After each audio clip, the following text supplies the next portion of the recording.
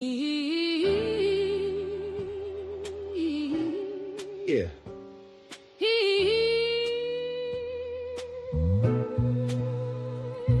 Yo. Summer of 1995, hot night in July. Why did Janet have to die? This is the story of Eddie, Commonwealth of Massachusetts. The system is petty, juvenile law and politics so deadly. 15 years old, known as Big Lovable Teddy. Janet Downing, 42 years old, what's the motive? Killed in her home, young mother devoted. Eddie went in the house, the door was open. She was... Really look at the evidence, you'll see the truth. What's the truth? Really look at the evidence, you'll see the truth. What's the truth? Really look at the evidence, you'll see the truth. What's the truth? Really look at the evidence, you'll see the truth. What's the truth?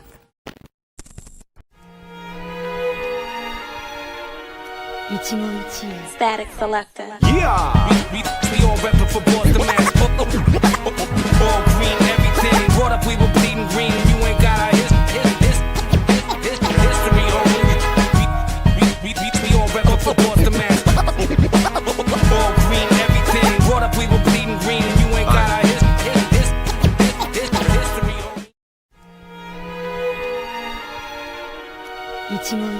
Static Selector.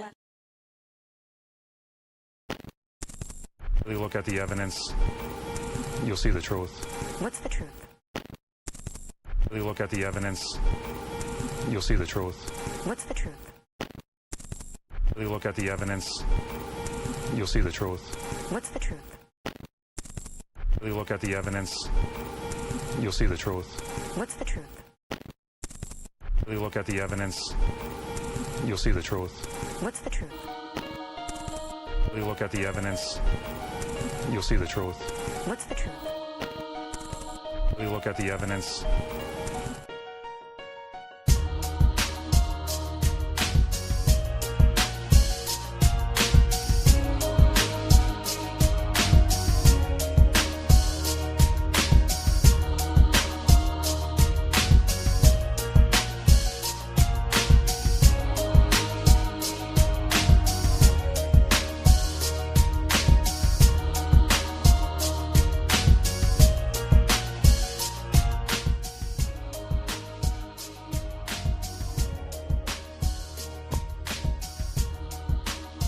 Message from the flight deck, message from the flight deck.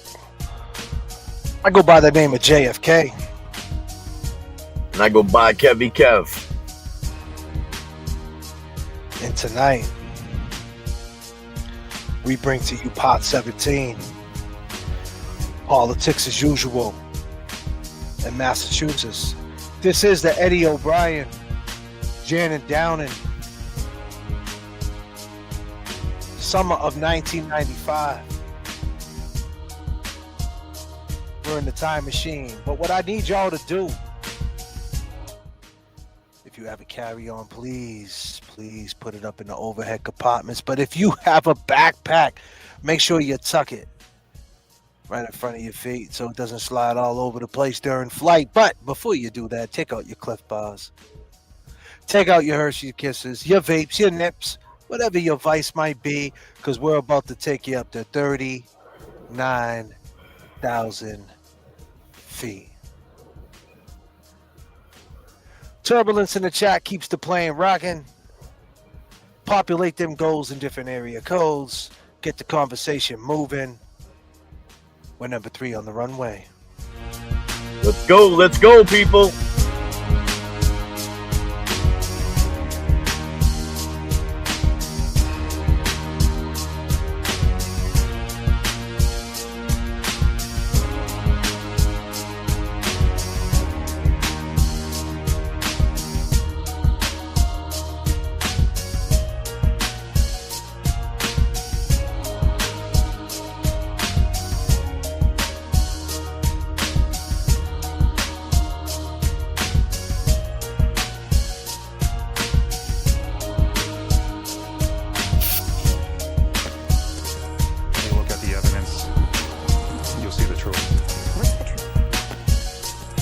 Look at the evidence, you'll see the truth. What's the truth? Really look at the evidence, you'll see the truth. What's the truth? Really look at the evidence, you'll see the truth. What's the truth?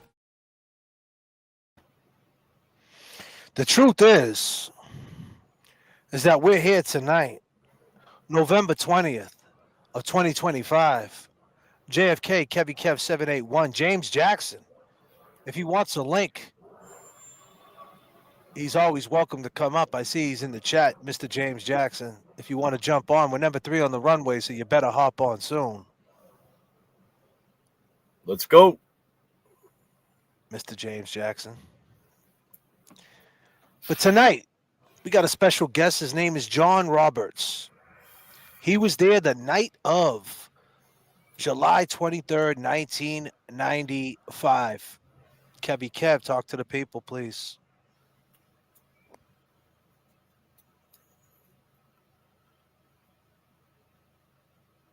You got nothing to say to the people? You can't hear me? What's going on, Kevy Kev? What's up? You didn't hear me? Nah, I didn't hear you at all.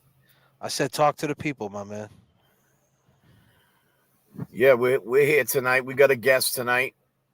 Did you say his name was John? John Roberts. He was there the night of, brother. What's going on with your setup over there? I don't know. I told you I got that new thing here that got mad wires hanging over here. Goddamn. But you know, in Eddie's own words, we have, you know, he had said some things in Eddie's words. And you can hear me? Yep. I can hear you. Eddie said some stuff like this. Did you kill Janet Downing? Absolutely not. So you're adamant you didn't kill Janet Very Downing? adamant. And if you really look at the evidence, you'll see the truth. What's the truth? The truth is that I didn't do anything. That's all it is. I was always under the impression that I was going to testify and I was going to tell my story. Why didn't you? Well, it was almost to the last day of the trial when I was just told, don't worry, they didn't prove their case, so you don't have to testify. At the end of the day, this place really doesn't matter. This isn't reality. Reality is out there where my family and friends are. I don't even think about my past. I try not to look too far ahead, but I am hopeful. I will tell you that. If you look at the evidence, you'll see the truth. What's the truth? Did you kill Janet Downing? Absolutely not. So you're adamant you didn't kill Janet Very Downing? adamant. And if you really look at the evidence, you'll see the truth. What's the truth? The truth is that I didn't do anything.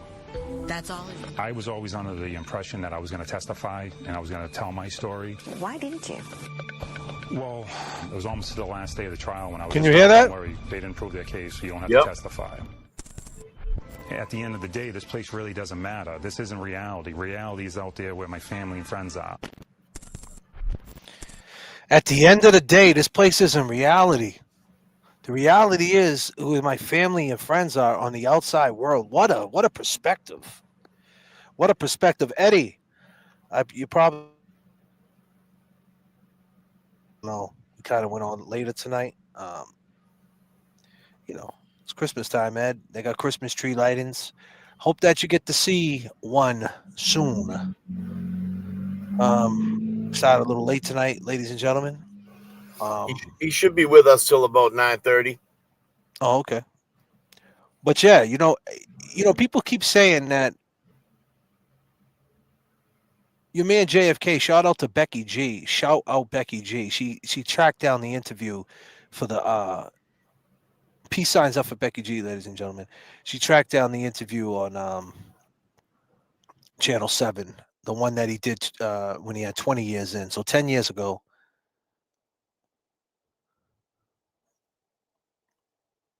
Is that me? That's crashing? Or is that you? How am I looking? How am I sounding, people? Am I still there?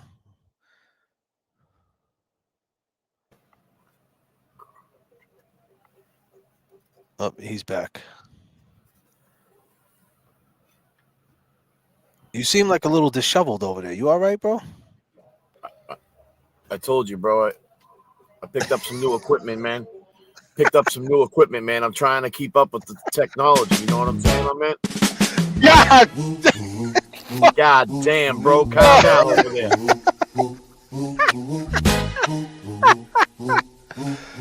oh God damn! I just wanna chill and twist Yo, I'm working too. I'm working too. 745. That's Oh like God me. damn! Shorty, I need to see Oh you and feel shit! you next to me. I provide everything you need, and I like your smile. I don't wanna see you cry. Got some questions that I gotta ask, and I hope you can come up with the answers, baby. Girl, yeah, it's easy to love me now. Yeah. So coming to the stage tonight, we have a special guest. His name's John Roberts. He's been there the whole time during this whole journey of the O'Brien family. As we dig deep and we peel the layers back, we're getting it together, people. We're getting it together. Kev is getting it together. J.F.K. is getting it together. This is live streaming, and you got to make the best out of it. And we love Kev. Peace signs up for Kev. Peace signs up for our co-host Kev. And James Jackson is on his way. The co-defendant, the man himself, the guy with the master plan, journalist Jackson. God damn. So it's gonna be a fun show. And like I said, Becky G, I just want to stay with that. She actually tracked down the interview on Channel 7 that he did 10 years ago, and I actually have that. And I'm gonna play that tonight. I was playing little clips of it. I will play the actual footage so you can see Eddie. It's a little choppy, it's a little rough, but it's there, and you can see that as we track down all the old footage from 1995 and so on and so on. But without further ado, coming to the stage, he's backstage right now. We have John Roberts coming up to the stage. Put your peace signs up for John. And here he is. John, what's up, buddy? Hello. How you doing, sir? My name is JFK, and that's Kev. Nice to meet you, sir. Right. Nice to meet y'all. So, John, before we get started, where do you come into play with this whole situation? You a friend of Big Ed O'Brien? I was. My family lived next door to the early 90s. Early 90s. So you was there when this all went down on July 23rd of 1995. Right. We were Right. 91 to 97. Yep. You're looking sharp there, John. You look real sharp, brother. My dress, my work clothes. I just figured I'd. Absolutely. A great presentation for sure, my guy. What actually do you do for work? I'm an IT manager. Wow. You kind of have like a little accent. Where you living now? You still in the Boston area or no? I'm in Georgia. Was born down here and ended up after Boston moving back down. Oh, okay. So you're from Georgia. Yep. What part of Georgia you from? What county? I'm in Cobb County. Oh, you're in Cobb County. Okay. Yeah, that's funny. I'm out in Rockdale County right now as we speak. How are you? Yeah, I'm out here. I just actually went to a Christmas tree lighting out here. It's a beautiful night out here, isn't it, John? Yeah, it's nice and warm here. Yeah, it is, and I'm loving every minute of it. I'm telling you right now. But yeah, so you're back in Georgia, and you came up when 97. You said you left Boston. Did I get that right? That's correct. 97. Yep. So you came back. Okay, and so since then, have you been in contact with Eddie, Big Ed? No, we did visit Boston once. We tried to just knock on the door, and it didn't work out. But besides seeing things, maybe on Facebook or something, and we would hear things through the years, about this case and things of that nature. So That's awesome, sir. That's awesome. So let's go back to 1995. What were you doing in Boston in 1995? What were you doing when you was out there? At the time, yeah, I was working for a travel agency, and doing reporting and things. And you were living in the neighborhood of Boston Street in Hamlet? Yeah, Boston Street near the park. We're looking just around the corner there. So Nice. And so what can you tell me about the neighborhood? Was the neighborhood, did you like that neighborhood over there? What type of climate, like temperature was it? Like as far as the attitude of the people? Did you get along with everybody? yeah, we got along. I would say it took little while, being from the South, to fit in or maybe be accepted. The O'Briens were great, and but it just took a couple of years to kind of fit into the neighborhood and get to know people. It's a little bit different, huh? Yeah, the culture was different. It's great. A lot of fond memories. But yeah, hearing Ed and his voice, it's like, okay, that's very distinct, and what we would consider a thick accent and all that. So Right, right. So you were a younger man back then, and you was out there working for a travel agency, and so you was out there for 4 years, right? You said yeah, 91 to 97. So it's 6 years total. 6 years, 6 years. Yeah. Okay. So was you out there with you? Did you you have was you with a wife? You got kids, family, Kids, yeah, a couple of kids there. And yeah, and were they around the same age as Eddie? A no, little Ed? my son and their daughter used to play all the time. So they were the same age. Oh, they were the same age. That's awesome. So what can you tell me about do you know little Ed, little Ed O'Brien? Yeah. What can you tell me about him in that space and time? I saw him, I was trying to do the math of, how old was he when we first met. And, I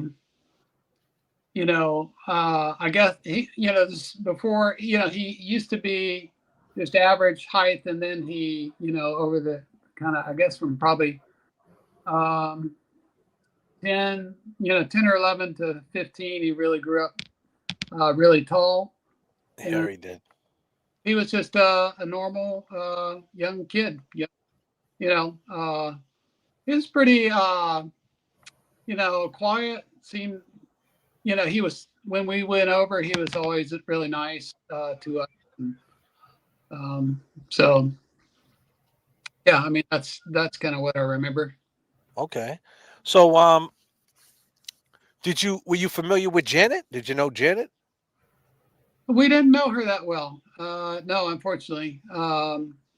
So we'd say hi, but that was about it. We lived a few doors down. And so, And how about the guy how about Carol that was living in the house at the time? Do you remember Carol and Artie that was living there at the time by any chance?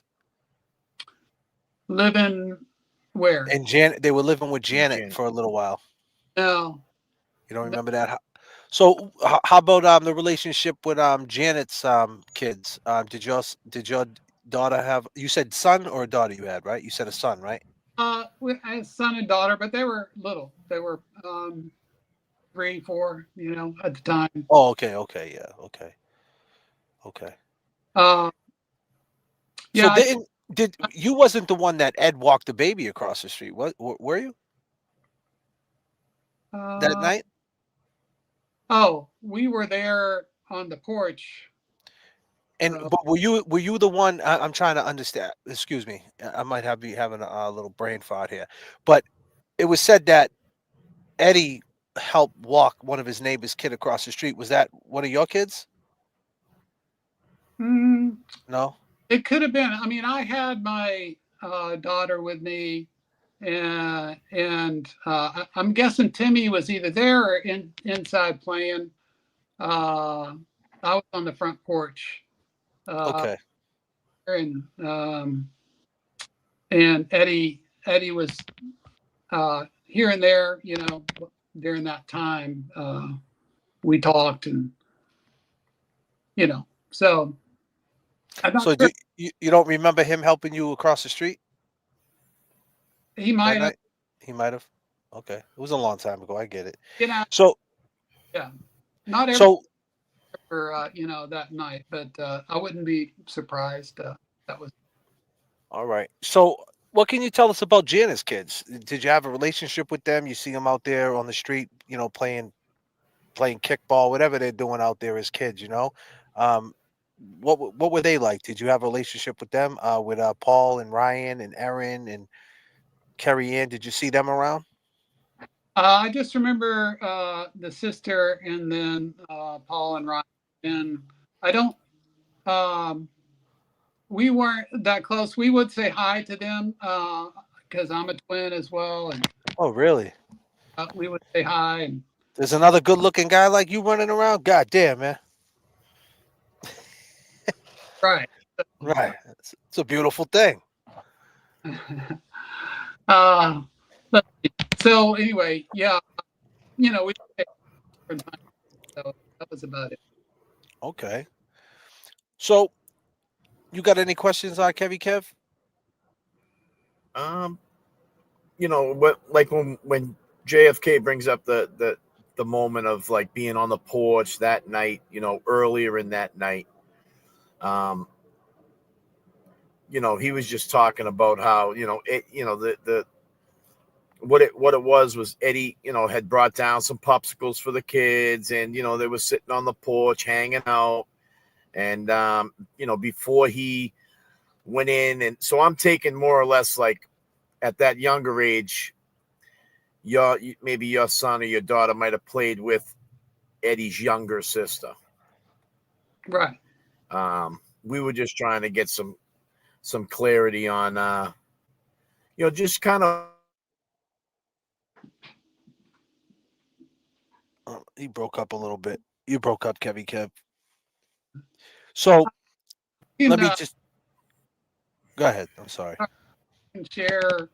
Yeah, no, just a hot summer night. How that night went, if that's. Yeah, we're trying to get there. I'm just trying to understand, like, you living in the neighborhood, trying to get an idea of your character, and what it was like for you, because right when, you let off the gate that you're from Georgia, you moved to Boston and you moved back down to Georgia. So that must have been quite the experience. And then not only that, July 23rd of 1995, this crazy thing happened. So that must have been a life-changing type situation, definitely something that you're always going to remember for sure. So let's go back on that night. Let's go there then. Let's stay right there in that pocket. So it's July 23rd, 1995. It's been a hot, humid week. It was hot outside, right? Real hot. It wasn't too hot for you because you're a Southern boy, right? Yeah, I do remember. Yeah, so I was coming back from a meeting at church. We went to church, and we were very involved there. And so I came back, and I had picked up the kids from the babysitters, or the babysitter left, and my wife wasn't around. So Ed Senior was there when I pulled up and said, "Hey, John," and we just started talking, and so basically I just kind of took the kids and I just went over to his porch and hung out, and he brought me a beer or some, we were, and so that's what it was. Yeah, it was a hot, humid night, and I remember that. And yeah, Eddie, like I said, Eddie was kind of in and out and talking and hanging out. I do remember sometime during the night and talking with Eddie, it was kind of, we were doing a little trash because he's taller. It's probably taller than me even then. He had grown up a lot. So we were just kind of joking about playing basketball. And so we had set up a time the next day to go play basketball, me and Eddie. And so that occurred, and you know, it was just kind of a hot night with the neighbor kid. My daughter was young, and so she, you know, she was a little restless for a while. So I don't know. We hung out probably 45 minutes, maybe an hour, something like that. So Okay. you were also, I mean, you were part of the you know, you were part of the church, same church that Eddie attended, and Eddie Senior. A different church than that. Okay. Yep. Denominational type church, and Yep. but yeah. So you guys are on the porch hanging out. Was that something that you guys always did? I wouldn't say we always did, but you know, again,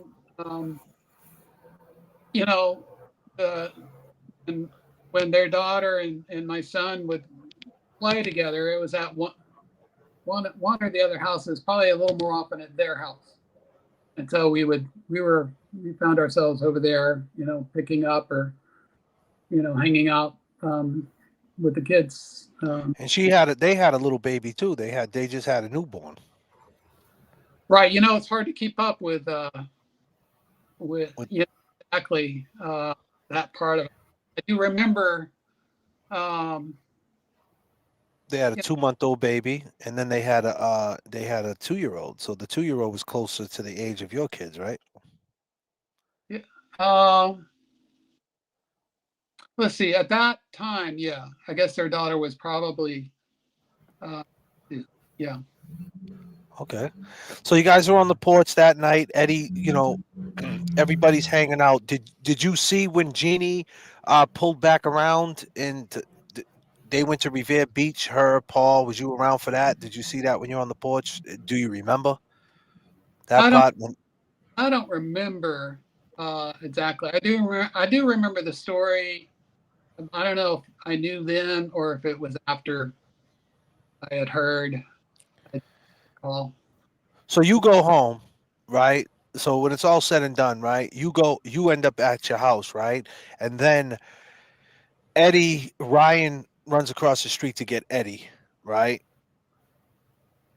Now, how close was your house to Janet Downing's house? Well, looking at the O'Brien's house, we're the next house on the right. So we were at houses from the Downing. Same side as Janet. No, we were same side as the O'Brien. Eddie. Yeah. Okay. And you didn't hear any noise or nothing like that night? No screaming, no yelling, dogs barking, anything like that? I don't remember.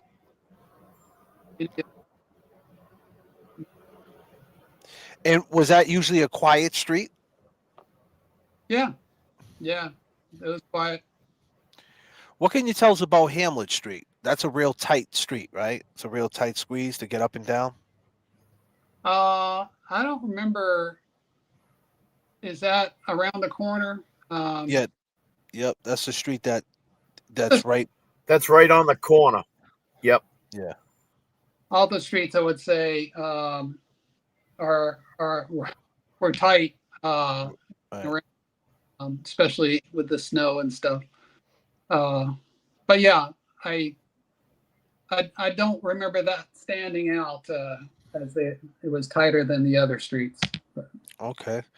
So that night you end up going home, right? And then Eddie, like I said, Ryan runs across the street, gets Big Ed, and he finds Janet, right? Where were you at that time? Did you come out at that time? They end up getting you, right?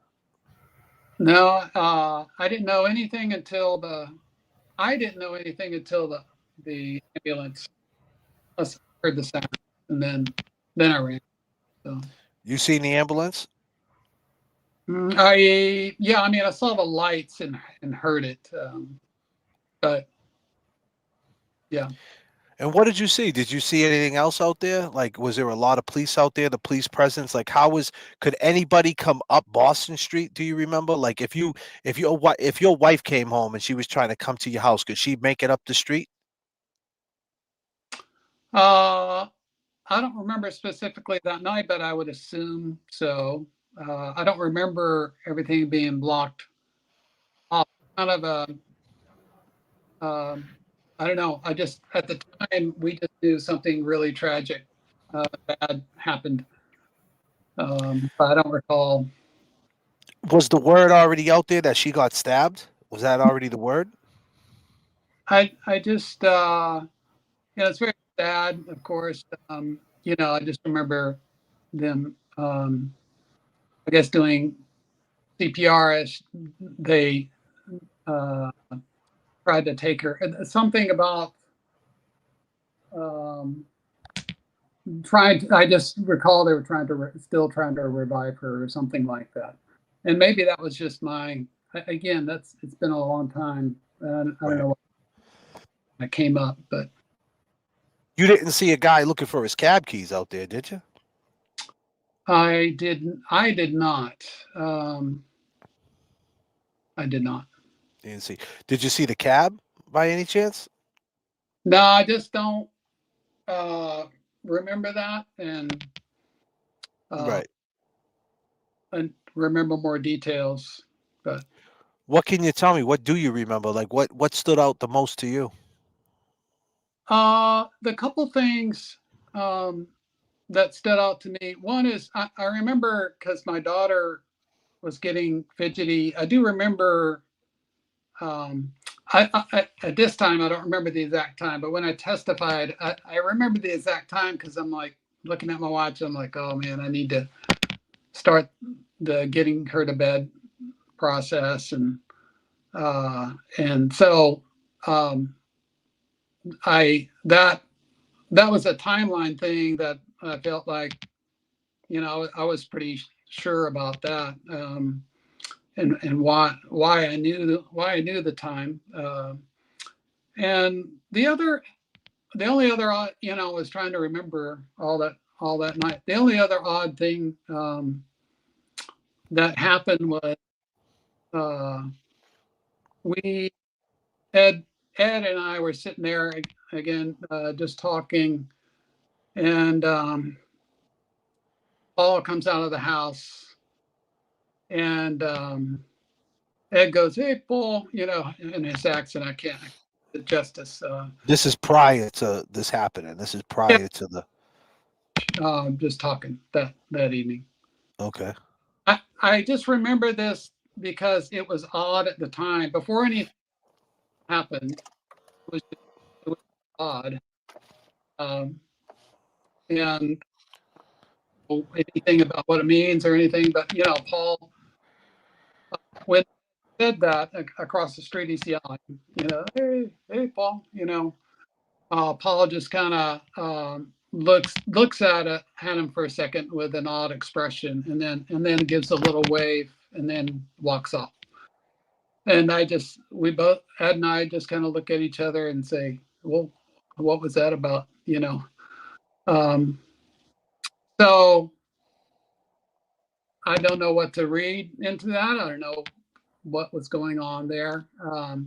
If you could describe it in one word, if you could describe that reaction that he had in one word or even a couple of words, well, how would you describe it in words?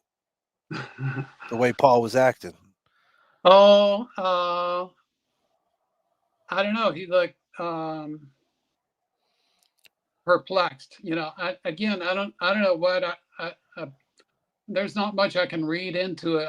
I don't know. But Well, how was he usually? Do you remember seeing him other times and he was different?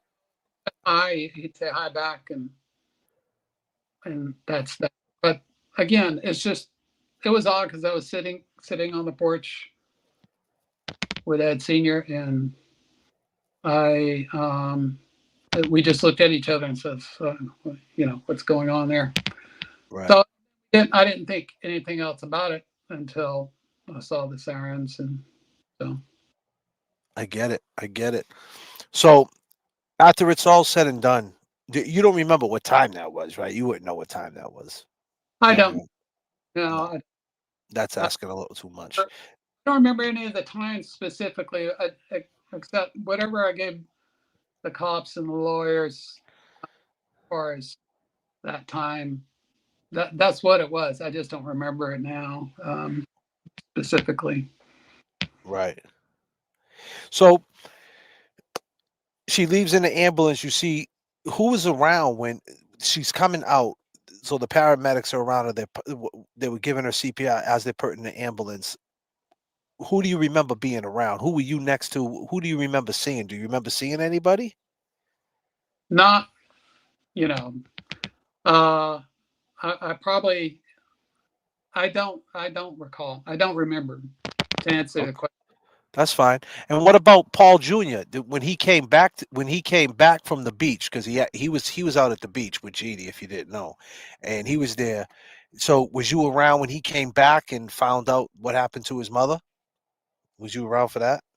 Uh, I was um, just when they apparently when they saw the ambulance, I do remember him, you know, freaking out, them freaking out uh, and running to the He house. was run. Oh, he ran into the house. Yeah, or towards the house. I don't remember exactly when that was, or but they knew it was something tragic. Tragic for sure. Did you know their dog? Did you ever see them out there walking their dog? No. No, I don't recall that. No. What about Gina Mahoney? Were you friends with her? She was a neighbor of yours, right? Yeah, some of the names. Was she directly across from the O'Brien? I just Yep. yeah. She was the last one that was with Janet. She was hanging out with Janet. She usually drinks coffee on her porch. I don't know if that sparks your brain, sparks the memories. No, not really. Um, so yeah, I don't recall her being there. I do recall who she is. Okay. And Her what was she like? Did you have a relationship with her? Or? we would hang out every now and then. I mean, um, watch like a Monday Night Football or something with her Oh, yeah. husband. I mean, this. Oh, I, Adi. Her husband was Arthur, right? oh, okay, so okay, this is a different person. Then. I thought we are talking about the ones directly across from the O'Briens. There was a duplex, or not a duplex. I'm not sure what kind of house it was. Anyway, the details, it's just been too long. But there was a couple who lived there, and those are the only other people. Um, David Lee. Was it David Lee? no, You I don't know? know names. Unfortunately, I mean, I'm sure Ed knows who I'm talking. Yeah. Yeah. Yeah. It's a lot of moving pieces for sure, especially it's a long time. And I'm not trying to interrogate you. I'm just trying to get an understanding of what happened that night. What was the mind state, the state of mind that night of that, obviously it was a tragic situation. If you've seen something, or maybe you say something that, you never got to say back in 1995. That's the reason why we're doing it. And then let's stay there for a second. We're there. This happens. This tragic excuse me, murder happens. And she gets taken out. So right from the jump, everybody knew it was a was it did everybody know it was a murder? Like, was there whispers of that she got murdered, she was assaulted? Like, was that already out there? Not immediately that I recall. But I knew it was super serious. But I had no idea. I guess I just had no idea. I just knew it was very serious and whatever it was. But Did you go inside the house by any chance? no, Was there it, blood? Was there blood when they were taking her out? Was there blood like on the sheets and all that? Like, yeah, I was trying to remember. I don't recall that. I do recall how serious it was. And again, because I go to church, I immediately said a prayer and um, but so I don't recall any other. yeah, I think we were talking about Barry. Thank you, Lisa. We were talking about Barry in Virginia, Reckley. Yeah, That there. that yeah, Barry. They actually they lived, yeah. Okay, that's what we were talking about. Thank you. Yeah, Virginia Reckley. She was on scene. Did you see her that night, Virginia I and don't know. Barry? I don't recall if I didn't see them like when we were hanging out on the porch or anything. I didn't see them. Uh, So did you go back on the? So after it's all said and done, how do you remember the crime scene? How long they were on scene for? Like how much they covered the street, the state police, the police presence. Do you remember? Was there a big police presence still on the street throughout the night? hmm. I don't recall.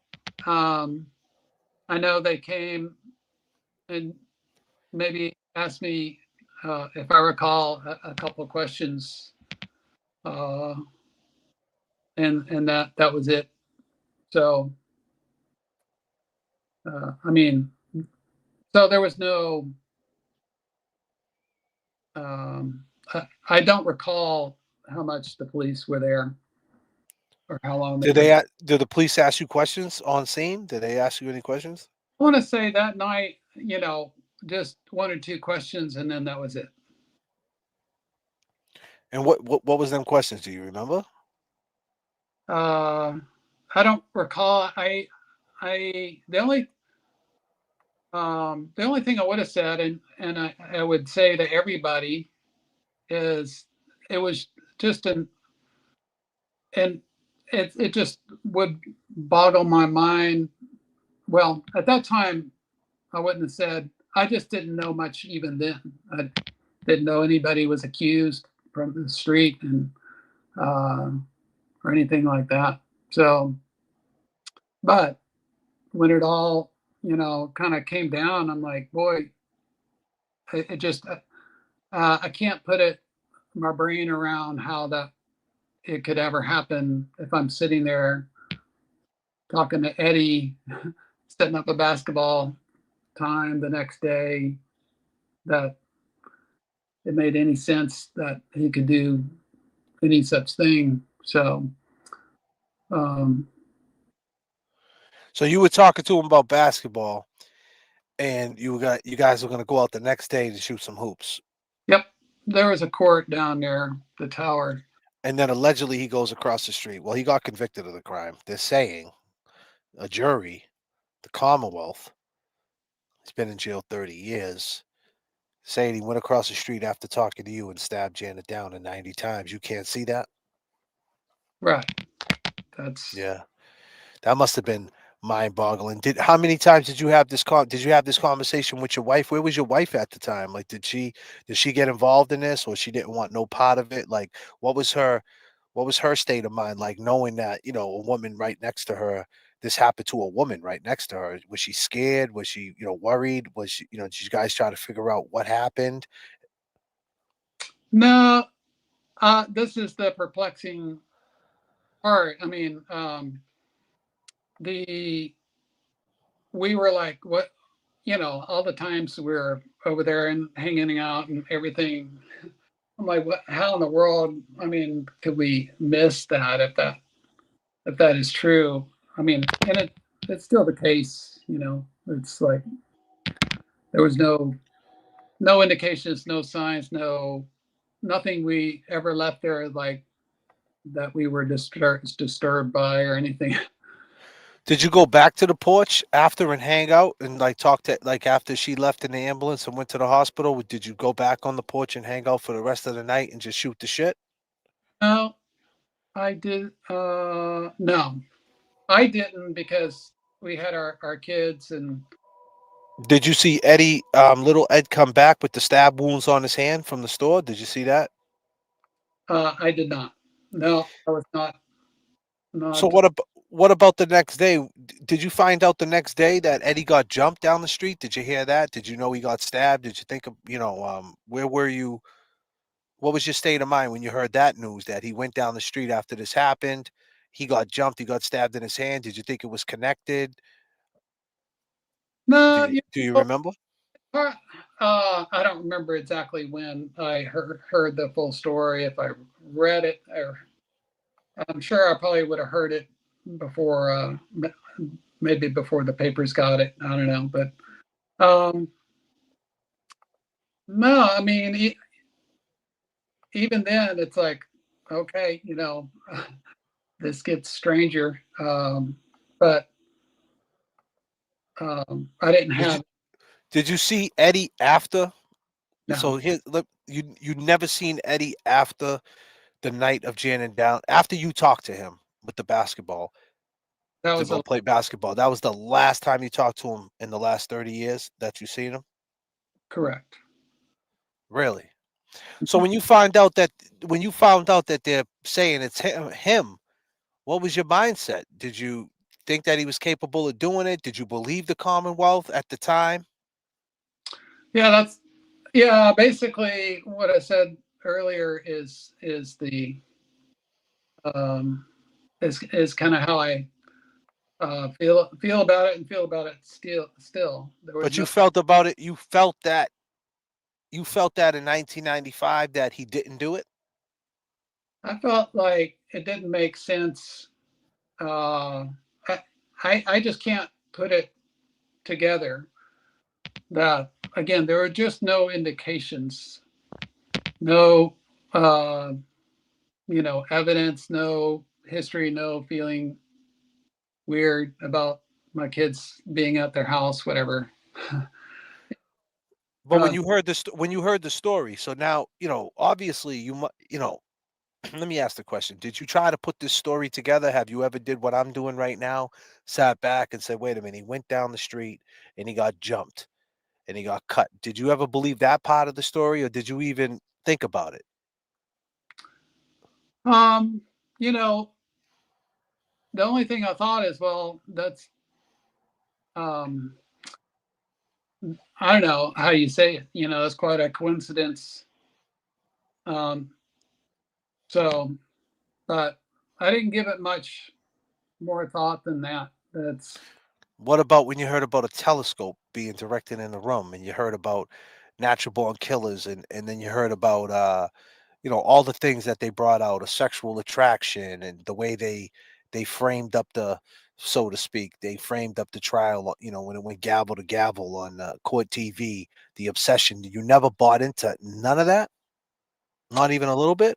oh, some of those behavior I don't remember some of those. To be honest, I I've kind of purposely withdrawn, maybe just because it was such a tragedy, and I didn't feel like, oh, I'm never gonna feel that, figure this out, or um, anything like that. So I just I would hear things, and I'm like, okay, some of that's not normal boy stuff.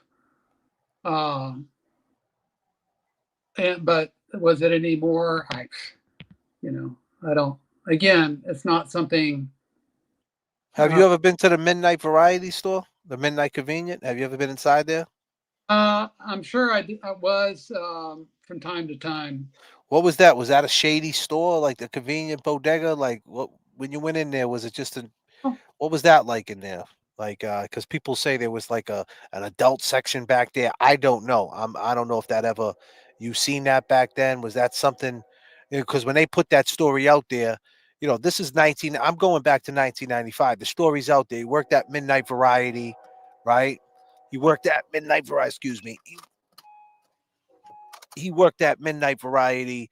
The store got this adult section. He started looking at adult stuff, and he had this obsession. You never put any thought into any of that stuff. I mean, this because you're saying that at that point, based on what that you had plans the next day, and there was no indications. You're thinking that he's not guilty, right? But to think that he's not guilty, you gotta. I would think that you would go through the process of seeing how he's not guilty, right? Did you do that? uh, no, was my little experience, and the rest, for better, you would hope to get someone who investigates thoroughly and he gets a fair trial. And but no, I don't know. Maybe it's how I'm wired. I just I did. understand. based on what you knew about Eddie, his mannerism and who he was and who his family was, you just could not see him doing this. Right. I understand, and that's perfectly fine. So were you around for the trial? Did you go to the trial? I mean, I testified. Oh, you testified in the trial. Yeah, basically, What was that like? I figured I'd get more questions, to be honest, but the main thing was the timeline. Was my understanding that with and again, I don't remember the exact time. The lawyers and the cops probably have the exact time. I mean, the whoever was filming whatever I testified there on the exact time. It's just that it's my understand. Basically, I knew I was with Eddie until a certain time, and that didn't exactly fit the timeline that was proposed originally in terms of You knew time. the exact. You knew the exact time. I knew the exact time that I was with Eddie, And Ed, and why did you know the exact time? Like, why were you looking at the clock? I had my daughter, and she was getting fidgety, and I'm like, oh man, And I kept looking at my watch, like I gotta get her back up there and get her ready for bed. Do you remember that now? What the time was now? It was like 8:50, right? I'm sorry. It was like 8:50, right? Um, no, Something like that. I don't remember the exact time. I do remember testifying. That's the one of the main reasons why they brought me in to testify, I guess. And Riley said that you was a liar. That you were a liar. Um, I don't recall exactly. I think I didn't put much attention on it or stock in it more than anything.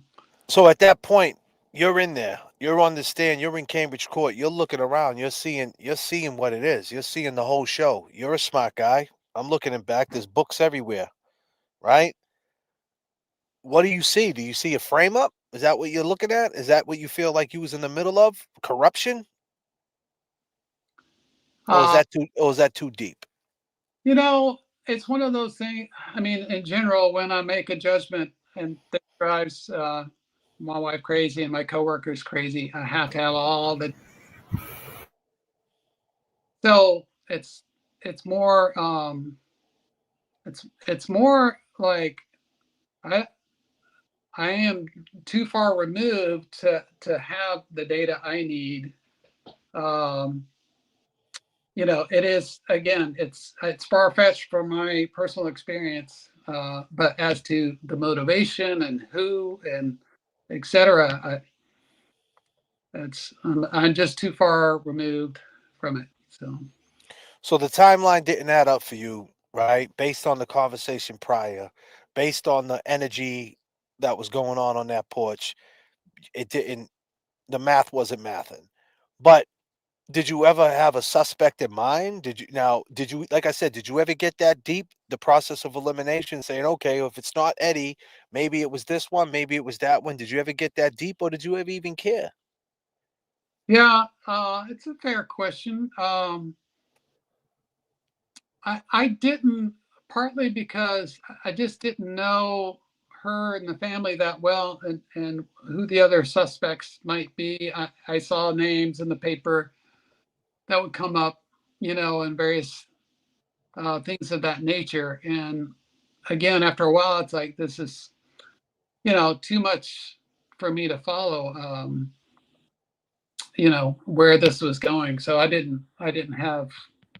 But you Yeah. didn't want to. But you didn't want to see Eddie in jail, though, right?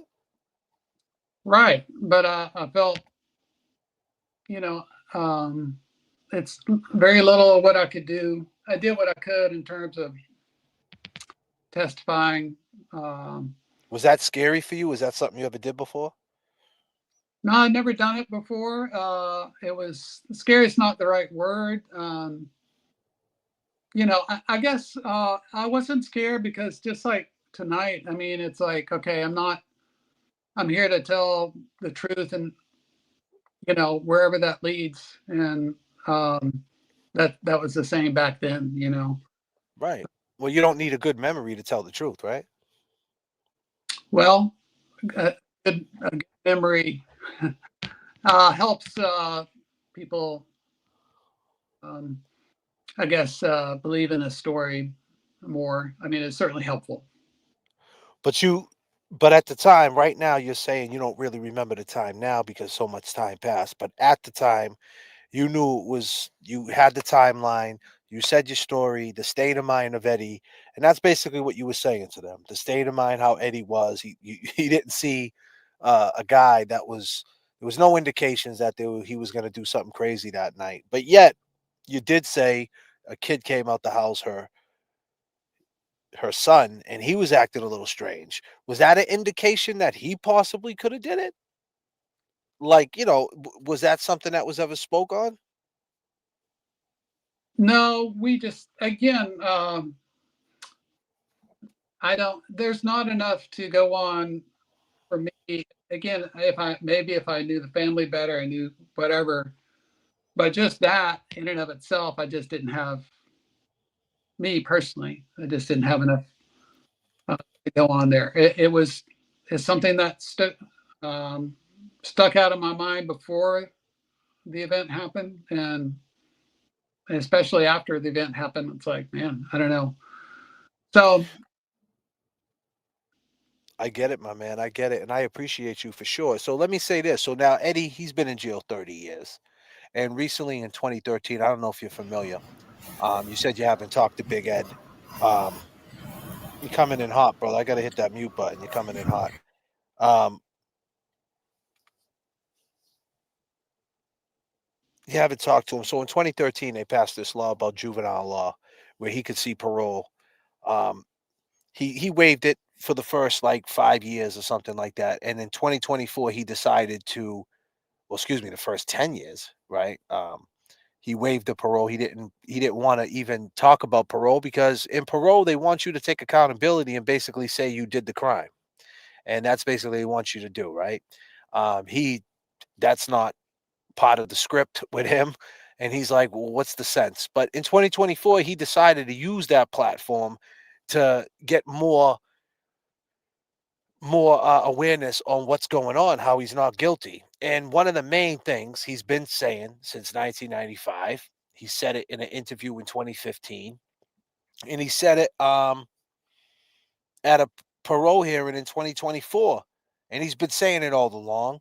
Big Ed's been saying it all along, along with his wife, is that there's DNA underneath both fingernails of Janet Downing that they actually, and you were there for the trial, that they actually ran a test on to Eddie, but it excluded him. But it's somebody else's um, knowing that. And do you know that? You knew that back then, right? uh, it's now that you're saying it, it does sound familiar, but Well, basically, on Janet's, both her hands, her fingernail clippings, there's DNA, blood DNA underneath their fingernails of somebody else. And they tested it, compared it to Eddie, and it excluded him. It's not his, but they never ran it for anybody else. Um, which is insane. It's really, I just don't understand that. But with that being said, he's been screaming his innocence. What would you like to see happen with Eddie going further? Do you think that he should have another trial? Do you think that at 15, based on what you've seen, what you was involved in, you were there. You were there the night of January 23rd, 1995. You seen the way he was acting. You were there at the trial in 1997. Do you think it was fair? Do you think he got a raw deal? Do you think he deserves a new trial? um, I think I think he deserves a fair trial, and if there are things that come up that were, you know, poor detective work, or cover ups or whatever, then that deserves to be considered. And So, what what you're doing, maybe will shed some light and bring new things to light in that area. Oh yes, for sure. Let me ask you one more question in closing, John. Do you think Eddie O'Brien killed Janet Downing? Uh, I don't. Again, I'm just going to go with what I said. I don't think so. I mean, it just doesn't. Yes or no? Can we get a yes or no? I mean, do you have a yes or no, or are you just on the fence? Are you so? Like I just told you, there's DNA underneath the fingernails. If they run the DNA, then we'll find out who it is, right? Are you on that side of it, or are you standing strong with he didn't do it? There's a way to that DNA and find out. I mean, I've heard that in other cases. That's what they've done. They've been able to, crack open certain cases that way. Now you know, this is just my way of answering the question, and it's not I'm not trying to weasel out of anything. No, we're not saying that. Not a yes no question. It's the evidence that I can put forth is all of what I've explained. Is that it doesn't matter. But you won't say. But you're saying, Not for through me. this whole.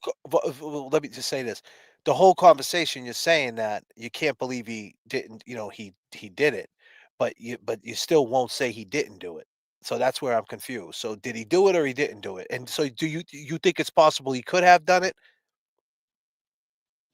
Um, it's not a question I want to. I rabbit That's hole. fine. That's fine. That's fine. I'm not trying to, like I said, I'm not trying to interrogate you. I'm just trying to get an understanding. That's all. And my apologies if it came off that way, because we got 349 people watching, and basically, I want people to have their own opinions on this case, right? But at the end of the day, the people that were there, I want them to be okay if they see if they feel they want to write free Eddie, or they're on the side that he's innocent, because for years, based on how gruesome this situation was, this tragic situation, no one wants to believe that it was a frame up. You know what I mean? No one wants to believe, because it's such a gruesome situation. It wasn't, not saying that one murder is better than another murder, but this one was so personal. So it's just like no one wants to think that if they get this one wrong, you know what I'm trying to say? And I think that's where you're at with it too, because you don't want to get it wrong because it's such a gruesome situation. It's so bad. Right? And I get it. I totally get it. And believe me, I do this every night. And that's where I'm at with it. I run the DNA. There's some inconsistencies in Eddie's story, but I still want my audience, from the people who were there, people who were present that knew Eddie, because I don't know Eddie. I don't know Eddie. Be clear, John. I don't know him. I'm getting to know him, through this investigating stuff we're doing over here. But I want my audience to feel comfortable with saying free Eddie. That's why I asked you that question. His lawyer, one of his lawyers, Keith, he said it's okay to say free Eddie, because a lot of people wouldn't want to say that based on how personal the murder of Janet Downing was, if that makes any sense, if you understand what I'm saying. Yep, I do. But I appreciate your truth, my man. I appreciate you, John. Um, you're a gentleman, and you know, you're brave for coming up on a live stream for sure. This is not easy stuff. And it's awesome, man. And we totally get it. We understand. It doesn't make sense at the end of the day. It doesn't make sense what happened. And Kev, you got anything to say? Just same here. I really appreciate you taking the time to come up here and speak with us. I mean, like JFK said, I come into this too. I don't know Eddie. I wasn't his friend. I didn't grow up with him. I didn't play ball with him. We're trying to get a good understanding on, what his character was back then in 1995. And, like JFK said, I mean, we just, we appreciate you taking the time to speak on, what comes back in memory, what you do remember, and it just helps us clarify things as we're moving forward. And it also reflects on our chat, like he said. We have viewers. We ask questions, we try to base an opinion, and then we sort those opinions out. So we do thank you for coming up and speaking with us. All right. Yeah. Well, yeah, no problem. And thanks for picking this up, and we'll see where it goes. Excellent. That's all we can do, right? That's all we can do Right. is see what we can do here and see if Eddie, like I said, there's DNA at this point, John. If you didn't know, and you probably did know, but time has passed, and you're living your life, and time goes by fast, right, John? And but the fact remains, since 1995, there's been DNA underneath Janet Downard's fingernails that is not Eddie O'Brien's. So if they run that, then we could find out who that DNA belongs to. And that's pretty insane that they haven't done that yet. And unfortunately, he's going to have to go through a process to get that done. And hopefully this platform, you coming on here, Be Clear, you coming on here, his lawyer coming on here, Margot Nash coming on here, his parents coming on here, Gina came on here, Danny, people coming on here speaking to that point. This will shed awareness, and maybe it lands in front of the right person to give that a shot to run that DNA, and we finally could get down to the bottom of what he's been saying for 30 years, and that's what we're just trying to do. Yep. Good. I appreciate you, John. Happy holidays. Enjoy your Thanksgiving. Merry Christmas. Happy New Year. And feel free to jump in the chat and join some of these live streams and kick it with the people. They would love to see you in chat if that's something that you're into. All right. Well, thank you, guys. Thank you, brother. God bless you, my man. Thanks again. Peace and love, my man. Great guest. Great guest. Great guy. Yeah. Real cool, real humble. Yeah. And just speaking on the truth, didn't flinch, and he testified to Be Clear, what the duck coming through, once again, what the duck coming through with, let me pull this up for a second. Sorry, what the duck came through and said he testified he got home, dropping off the babysitter at 8:15. Shortly after, around 8:20, they saw Paul coming out the house, and then he went home at 8:45. That's what he testified to. And I'm sure that's what happened. That guy doesn't seem like a liar. I'll tell you that. I mean, because that guy, when you look at what John is saying here, he's,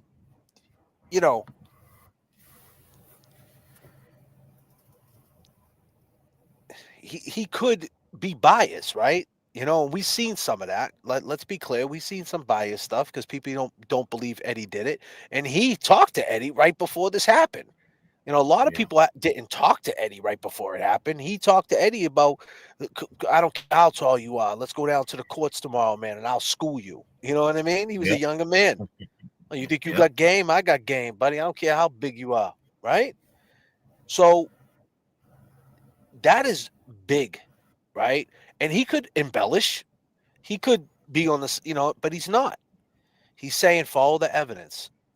Right. And that's where he is with it. And I don't think he understands that, I think he put it behind him, and rightfully so. This is something that probably, he moved to Boston in 1991 and then he moved out in 1997. What does that tell you? You know what I mean? He moved from the South to Boston, back to the South. So, I mean, technically, this case could have made him move back, Definitely. So definitely, I mean, it was a something. tragic incident, you know what I mean? And having it happen in your own neighborhood, couple doors down. I mean, you got to remember, everybody in that neighborhood drove by that house on a daily basis, walked by that house to go to school, probably. And then, all of a sudden there's an absence, and, it just it puts a feeling in you, it puts a feeling in you that, that sometimes can't be explained. I mean, like you said, it could have affected him, to the point where he just didn't want to. He didn't want to think about it, you know. Yeah, absolutely.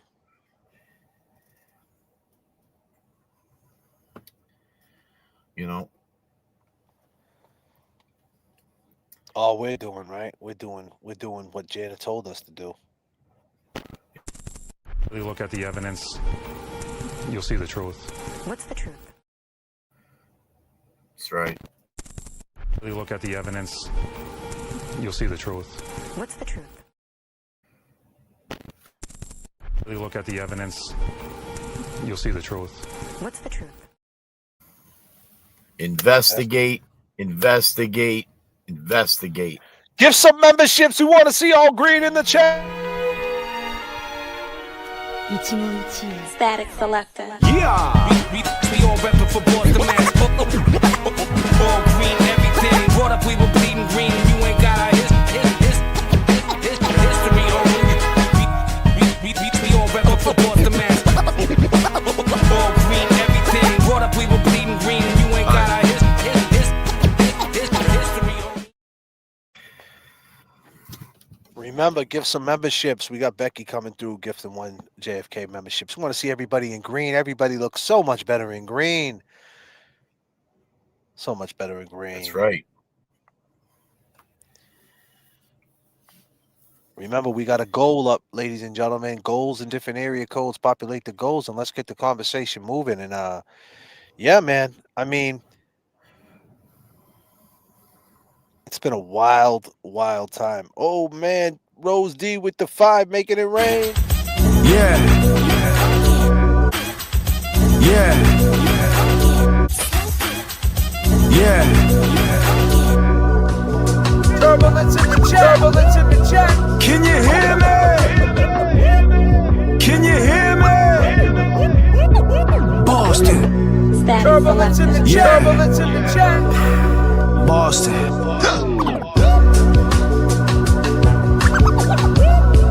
Can you hear me?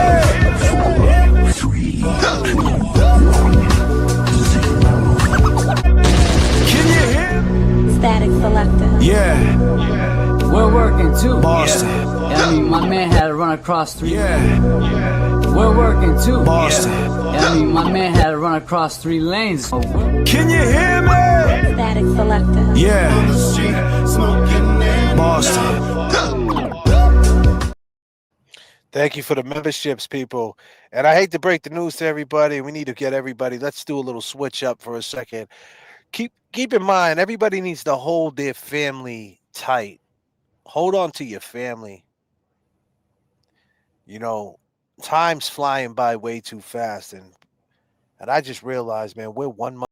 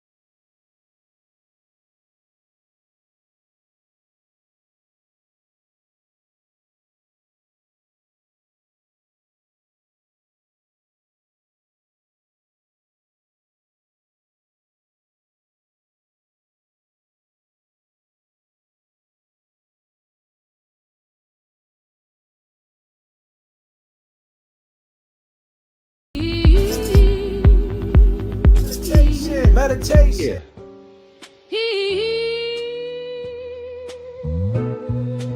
Let's go, people. Yeah. Summer of 1995, hot night in July. Why did Janet have to die? This is the story of Eddie, Commonwealth of Massachusetts. The system is petty, juvenile law and politics so deadly. 15 years old, known as Big Lovable Teddy. Janet Downing, 42 years old, what's the motive? Killed in her home, young mother devoted. Eddie went in the house, the door was open. She was on the kitchen floor, laying there frozen. Eddie claims this was not what he planned to see. A man with a mask grabbed him. Be quiet.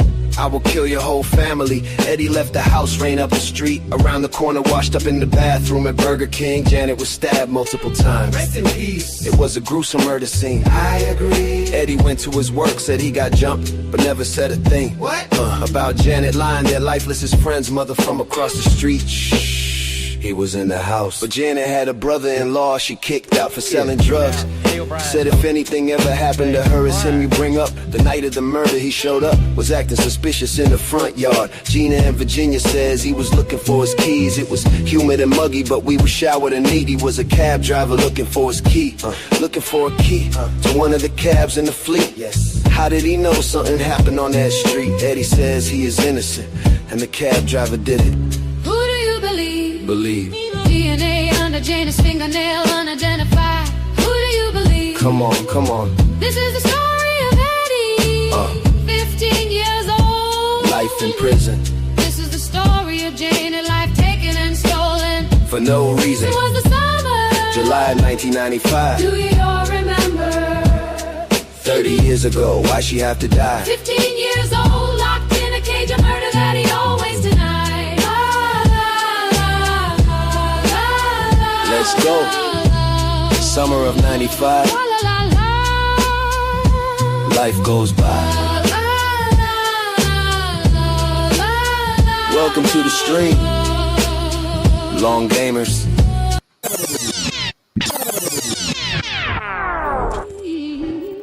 Yeah. Now, Eddie O'Brien's alleged crime was so brutal that it prompted a change in Massachusetts law to require that all juveniles charged with first or second degree murder be tried as adults.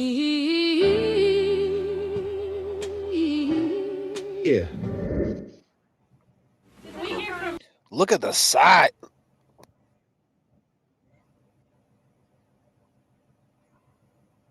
Look at the size of Eddie. What a big boy. God damn, Ed. Yeah. Look at this dude, little frail man. Thinks he's the president of the United States of America. Look at him. Sexual obsession murder trial. Bro, that is he wouldn't have lasted a day in prison.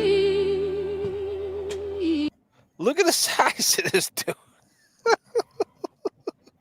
Yo, let me tell you something. When I was up in Cambridge and I seen him, I was like, yo, he looked like the Big Show back there slanging pancakes. Right. God damn, Ed. Yeah. We hear from Artie, it's appropriate. We hear from you, I don't know what to start with. A terrible injustice has been done by even bringing a man who was totally innocent into this case. And How do you feel about that? A totally injustice for bringing an innocent man. It's, you know, it's like, it's almost like, you know, he just wanted to nip that in the bud. Like, hey, you know, there's no reason to look anything beyond what we've been presented, you know.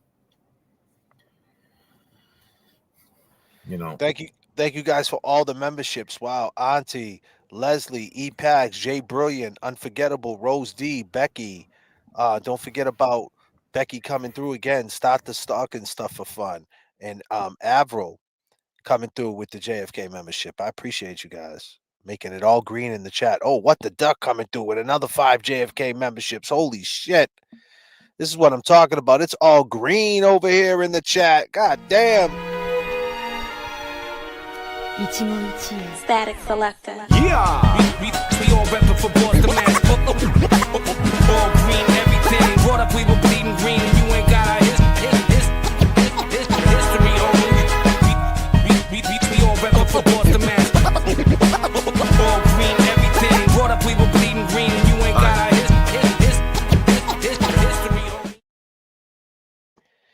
Look at this guy.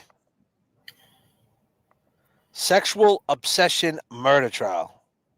So we just heard from John Roberts. Was he talking about sex to Johnny? No. What was he talking about? You know, me and you talked. I mean, goddamn. Eddie being religious. Yeah, go ahead. Break that point down. And he was an altar boy. He attended church.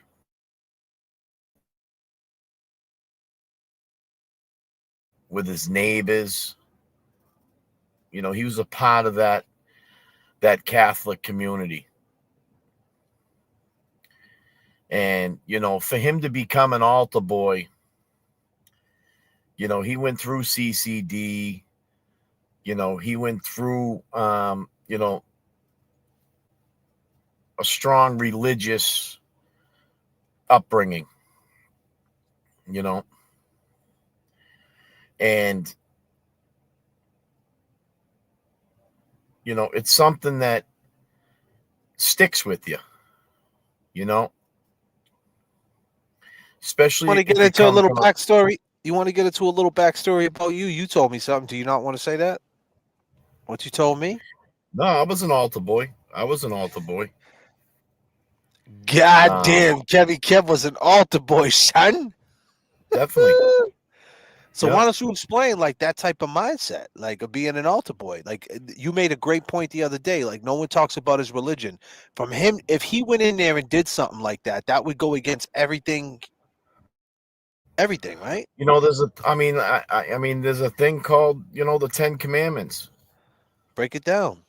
And he had to abide by them, to serve for his Lord, in his church, I mean, in the fifth commandment is thou shalt not kill, and I mean, I'll go over the commandments with you. I mean, I don't know what, a lot of different religious backgrounds, but I like the fact I like the fact that no one brings up that part though. and it's something that, that probably, he went to church that night, right, Kevy Kev? What's that? I said he went to church that night. He did go to church that night. He did go to church. And another thing as an altar boy is that you serve mass on Christmas Eve. You serve mass on Easter. You serve mass during funerals. And you have a big part, in that ceremony of mass, I mean, he actually helps, the priest when he's, giving out communion. And let me stop you right there for a second. Sure. Why don't you think he wanted to do the funeral of Janet Downing? I think he was asked to be either a pallbearer or an altar boy. Yeah, an altar boy. I'm not sure. I'm not sure. You have an experience. If you have an experience in that, is there a reason for it? You're front and center. You're front and center. They there's chalice work, which is like, you have to bless the casket. There's a few steps in that, during that type of a mass that, you're front and center with the priest. You have to, I believe in a mass like that, There's certain things that you have to present the priest with, like a robe with a certain color. There's it's something that he had to study, and when I turn back to the religious end of it, I mean, he was, he followed those rules, because he would have thought that he was,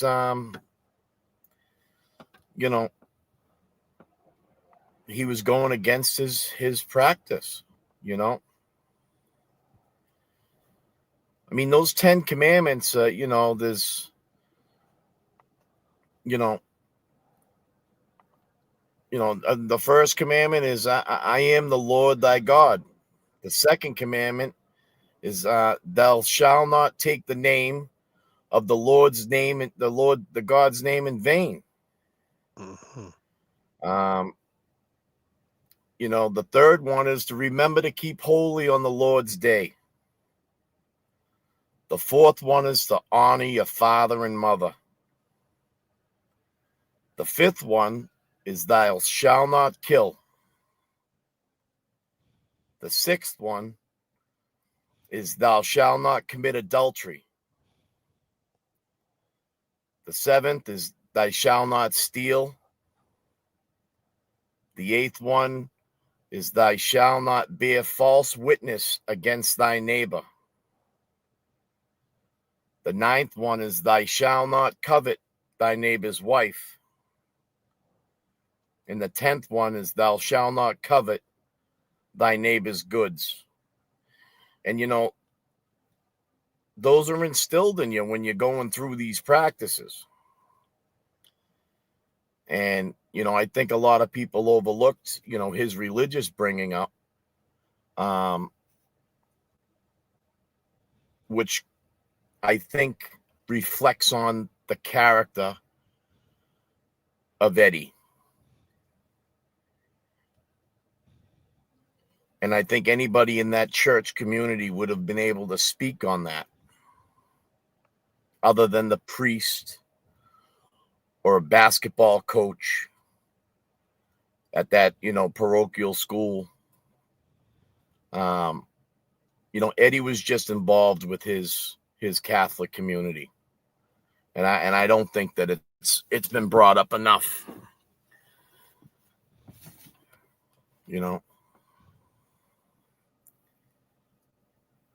I appreciate that, man. You broke it down, bro. You broke that shit down. Yeah. We got some turbulence in the chat, of course. Yeah.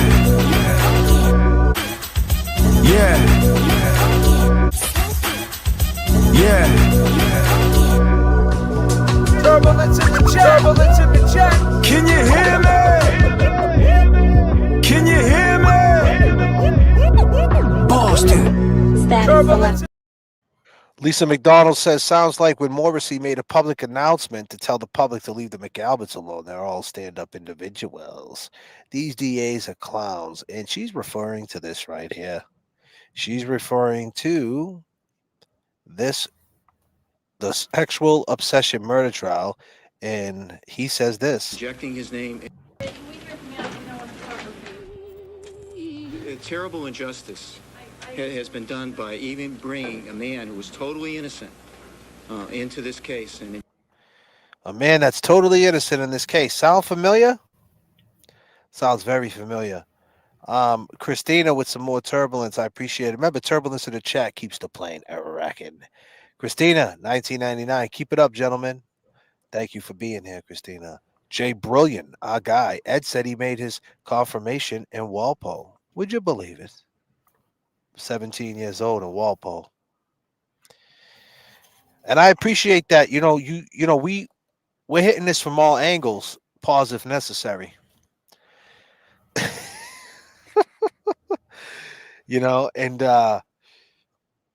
And you brought that up. And that's why, Kevy Kev is a great asset to the show. because Kevy Kev looks at things in a different light. And I didn't know Kevy Kev was an altar boy until he told me. And, that's something that you should look at. And then we talked to John tonight on top of that. So not only did we have this conversation yesterday, or one of them days, and we talk a lot about this. We go down rabbit hole after rabbit hole trying to get an understanding of the mind state of this situation and the mind state of, if Eddie's not the killer, what was the mind state of the killer, and why would the killer want to do that?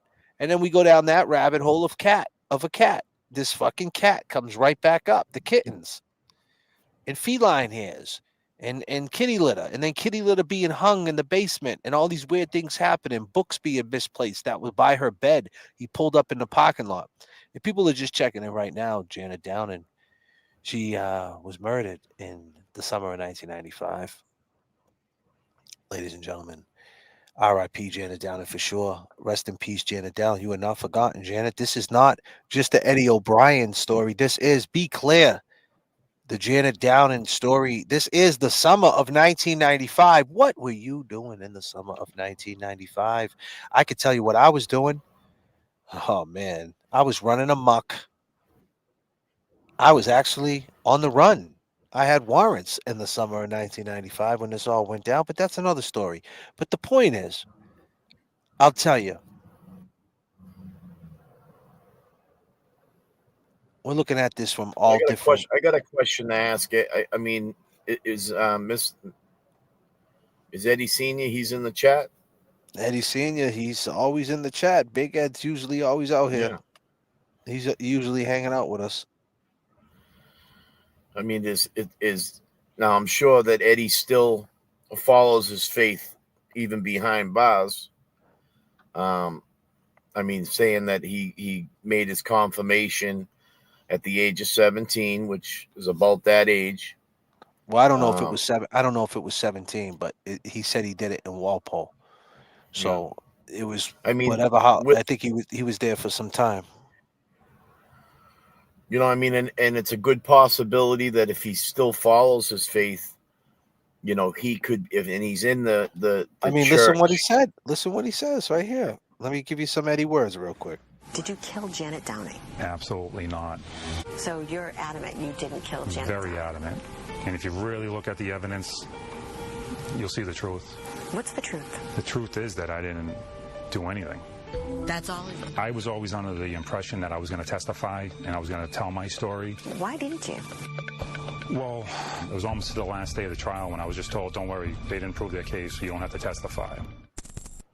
At the end of the day, this place really doesn't matter. This isn't reality. Reality is out there where my family and friends are. This place isn't reality, but there's something that was real big right there. He said he thought he was going to have a chance. A chance. To tell his side of the story. To tell the side of the story.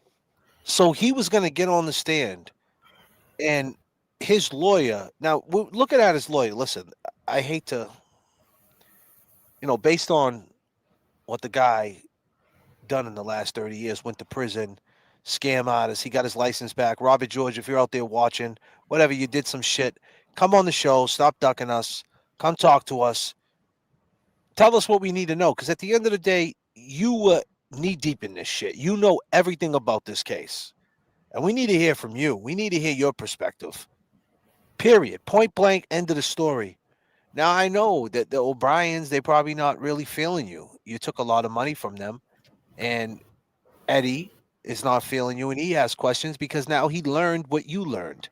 He went to the law library, and he learned about the law, and he realizes, holy shit, we got banned fucking boozled. Would you believe it? And he got questions. You should be a man and just answer the questions. But right now, you guys are on the same team, I would say, for one reason only, because you know what the corruption was. And you went to jail, and I'm sure you're not too fond of the legal system. You got your law license back, so you're back in the game. Why not? Let's get Eddie back in the game. I think if you come on the show and kind of right the wrong, I don't know if you could ever right that wrong, but you basically told a 15-year-old in his ear, listen, they didn't prove their case. You're going to get found not guilty. I mean, they probably thought that was going to happen. You know, they probably really, I mean, people honestly think that until it goes the other way. And unfortunately for Eddie, it's life in prison. That's it. It's like it's basically lights out. It's no 2 years, 3 years, 5 to 7, 7 to 10, 10 to 15. That's it. You caught the L. You caught the L, the life.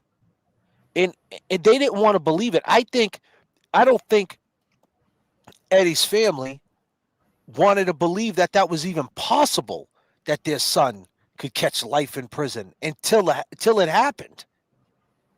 And and they're still stunned. I'm stunned. We're all stunned. 30 years, holy shit. Everybody's like, why didn't he say this? Why didn't he say that? You just heard him. He went on Channel 7. They took it down. Channel 7 WHDH in Boston. How you doing? Right over there. You know where the station's right over there by Faneuil Hall. Well, actually, it's right up by Area B. Well, Area A, right? Yeah, Area A by Haymarket. It's right back there. Fox, yeah. It's right over there. Right by Haymarket. Haymarket Pizza. Have you ever went to Haymarket Pizza? Good pizza. I think it's still there. It's on a little side cut, but Haymarket Pizza, holy shit. Haymarket Day. You ever go to Haymarket Day and get tomatoes, avocados, strawberries, bananas, whatever your vice might be? Have you ever been to Haymarket for that? I know Big Ed's been to Haymarket Day because he jumped right on at Sullivan, right? Good old Sullivan, right? Boom, boom. 2 stops. He's at Haymarket. Lights, camera, action. Trisha, I'm coming home with the bananas. Fresh. Pazziali's Bakery. What are we talking about here? We don't live in Worcester. We don't live in Springfield. We don't live that way. We live in the inner city of Beantown. This is the shit that was going on around the metro area of Massachusetts at this time.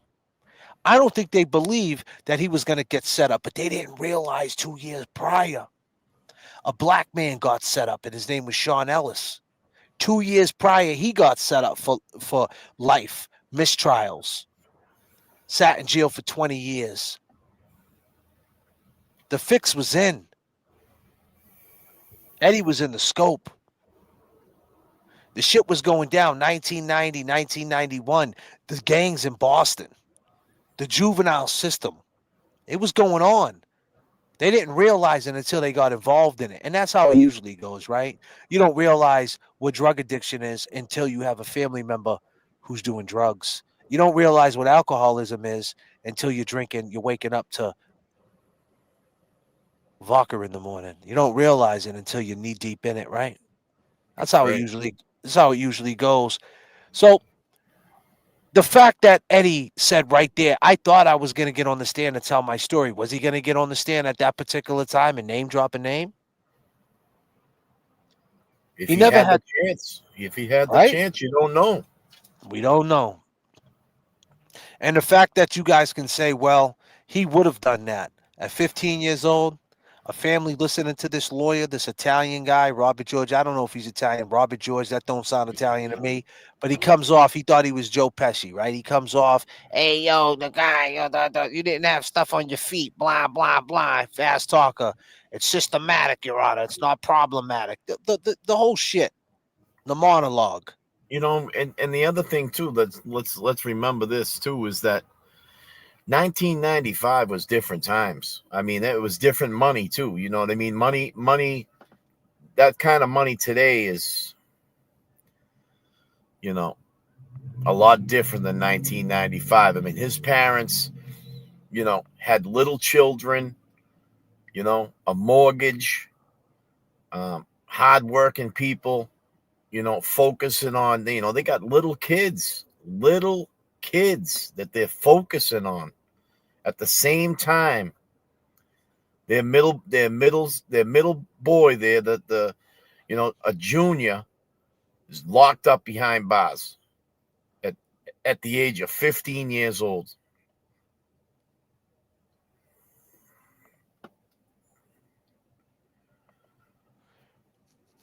You know, I don't think they thought this was possible, man, until it happened. And life just, you know, Unforgettable was on here yesterday, and she said, I don't think he ever said it was Artie because of being, the rat thing in jail and all that. You don't want to call somebody out, and because you'd be called a rat, you could get called a rat. Okay, that is true. We all know that's true. That definitely has some truth to it. But honestly, the more and more my opinion that I look at this case, I just think that Eddie never had a chance to tell the truth, to speak to his truth. And I think time just went by, man. And I think in that interview, he was trying to say that. He was trying to tell us that.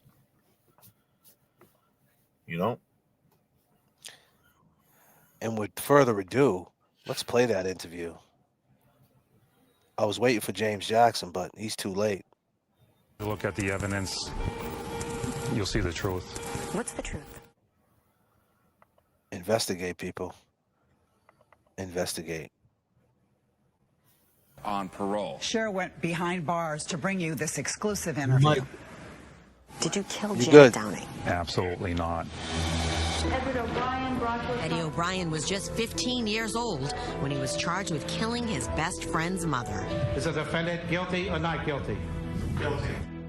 Convicted and sentenced to life in prison without parole, O'Brien has always maintained his innocence, but hasn't spoken publicly in nearly 20 years, until now. So you're adamant you didn't kill Janet? Very adamant. And if you really look at the evidence, you'll see the truth. What's the truth? The truth is that I didn't do anything.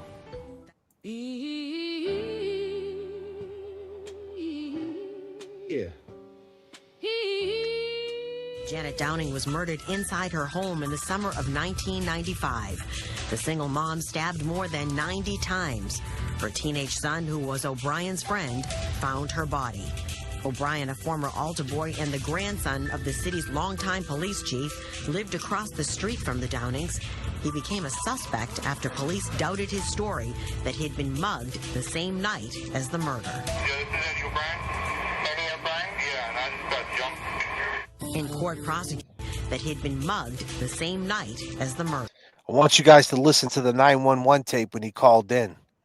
And I'm going to stop it right there. We're going to go over it. We got James Jackson in the building. James Jackson, I want you to listen to this. This is the 911 call when he got jumped. Listen to this. It's a quick clip, but listen to this.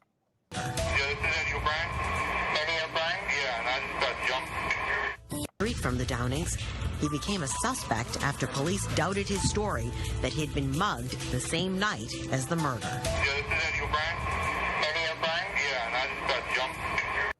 And let me back it up just a little bit more. You see this right here? Is that the side of Hamlet Street? Longtime police chief Kevy lived across the street from the Downings. He became a suspect after. Here's the front door. Is that the side of Hamlet? It looks like it. Is that a cab in back of that Honda Accord? Hold on, wait a minute. Leave it right there. Was O'Brien's friend, found her body. O'Brien, a former altar boy and the grandson of the city's longtime police chief, lived across the street from the Downings. He became a suspect after police.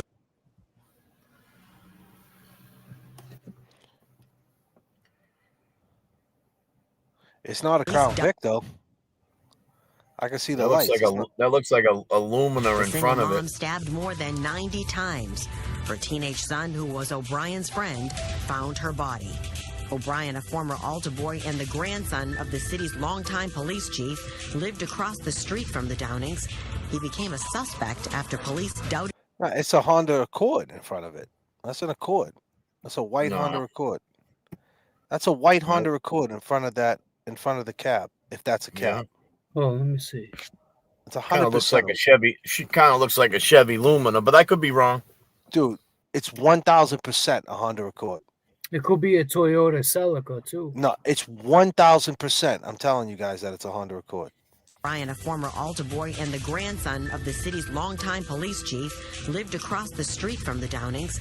He became a suspect after police doubted his story that he The Honda Accord. Look at the front of it. Night as the street It's from got the Downings. flip-up lights. He became a suspect after police doubted his story.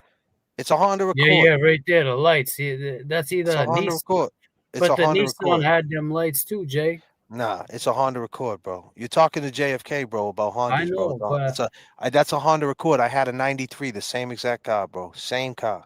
I I had a remember white when one. Dino first came to Malden, and he had like a red Nissan, and the headlights went across like that, like skinny, all the way. It's a Honda Accord. Because how do I know it's a Honda Accord? Because I chopped up this video, and Yeah, I I zoomed believe in. that. I zoomed in 95 times, ladies and gentlemen. So I know that's why I'm asking them. Do they think by first glance that's the cab in the back?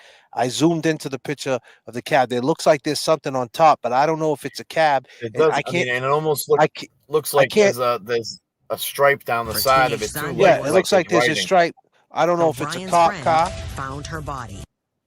but is that where he O'Brien, said a he was? former He said he was altar at boy the and stop the sign, grandson right? of the city's longtime police chief, Yes. lived across the So that's Janet's car, the white one, the street Honda from the Accord. Downings. He became a suspect after I think behind it might be a Grand Marquise. Is it a cab? Is that the cab, Ed? You was there that night, Eddie. Is that the cab? Because that's definitely not a Crown Vic. That's not a Crown Vic headlights, man. They would have been pointy, man. The Crown Vic would have looked like number 42. It would have looked like this in that year. Because the newer ones weren't out yet. So it would have looked like this. It would have looked like that. That doesn't look the same to me. That front end don't look like this. You looking at that front end? It don't look like that, does it? To you? Yeah, no. No. But if he pulled down, if he pulled, yeah, no, I wouldn't think that's it. I wouldn't. I mean, if he's remember, he pulled down Hamlet on the wrong side of the street, so that would be the back of the car. No, he was pointing down Hamlet, bro. What are you talking about? Oh yeah, so she was parked. So wait a minute. So that's not Hamlet Street. That's the front of Boston Street then. That would be the out front, yeah. Yeah, that's not Hamlet then, because she stayed in front because she wasn't on Hamlet Street. So let's scratch that. That's not Hamlet Street. Yo, you can still hear me? Yeah, I can still hear you. All right. I had a problem with the sound. police doubted his story. Let's that listen he'd to been this, though. mugged the same night as the murder. This is Eddie O'Brien. And I just got jumped. Do you guys take anything away from that? Go ahead, man. Speak on it. And ladies and gentlemen, before we go any further, man, we finally got my co-defendant. The man with the master plan, James Jackson, is finally back where he needs to be. This fucking guy, huh? Where the fuck have I been? But I'll tell you this. We're working too. Yeah. I mean, God damn. He's working too. And let's give a warm welcome for James Jackson being back in the house, man. We drop it like this, and you know how we do it. Peace signs up for James Jackson. Let's go.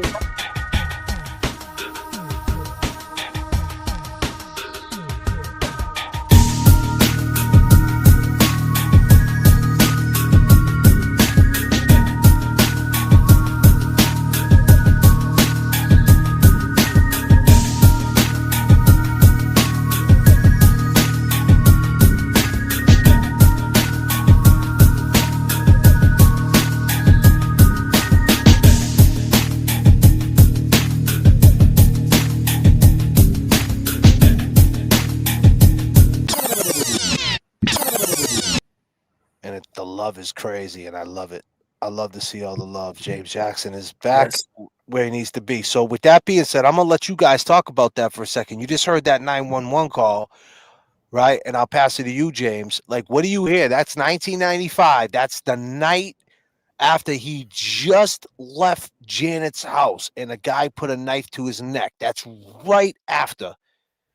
Damn. He's on the phone with the police right then and there. What's your first... Now, I know you know the ins and outs. You've been studying this. You've been listening. But if you were going to go back to 1995 with an unbiased opinion and you heard that, if that makes any sense, follow where I'm going with it. Like, what do you hear? I'll pass it to you, James. Go ahead, take it away. I mean, first off, I hear instead of a 15-year-old, it almost sounds like a grown man. So I think that right there on the 911 call, I think that kind of, people say it may not affected it, but I think it may affected it because he sounds like a grown man speaking. Saying he got jumped, and now knowing what just happened to Janet, you're saying? This was a 911 call after he knew everything that happened to Janet? But can I jump in for one quick because second? I'm catching up. Go ahead, Kev.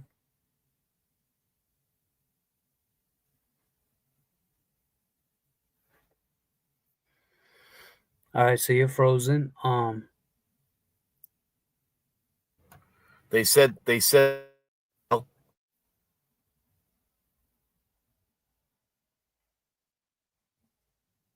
damn, I can't hear him, Jay. one of the workers dialed 911 and handed him the phone. So one of the workers from what, said midnight? that he looked he at midnight. He said, "Oh, when he came in the store, he looked pale." Next thing you know, one of the workers dialed 911 and handed him the phone. Mm.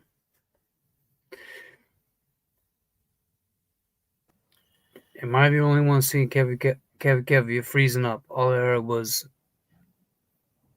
All right, so I'm assuming that he went in. Good. He went in the store.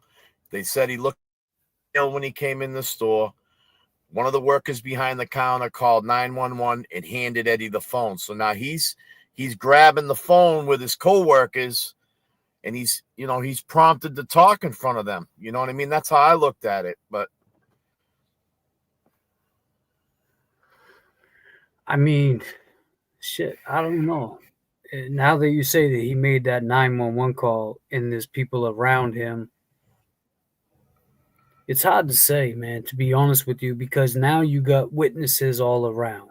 So you're going to be careful of what you say. That's street code. That's any code. That's logically. You're going to be careful of what you say because now you have, maybe he knew these people from the neighborhood. Maybe it was a store he went in regularly, midnight convenience store. I actually know some of them. I used to go in there back in the day. Actually, not too long ago, probably like 5 years back, they did have a double XR, triple XR room in the back. Oh yeah. Oh yeah.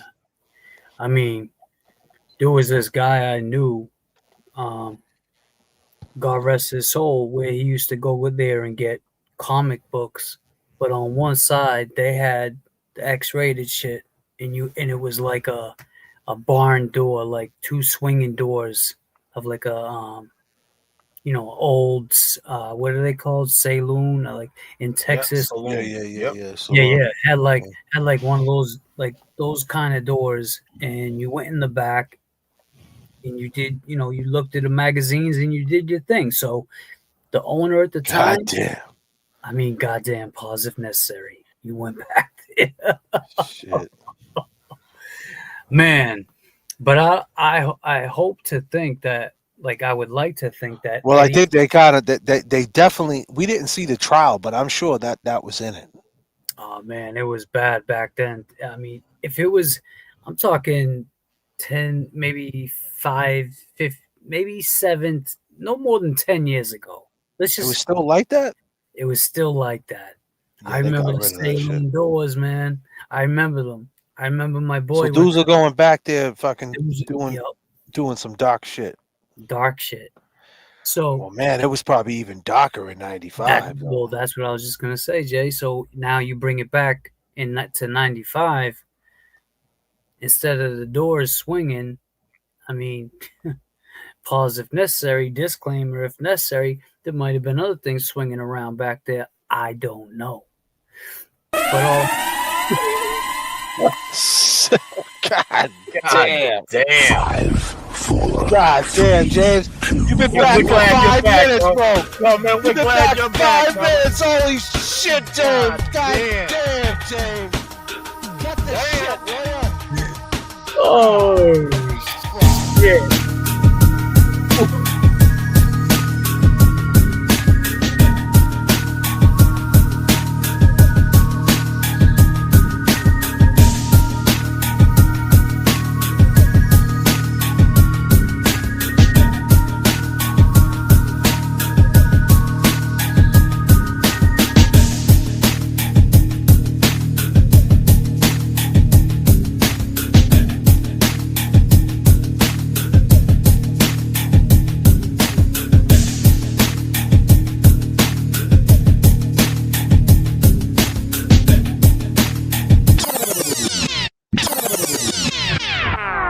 But can I throw let me throw something at that whole situation too.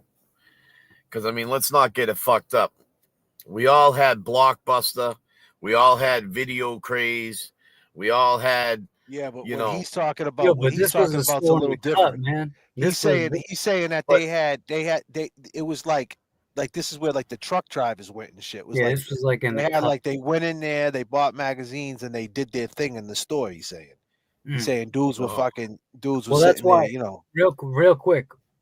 Is Big Eddie in the chat? Eddie Senior, because I would like to know.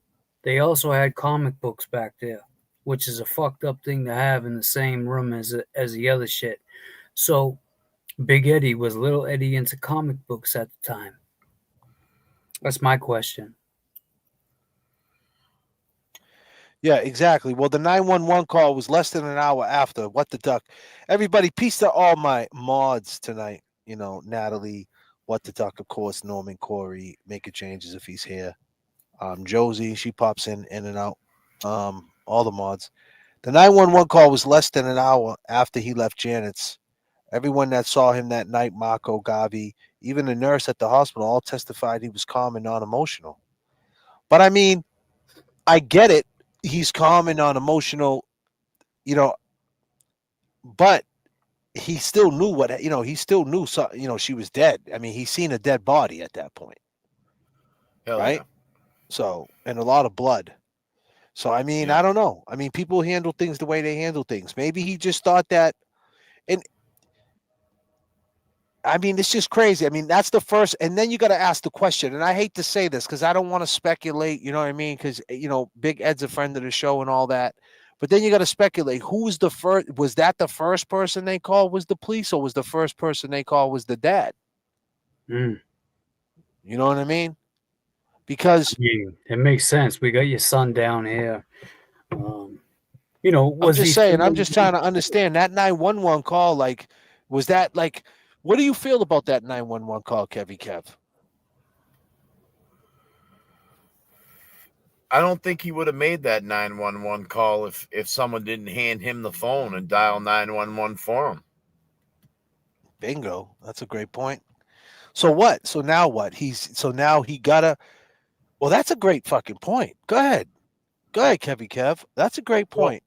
Well, let's throw some more concept to this with James. All right, James. He worked at this store. Oh God, he helped unload. So he worked at this store. He helped unload. I hope they didn't have him. boxes. I hope they didn't have him cleaning back there, bro. Oh man. Well, he unloaded boxes. Oh, God damn, James. Yo. God. Holy shit. So I need to change.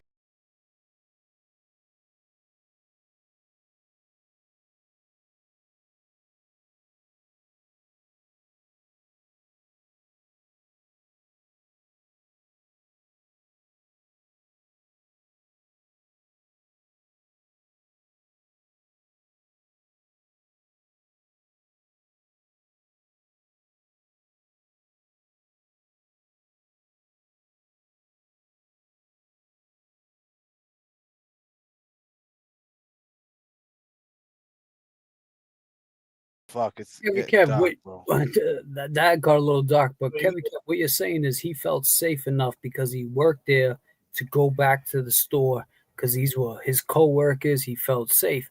But I get where you were going to go with that. Is that where you were going to go with that?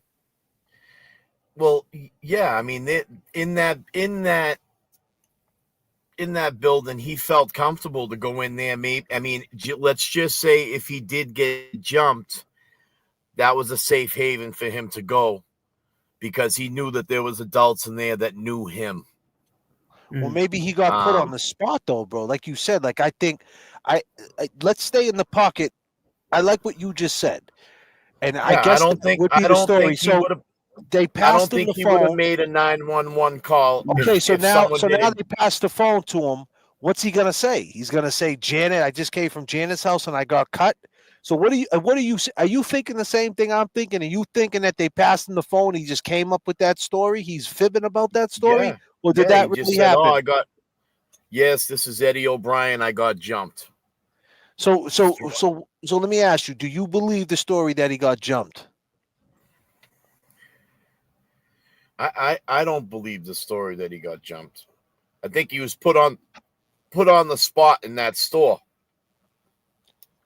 What about you, James Jackson? I mean, no, by him coming in there being a kid, hanging around adults, and he's beat up, and he just came from Janet's house, and he had a knife, and he got threatened, and he doesn't want to say that story because he doesn't want to tell them what just happened. So he just went with this. That type of shit happened every day. I got jumped. Yeah, he went right? with a story that he thought the older adults would have liked to hear. That's That what too. I'm, That too. There you go. That too. And I remember growing up and being in these convenience stores that were local, that would let us go in the back, let us do whatever we had to do. That wasn't That's a good point too, though. That's a good point too, though. Then hold on a second. That's a good point. Hold on a second. That's a good point. I didn't think about that. I thought about that, but his blood would be on that knife then too. Well, they never got they never got the murder weapon though. Yeah, they never checked he had. They never got the murder weapon though. They found the hilt of a knife. They never found the blade. And then you got to say to yourself, if Eddie did it, he took the blade with him. Right. He would have got. So he came running. So let's just think about Marco's testimony. He comes running down. Hold on a second, Kev. He comes running down like a maniac out the back of the bushes, but he has the know-how to say, "Let me grab the blade and put it in my pocket." And what do he do with the blade? Because the knife got detached, so he's just got the blade with him. What do you do with the blade? And where would a 15-year-old person put that blade where the cops couldn't find that blade from there to Midnight Variety? I mean, shit. Think about that for a second. He had the know-how to grab the blade? That's crazy. He just stabbed her 90 times, dude, within a 15-minute window. And he's like, let me grab the murder weapon. But yet, I mean, it wasn't the best. I mean, that doesn't really make sense to me. Nah, none of it makes sense. And the 2-week thing, for me, the 2 weeks after, for him to go and talk about there was a man in there with a mask that told me he's going to kill my whole family. I spoke with you on this briefly last time we spoke, and I said, well, Jay, if you think about it, why did he wait 2 weeks? I mean, maybe it was somebody he knew with the mask on, and he didn't want to out them right away, and then he found a way to not out them and just say they were wearing a mask. Maybe they really, you know what I'm saying? Maybe they really weren't wearing a mask, and he knew who probably it was. wasn't. Well, no, that's the point. So let's stay there. Okay, I know Kevy Kev might start screaming and asking if the dog barked again. So Kevy Kev, I know you want to speak to it. Go ahead, brother. Well, I just want to put a little bit more concept with the store. Let's talk about the store for a minute. Go ahead. Earlier that day, he was at the store and he was unpackaging his papers. Remember, he sold papers on Sundays in front of that store. And there was a knife that was used to either unbox the papers or unbox some stuff there that went missing.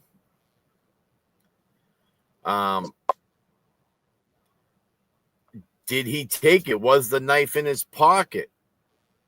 Well, let's be clear. Let me back you up. So the guy Arnold that has the store, that worked at the store, said the night before, that Saturday, right? Because it was Sunday night. Let's put context to it, right?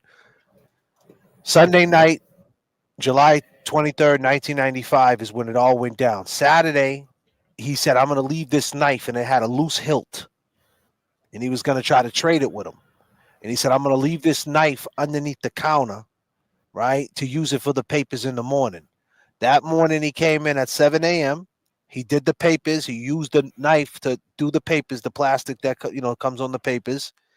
And then he didn't put the knife back. The guy said Arnold noticed that the knife was not back where it was. And then that night, the same hilt, right? A hilt was found that was similar to the one that the guy Arnold seen, and so on and so on. So go ahead. Them are all issues right there. Major issues. Major issues. Big time, man. And this, so to just give it some of that. Now, I mean, let's just say that he didn't realize he took the knife,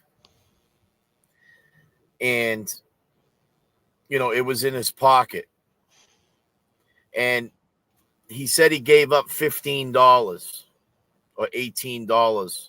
Hold on, but you're saying you're saying if he got jumped. Now you're saying that if he got jumped. Oh, okay. So if he got jumped and he reached in his pocket to give the guy $18, did he nick himself with that knife in his pocket? And that's when he was like, fuck. All right. And you know what? And he goes back to the store. That's like saying that a Honda Civic can fucking beat a elephant. That shit's not possible. That shit doesn't even. I can't even entertain that. I mean, bro, that's like saying, you go to reach for your pistol and you let off a shot and shoot yourself in the foot. I mean, why would he say if he got cut? Why would he say? But so you're saying he had the knife on him? But you just said though in the same breath though, Kev. To be fair, now I understand you're just throwing scenarios out there, but we're trying to come up with where we stand on this. Like I still don't know where I stand on this based on all the stuff we're going over now, right? You had a guy named John Roberts up here who said he can't believe that Eddie did it based on the intentions that he had the next day to go play a one-on-one, right? Like how can you be thinking about that and then a murder in the same mindset? But now you're saying that he could have a knife on him. He went in his hand, he cut himself, but yet he said he got jumped. So he's lying. Why wouldn't he just say he cut himself? Why would he have to lie and say he got jumped? Like I'm trying to understand. Because is it normal for Eddie to have a knife in his pocket? I mean, back then they're saying had a knife in their pocket. To be fair, back then, building 19, bro. Yeah, everybody had a knife in their pocket back then. You got to keep in mind, Janet Downing. You know how she died? You know what the blade was? It was a 2-inch blade. The shit wasn't even a fucking long ass blade. Yeah, he just kept poking her and stabbing her. You know what I mean? It wasn't a commando knife. It was a small ass knife. Right. So that's something that he's going to get over too. Back up though. Let's be clear. That's something. Hold on. That's something that he got to get over too, because that's the type of knife that a 15-year-old would be carrying, a 2-inch blade, not a fucking 7-inch blade or a 10-inch blade. They'd be carrying a little pocket knife, like your grandfather would let you have a 2-inch blade. And that's exactly. I'm glad you just said a pocket knife. Now, is there any way that you could throw up a picture of that hilt? I could throw a picture up of this right here. You want to talk about this? And let's be clear. I want to just say this too. When we're speaking on this shit, we're speaking about the hurdles that Eddie has to get over. Yeah, but we ain't. Yeah, and I get it. I don't even think that goes without saying. I mean, he's in prison for 30 years. I'm sure he knows the hurdles. If anybody knows the hurdles, it's him. I mean, we've talked about this. But we go back to a 2-inch blade. We know that most knives like that, they close in, they lock in. So what did he do? Have exactly. A knife? Yeah, so it's like a little buck knife he had in his pocket open and then cut himself. Is that what he's trying to say? Well, what I want to say is can you throw a picture of that hilt up, JFK? Yeah, of course. I think so. I think I got it. Now, I think I got it in a video. Hold on. to be clear, a hilt is what, like an Irish, like skirt type of No, thing. no, that's a kilt, bro. Okay. God damn, James. Disclaimer. Just saying, man. I was gonna say, why the hell would he wear that? But A hilt, in my eyes, to a the hilt, knife. a hilt. What Holy I'm talking shit. about is a hilt, Yeah, I've in been away my too. eyes. Yeah, you better way. A hilt. Now, Eddie O'Brien's so- alleged crime was so brutal that it So that would prompted a change that would be the in double-edged knife. Massachusetts Hold on a law to second. require that That's all more than juvenile 2 charged inches, with but first yeah. or second I know. degree Hold murder on. be tried as adults. How that man sleeps at night. Blood, didn't it? It may have come from another person. That's not present in number 12 right here. A terrible injustice of evidence, anything. That's not present in either Janet Downing nor Edward O'Brien, is it? I don't think I got it on. I did have it, but I don't think I put it in. I'm gonna have to go to the original. It was right before does that her mean what it- she spoke. No. Yeah, I Item know. of I don't think I evidence, put it in anything this that would cut. point in that direction. So Number 12. I think I got the original one. Hold on. Let me see if I got the original one. Do I got And the usually, original one? I mean, why I'm looking for this is like, James, a hilt in my eyes. Edward O'Brien blood experts to tie You made certain fingerprints. best friend's mother, Janet. Scientific evidence. It may be the most convincing proof of guilt or innocence. And in Massachusetts, it's at the heart. I can't exclude Edward O'Brien as the second bleeder at that scene, in addition to the victim, Janet Downing. And were you wearing any type of footwear protecting your feet from the crime scene? No, I was not. George suggested that DNA found. All right. Now that type of knife, that ain't gonna fold, bro. That's open. You're not folding that knife up. That's a folded knife, though. I'm looking at it. It folds. No, I it's think. not with a hilt on that like that, bro. That don't fold. That's just Nah, a straight man. knife. So you're saying if he had that knife, so you say, yeah, straight blade. So I get what you're saying. You're saying if he had that knife in his pocket and it was open, he could reach in and cut himself. Exactly.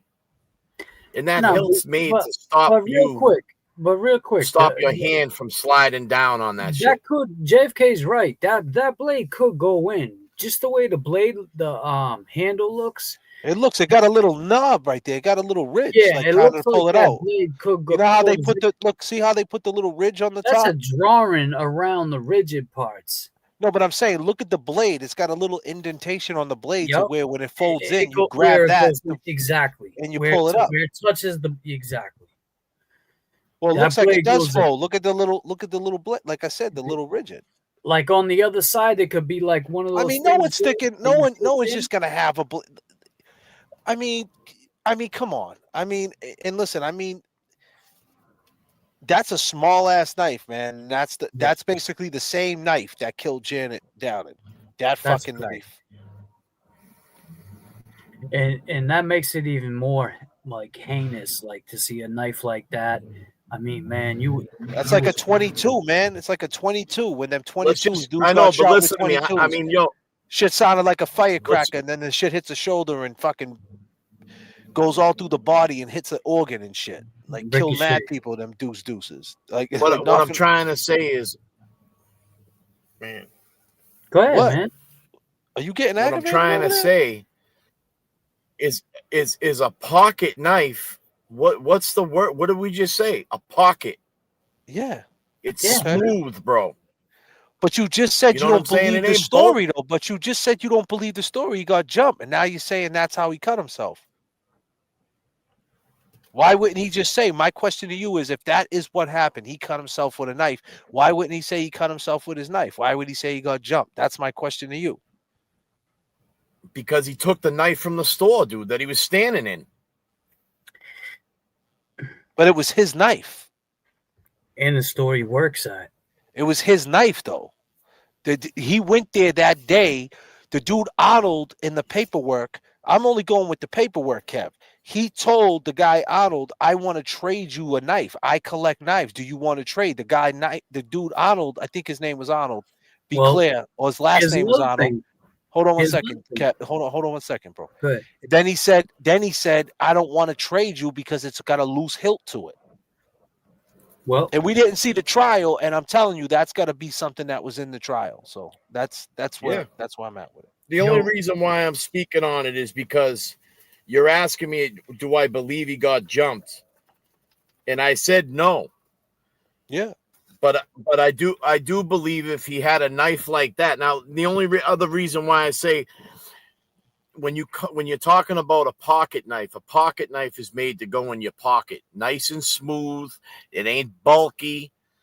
You understand what I'm saying? It folds up into each other. That folds, though. Smooth. That knife folds. That knife folds, bro. Look at the indentation on the blade. Folds, man. Look at the blade. That folds. That little indentation. I had them knives growing up, man. Not That even knife just folds a dip. in. Look in the middle. Look in the middle. There's like different parts of where it closes that it hits. But I'll tell you something else about that store. They collected knives. There was like Did they? Yes, for a fact. I'm trying to tell you, I've been in that store mad times. There was, back in the day too. There was a glass case that had knives. I mean, Chinese stars, all sorts of shit. All sorts of shit, man. So what the duck came through, right? So, obviously, that's why we got this gracious what the duck. She is the mother duck, the mother Maud, and she comes in hot, and she's just trying to break up this little, just stick with the facts. She said, and just for you, Kev, and just so we know, the peace of mind, the knife Eddie had did fold because Jack Arnold, just like I said, his last name was Arnold, said he opened it to look at it. And that's exactly what I was trying to tell you. So it was his knife. It was Ed's knife. So I don't think he would have been like, oh, I took the knife and I wasn't supposed to take it. It was his knife, so he could take it. That wasn't the issue. And that's a huge hurdle. Well, I mean, I thought he took it because if it was his knife, why did the guy bring it up that he noticed the knife gone? Because they're saying he used that knife to kill her. Because the knife that was in the hilt, based on the hilt, they could tell what the blade was. You know what I mean? That hilt can only probably hold a certain. The store owner brought up the situation that the knife was missing. If it was Eddie's knife, who gives a fuck if it was missing? Why is he didn't say? Hold on, disclaimer. He didn't say he was supposed to leave it there. No, see, but where are we going with this? No one's. Maybe you misworded it. What I'm saying, he's saying that he's seen a knife underneath the counter that had a loose hilt. The morning of he did the papers on Saturday. I mean, the night of Saturday, there was the knife that he wanted to trade with the loose hilt, similar to one that killed Janet Downham, was underneath the counter. The next morning, the day of the murder, he did the papers and that knife wasn't back in that spot. So he's just saying that he might have took that knife and that might have been the knife that killed Janet Downham. Well, I mean, if it was Eddie's knife or if it was my knife, I would have took it. Okay. You know what I mean? That's cool. So did he take the knife? Did he take that knife? Where's that knife? If it was his, I'm sure he did. But where's the knife? Did Eddie give him that knife to test? Did he say, here's the knife Jack Arnold's talking about? I don't know. Well, that's what I'm saying. Well, Jay, have you guys had any of the people that worked at Midnight Convenience Store since? Because I know it's changed over maybe 2 or 3 times. It's closed down. That store, I went there. It's all boarded up. It just closed down probably like within the last 2 years. I can tell you that. When you went there, did you ask them if there's somebody? There was nobody there. It was just all paper covering the windows, and there was no. I mean, the weeds were growing high and shit. When I tell you, anybody walked in there. Back then, it was like a smoke shop, comic books. It's a bodega, man. It was a bodega. Yeah, it was like a little bodega. Exactly. It was a bodega filled with all shit, man. Whatever you want, everything man. in there. I mean, it was a fence, man. You had dudes coming in there from Assembly Square Mall with Disney tapes, talking about, yo, buy these 5 fucking Bobby Disney tapes off me for $7 a piece, and you could sell them for $12. I mean, that's that's what it was back then, man. The fences, man. And dude was doing too much, obviously. And the thing is, did Eddie fall into that dock? I mean, I'm sure that's what this was in trial. We haven't seen the trial, but based on this right here, based on what he says right here, the sexual obsession. Prosecutors said O'Brien had the sexual obsession trial. Case. That's wrong. That's fundamentally wrong and extremely unfair to him. There's Obviously he I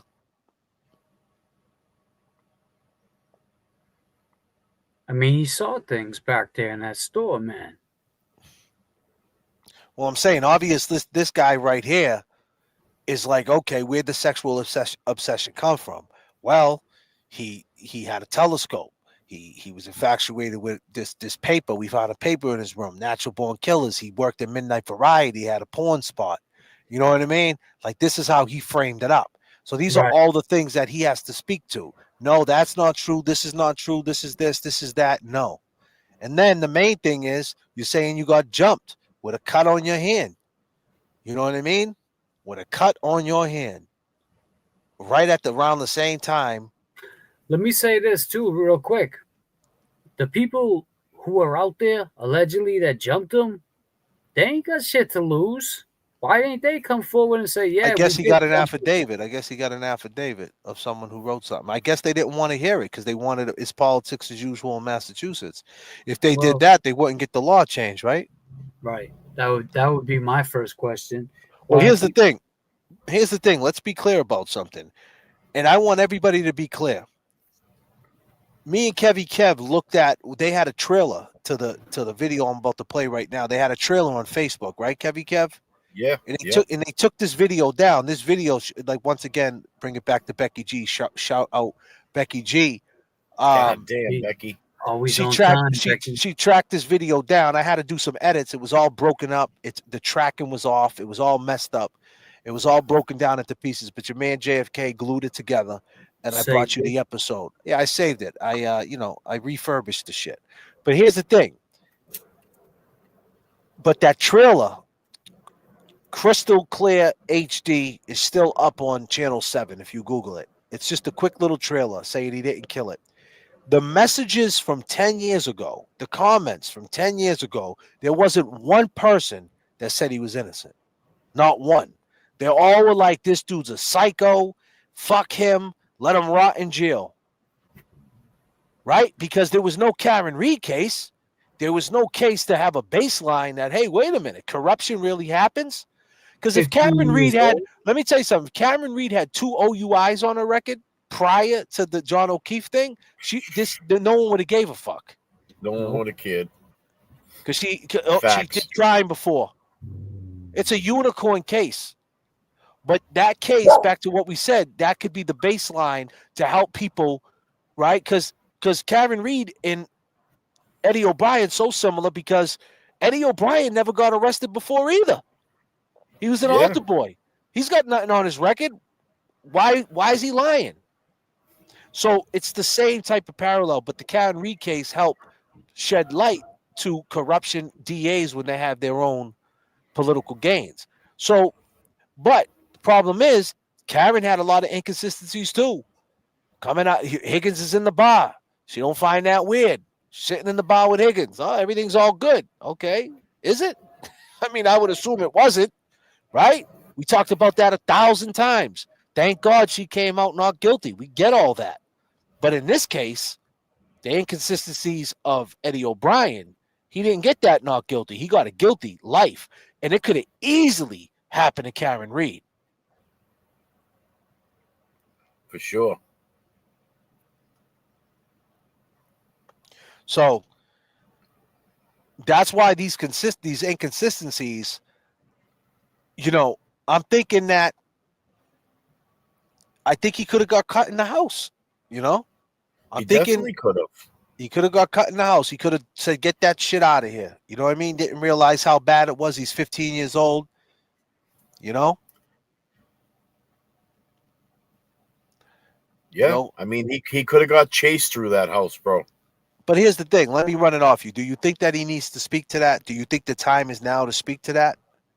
Do you think that we have enough momentum as a channel, as a group, if you really want to free Eddie, you kind of want to know what happened when he got jumped. Are we still going to run with getting jumped? We still going to run with that story? Is that story at this point believable? I don't know. Did that really happen? And then if it did happen, I would love to see it. I would love to hear from these people that come on the channel, right, Kevy Kev?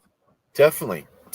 I mean, and let me just bring it back to how this conversation got started. You asked me, you know, I feel like when he walked into that store, they said he was pale. He just kind of looked like he was shook, and he was cut. And you know, if they asked him, "Hey, geez, how'd this happen?" and he was to say, "Oh, I got jumped down the street." Next thing you know, someone dials 911 behind the counter and hands him the phone. I mean, when you listen to that 911 call,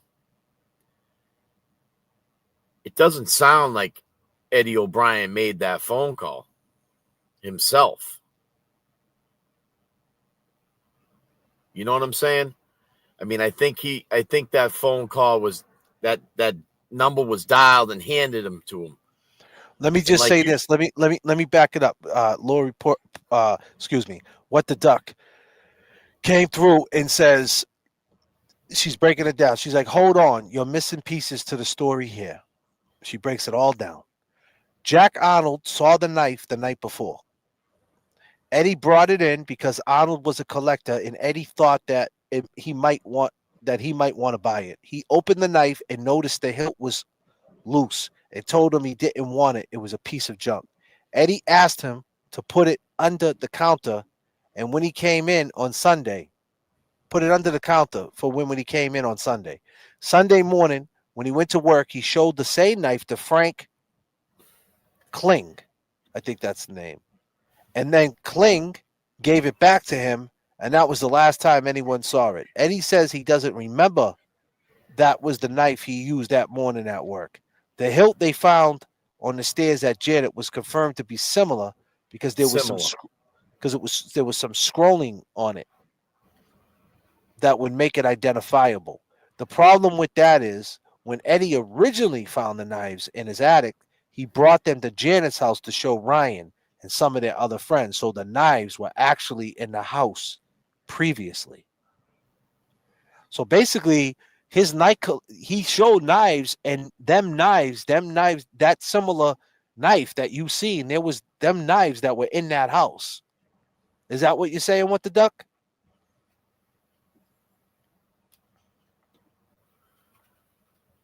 What the Duck coming in hot. Goddamn, What the Duck.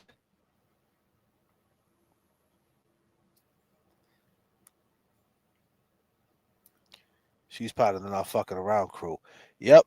What the Duck, that's what she's saying. So them knives were in that house. So there you go. So there's the answers to that. You know what I mean?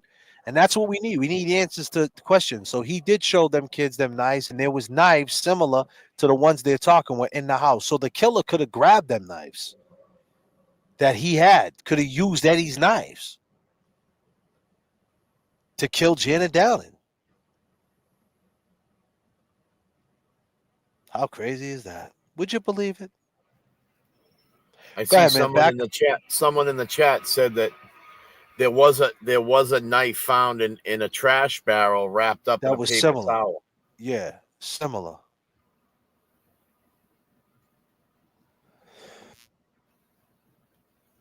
Yeah, similar.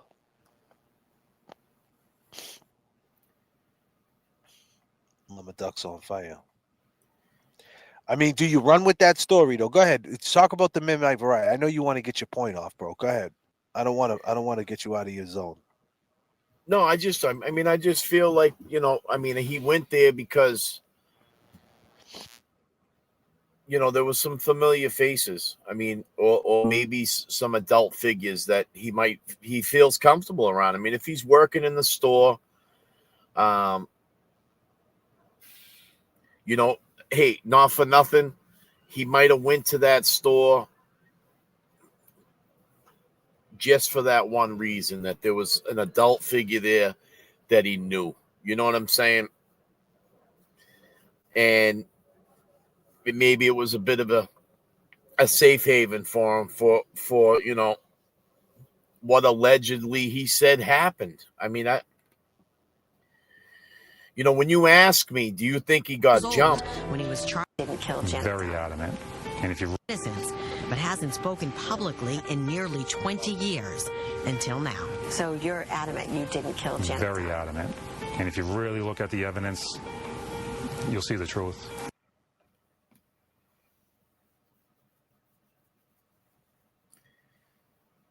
You know, and there was no blood evidence of Eddie's blood on that hilt. Actually ran the blood, and it wasn't his blood that was on that hilt. That's right. Let's be clear. He was exonerated from that. Let's be clear. The hilt that they're talking about right That's here. not present in neither Janet Downing nor Edward O'Brien, is it? That's right. What does that mean? Well, what do you mean? What does that mean? You know what it means, lady. God damn. You know what it means. Oh, by the way, that was in 1995. Would you believe it's 30 years later and there's a thing called live streaming, lady, and we do things like this? Clown! You are a clown! A clown! You probably never thought when you was on that stand 30 years later we're going to be playing your video calling you a clown, huh? You are a clown! A clown! Welcome to the future. Welcome to the future. That lady, that's crazy. Man, You know, she smiled changes, like nothing was ever gonna happen. Goddamn. Making changes threw something up that if he did feel as though that he cut himself, you know, maybe that's he knew that he could just, you know, he could clean himself up, or get a Band-Aid or something at that store, you know. I mean, shit, you could do anything at that store. Because if you do remember that story, they didn't think the cut was that bad. Hold on a minute, you can do anything at Midnight Convenient. What do you mean? God damn, James Jackson is back, son. God damn. Oh, shit. Look at the evidence.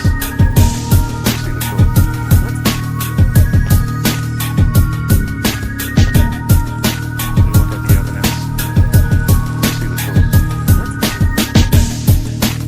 Look at the evidence. You'll see the truth. You look at the evidence. You'll see the truth. You look at the evidence. You'll see the truth. What's the truth? You look at the evidence. You'll see the truth. What's the truth? You look at the evidence. You'll see the truth. What's the truth? You look at the evidence. You'll see the truth. What's the truth? You look at the evidence. You'll see the truth. What's the truth? You look at the evidence. You'll see the truth. What's the truth? You look at the evidence. You'll see the truth. What's the truth? You look at the evidence. You'll see the truth. What's the truth? You look at the evidence. You'll see the truth.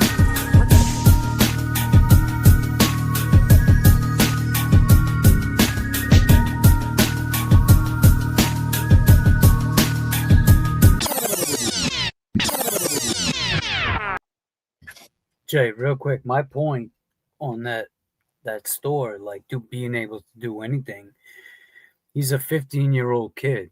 He's around adults that got X-rated films, they got X-rated, magazines, they got knives. To a 15-year-old kid, this is all glamorous, right? These things that he's seeing. Now he's working there. Now he's building relationships with these people. So in hindsight, were they good people to be around? Were they good influences on Eddie? I don't know. But it doesn't seem like they were, and it's kind of, for them to say they called 911 and handed him the phone That's almost like, that's some crash dummy shit. They're You're grown right. and they're handing a 15-year-old a phone to talk to police. Why the That hell? yeah. I love that perspective, James. You I know what I'm love it. saying? I love that. That is so true. Like, why? Why would you? Why would you want the cops involved? Why would you? Why would you want a 15-year-old to explain to the cops, that And put him in situation? that pickle. So you want him Right. to rat? You want him to like not for nothing. Let's just say that did happen, right? And we don't know if it didn't happen. We're just saying. So if it did happen, and the people who jumped him are right outside. He just called the cops on him. They arrested the black dude and the Spanish dude, and now he's a rat. Right. Now these dudes go to jail for 5 years for stabbing him, and they get home and he got beef forever. Exactly. Forever. Especially in that neighborhood. And that's especially in that neighborhood, and that's why James Jackson said that's some crash dummy shit. Why would some grown ass people why wouldn't they go out and find the people themselves? You'll get in the car, let's find these motherfuckers. Right. Let's call the cops. Here's the phone. Here, you tell them. Yeah. I love That's your what I mean. I don't think Eddie called 911. You know what I'm saying? That's what I mean. They handed that shit to him. No, it's 100%. He did that. I mean, as far as what I'm learning. Yeah, no, it's 100%. He didn't call 911. He said they hand him the phone. Right. They called 911. He went in there and he looked beat up. When you listen to that too, it's like, we should listen to that 911 call again, because I mean, it was just very short. You know what I'm saying? There's probably more to it, but that's all I got until we get to trial. So you're adamant you didn't kill. Friend found her body. O'Brien, a former altar boy and the grandson of the city's longtime police chief, lived across the street from the Downings. He became a suspect after police doubted his story that he'd been mugged the same night as the murder. Sounds like someone put him up to that shit. In court, prosecutors said Let's keep it O'Brien going. had cuts on his hands and DNA evidence placed him at the crime scene. I asked him why he never took the stand to defend himself. I was always under the impression that I was going to testify and I was going to tell my story. Why didn't you? Well, it was almost the last day of the trial when I was just told, don't worry, they didn't prove their case, so you don't have to testify. Here is the Sousa Baranowski Correctional Center, a maximum security prison. At 6'6" and well over 200 pounds, O'Brien is a 35-year-old man now. Look at the size of this more than dude. half his life in prison. It might be weird to say, but I consider myself lucky. I had some good guys who took me under their wings, and they showed me the ropes on how to do time and how to live in here. At the end of the day, this place really doesn't matter. This isn't reality. Reality is out there where my family and friends are. And now a big change in the legal system could affect his case. The U.S. Supreme Court ruling it unconstitutional to sentence a juvenile to life without parole. The ruling could now make O'Brien eligible for parole, but O'Brien says that doesn't change anything for him. I feel like I would never meet the requirements of being granted a parole. I would never go in front of that board and admit to something I didn't do. Instead, O'Brien says he wants to be I mean, I've been in prison for 20 years, and if you try to remember that, it affects your future. So I don't even think about my past. I try not to look too far ahead, but I am hopeful. I will tell you that. So you're adamant you didn't kill Janet? Very adamant. You look at the evidence, you'll see the truth. Man, 30 years in prison, and the guy has been. And this look at this shit. Well, 12 right here. That's not present in either Janet Downing nor Edward O'Brien, is it? that's right. And number 12, be clear, he's talking about the hilt on the knife, but he never brought up the fingernail clippings on both hands, not just on one hand, on both, which means it happened in that space and time she was clawing somebody. What does that mean? Well, what do you mean? What does that mean? Jennifer Reynolds, what do you mean? Hey, Jennifer Reynolds. Jen, it's 30 years later. And guess what? We've been holding this for you. All right?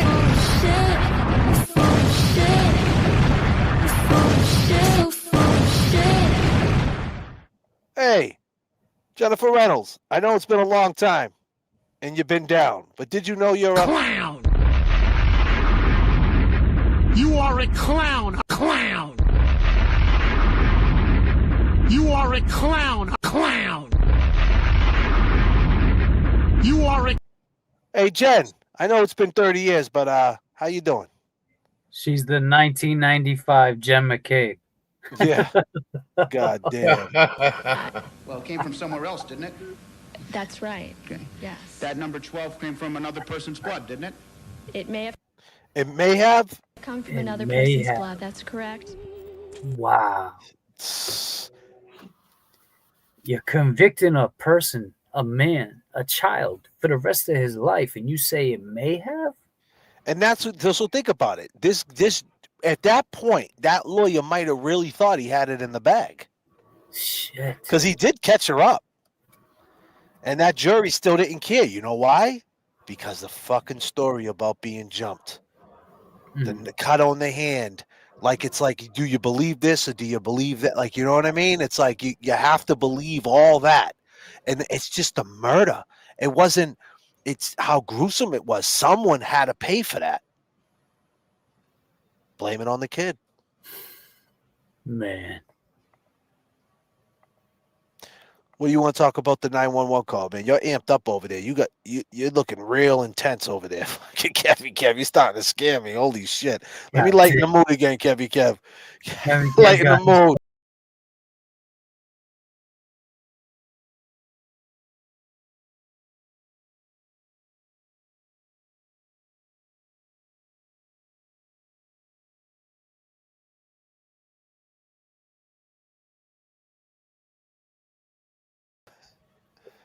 Oh shit. Nah, man, I just, I mean, it's like, I'm glad we're talking about this shit because, these are things that he's got to get over. You know what I'm saying? He's got to, these are things that are going to be brought back up. You want to hear what Jimmy T says, ladies and gentlemen? I forgot. Jimmy T sent me a text, and I don't know if he wants me to share it or not, but it's nothing wrong, so I'll share it. I know Jimmy. He probably don't care. Where is it? Where did he send it to me? All right. So he said to me, where was it when he sent this to me? I don't know. Damn. Was it here? Let me see. He sent so much. He breaks shit down all day long. Let me see. Usually people screaming at the root. I don't know where he sent that. He said, let me see if he went in my messenger. He usually just texts me. I don't know if he's in my messenger. Where'd I see that? What he wrote? Oh, you know what? He wrote it on a comment. He wrote it on a comment. Let me see if I can find the comment. And let me see if I can pull up the comment. Was it on? It's on one of these pots. Shit. So let me see. I'll look. It's on. So it's James. It's James something. But yeah. So basically, what he said that if they let this in, right? They let it in and they check the DNA evidence, right? Or they just come to an agreement where they don't want to try the case. The judge says, "All right, we're gonna do we believe what you're saying, or we don't even want to go that route." They're gonna offer him a deal, and they could turn around when he got 40 years in and say, "Just take a deal, but you got to plead guilty." Wow. And he was like, then he's in a catch-22. Like, he pleads guilty, time served, and he gets out, and that's it. And nothing ever comes about it. He said he doesn't think that they're ever going to admit to this fuck up. He worded it better. I'm just paraphrasing. So what? They were just getting time served on the basically, like, if he comes in hard with them, he puts them in a pickle. The DA overlooks everything and says, "Listen, how about this? Based on what we found, instead of going through with this whole shit, take a plea, time served, something like that. What are you going to do in that situation?" Like I said, I'm paraphrasing. Be clear. I'm paraphrasing. I'm not quoting Jimmy. I'm paraphrasing. But basically, what you're kind of saying is like, just admit to this and we'll give you time served. You've been you've been here. Like, what? I mean, if you got if another 10 years go by, and he puts the pressure on. I mean, we're putting big pressure on. I mean, Because, like I said, after Karen Reed got found not guilty, I mean, this is one of them cases in Boston. I mean, let's look at the top. Let's look at the top shit in Beantown. You know what I mean? Period. Throughout the years, you had the Charles Stewart case. You know, before that, you had Whitey Bulger, the whole Winter Hill, which is not for nothing. Eddie O'Brien town, Somerville, all that. You know, you had Charles Stewart, like I said. You had obviously Sean Ellis, and this case is right in that pocket, right in that space and time. Right. And then after that, you had Aaron Hernandez, right? Mhm. You know, beats 2 murder cases, then decides to kill himself. So, you know, they get that Patriot money, right? So it's, and now you got Karen Reed, and now we're back 30 years talking about this. So, I mean, this is one of those cases, man. If not, it's just as big as Karen Reed's case, if not bigger, you know, because it's never been solved. You know, if there is a third party culprit, it's got so many parallels to the Karen Reed case. You know, investigate, Jen, not letting things in, DNA. I mean, all types of shit that make you question everything. And then a DA, Dame Riley, the DA actually tried the case. The DA.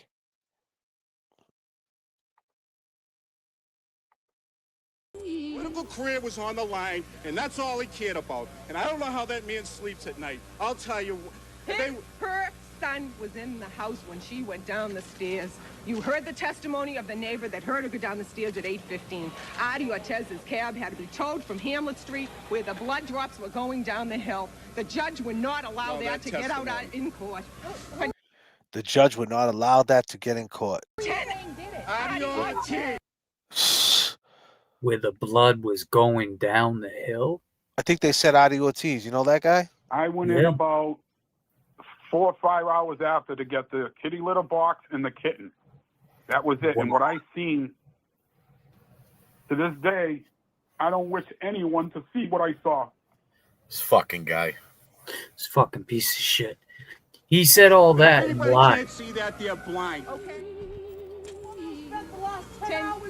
10 hours of her life was spent on the porch with Gina Our son, Mahoney. 15 years old. I mean, give me a break. He did this in 10 minutes. 10 minutes. He killed her. He dressed her, redressed her, cut her throat. Give me a break. This is a joke. Mr. Riley should be ashamed of himself. 9 hours telling me. These cops lied on the stand, and it was proven they lied on the stand. Okay, you had Stanford, you had Stanford, and you had that Firmino in there lying to death. But Mr. Pino gets on the stand and says they were lying. But what does that mean? 2 police officers get up there and lie on the stand. They gave a black eye to every good policeman in this state, and they should be ashamed of themselves to put a 15-year-old kid away for life. But it's not over. We got the appeal. And Watch this right here. Watch this. This is powerful. Watch this. Police officers get up there and lie on the stand. They gave a black eye to every good policeman in this state, and they should be ashamed of themselves. You ready? To put a 15-year-old kid away for life, but it's not over. We got the appeal, and I'm telling you right now, I will die. God damn, Big Ed. But it's not over. We got the appeal, and I'm telling you right now, I will die in this state, and they should be ashamed of themselves to put a 15-year-old kid away for life. But it's not over. We got the appeal, and I'm telling you right now, I will die. Damn. Before my son spends any more time in jail than he has to after this. The evil little She goes in, dude. man of Mr. Riley get on that stand and Right. rip my son apart? Patricia, No. beyond the question of whether it Here we go. You ready for this?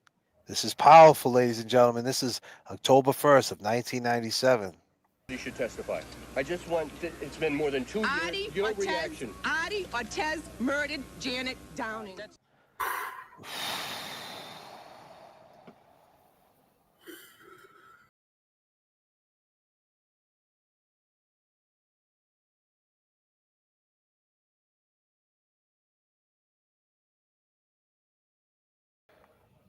God damn. Yeah, and I know you're covering the Indiana Kremlin case. Yeah, we're gonna start talking about that. And Yeah, well, you know who knew her? Adi. fucking Adi. And we talked to Danny. Toro knows a lot about that too, and that's why when I saw him up here, I knew he ran for mayor, just to get that other mayor out. He knew he wasn't going to win or anything, I think, but he just wanted to get that other guy out, corruption. And Toro knows a lot about that case. But there was a description. Someone drew a description of a man back then. And I would love to see what that description. It's there. It's there. I got it. It's there. It's you got the side by side? Bro, I got everything, bro. All right, what are you talking about? Your man J.F.K. is on it, is in the game, kid. She's very stern that Artie had something to do with this, man. I mean, while he was talking, Mr. O'Brien, Mrs. O'Brien was not letting up. No, Artie, I mean, but we talked to Danny. We talked to Danny, and Danny said that she doesn't think that that he had anything to do with that murder. I mean, 15-year-old kid, like he just said, in 10 minutes, he did all that, undressed her, dressed her, 92 disclaimer, I don't want, R.I.P. Janet Downing, stabbed her 92 times. I mean, that's just a lot for a 15-year-old kid. A lot. That's crazy. Well, that's the whole point. That's the whole point. You can't. Her throat was slashed 30 times. Yeah. Well, then it's like, where does the feline here come into place when she had no cats? And I mean, this guy makes up a story about kittens. Fucking guy. He don't even tell us about the dog. Yeah, and then a dog. It's like, so why did he do all that? And it's perfect, like you guys said, to protect himself or make an alibi for. Well, because this is what you got to understand, right? We didn't see the trial. Right now, Paula Ferrari, that's her name too, Paula Ferrari. She's been holding us down, this woman. She's been looking out for the boys. Let me see. Is it in this one? Hold on. Where is that one? What's up with Paul Jr. too? Where's he at? I'm confused on where I have that video. Let me see. Is it this one? I'll tell you, while you're looking for that video, was it Bob? Was it Bob? He came up the other night. Eddie O'Brien's family. Hold on one second, buddy. Sorry. Night of the stabbing. No, that's not it. Hold on. Go ahead. I'm listening, bro. I'm sorry. I'm just trying to go. Bob, the guy Bob. He was the publisher. He was the publisher for what? The Cambridge and the Somerville Post, or one of those, Well, the guy Bob. What was his last name? You were talking about him, right, James? Same guy? No, I was talking about Paul Jr. No, earlier. He's talking about the mayor. You talking about the mayor, dude? Oh, the mayor, Toro. So yeah, okay. He come up the other night, and he brought up a point about that someone reached out. There was a letter that was reached out in regards to a Cambridge DPW worker. Mm-hmm. And I think a day later, after he talked about that, somebody had sent me a text. Rip my son apart? Patricia, No. beyond the question of whether Eddie should testify, I just want, it's been more than 2 Where the hell is it, man? I'm confused, man. Go ahead. I'm listening, bro. I'm sorry. I'm just going through some shit. Brilliant sent me a screenshot of a message somebody sent him. And I had brought up that night about how get out on parole. Sure went behind bars to bring you this the state police camera, the picture, the state police crime scene photographer didn't show up till 3:30 in the morning. And I was kind of talking in regards to how would they really have let Adi in even after that with all the blood No fucking way. And the way No that house looked. And the message I had gotten from Brilliant was somebody spoke on the behalf that the following morning, the Somerville DPW are the ones that clean the house. Keith. Yep. Eddie, certainly something. I'm sorry. Go ahead, bro. I'm just going through shit. I'm sorry. It's all right. So, I mean if there was a DPW worker that reached out to Bob Toro, you know, it'd be great if he could come forward and talk, because maybe he was on that crew that cleaned the house the following morning. I mean, right there, what you're saying, though, it's like, all right, so number one, 4 hours after, I just can't see state police, Somerville police, detectives, anybody letting, if me and you pulled up to the scene and said, oh, yeah, I left a bag in there. I need to go get Jordans in there. it. Yeah, they're not letting us go get it. They're not going to let us in. That was a big area of inquiry when the medical examiner testified. To make sure that any of the debris from your pocket wasn't butting onto the vase. He panics. He runs. Just like any 15-year-old would. TV, Cambridge, Massachusetts. He didn't have a cat either. I mean, that was a big area of inquiry when the medical examiner testified. There were no cats in the house. That was the testimony at trial. And her family never said they had a cat. No. As I said, first time in 30 years I heard that was from Artie. What you hear? What did she hear? I went in about 4 or 5 hours after to get the kitty litter box and the kitten. That was it. And what I seen, to this day, I don't wish anyone to see what I saw. Look at him trying to cry and shit. He's a fucking fake motherfucker. Audi, that's wild, man. That's some wild shit. Like, first of all, you know, we do true crime and like we talk about stories. We just did the Karen Reed, covered that. A lot of others, like we've been in situations. Do you really think that any detective, state police, whatever, FBI would let you in the house 4 hours after a gruesome scene like that? Oh, I got to get the kittens? Man, get the fuck out of here. We don't care about the kittens right now. That's what they want to tell. Well, what do you call it? Made a good point. Zelda made a good point online. They took the dog out. The dog got taken out. If they would have seen the kittens, they would have took the kittens out too. There's no kittens. He never went in the house. He said he went in the house to get the dog food. So he lied about the kittens, then said no, right? Then he turns around and he says this. This is what he says. He says, I'll have you read it, James, since you haven't been up here. You can read it.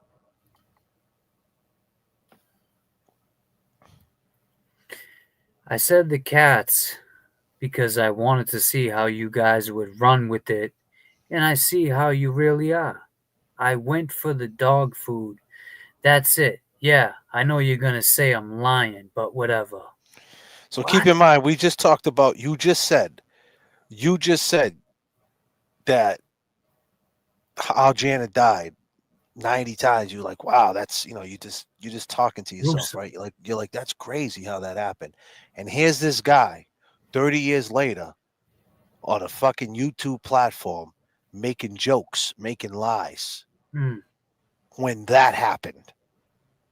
Like, how do you even like, and you were there, like, and you, and then when you spoke on the kitty, it wasn't even just a kitty thing. It's when you said you went in the house and what you seen, you wouldn't wish it on anybody in the same breath. So in the same breath, you're lying. You're lying, talking about, you know, you're lying about the cats, but in the same breath, you're saying the gruesome scene, the gruesome thing that you seen, but you never went in the house. But I don't deny, but one part that is probably true in that lie is that you did see that scene, but you're trying to figure out a way why you seen it. It's kind of like you want to get yourself caught. Right. They say that the you know, the KILLLER always goes back to the scene. And why the hell are you going back to the scene for dog food, man? Well, they took the dog out. He didn't take the dog.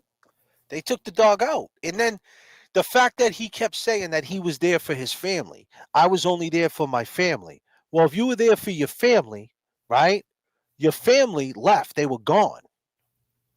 They were gone. They took them out. Janet left in an ambulance. Ryan and Paul are gone. There's nobody there. Your family's gone. Your family's at the hospital, my dude. And then you sat around. You said you went in the house 4 hours later. Well, if you got there at 10 o'clock, what's 4 hours later? Do the math. That's 2 in the morning. So you sat around till 2 in the morning while your wife is at the hospital with her dead sister who got murdered? The fuck Didn't you this hanging cab around get Boston towed? Street for? Didn't What? the cab got towed, right? Yeah, the cab, got towed. But he God sat damn. there. Yeah. Like, but why?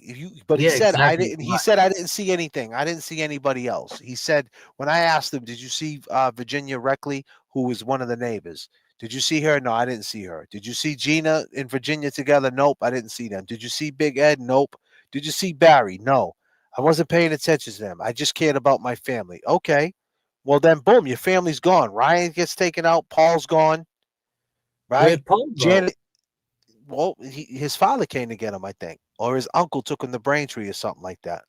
I forget. They're both twins. Like one went one way, another went another. I think an uncle picked one But up, and the Adi's dad there picked up watching another. all this, watching Yeah. them all. No, he went in the house with Gina to smoke weed. And well, not Gina didn't smoke weed. Be clear, her daughters did. Yeah, one of her friends or something. Danny, no, just Danny. No, not Danny and her sister. Danny was 17. Her sister was like 21. And he was up there smoking weed, and she said he was acting mad weird. How old was he at the time? 30. 30 years old, smoking with some 17-year-olds. Goddamn, Marty. But then he said he called his wife, and his wife was in the emergency room, and that's how he did this, and he learned that, and all these different things, and why not go to the emergency room? And even if you did lose your keys to your cab, all you gotta do is call one of your boys at the cab company, and they're coming to pick you up. Or you could take a cab, or you could go walk the 2 miles, or get a ride the 2 miles from somebody, or whatever. The cab back and go jump in another cab. They're gonna. And that's the thing, Jay.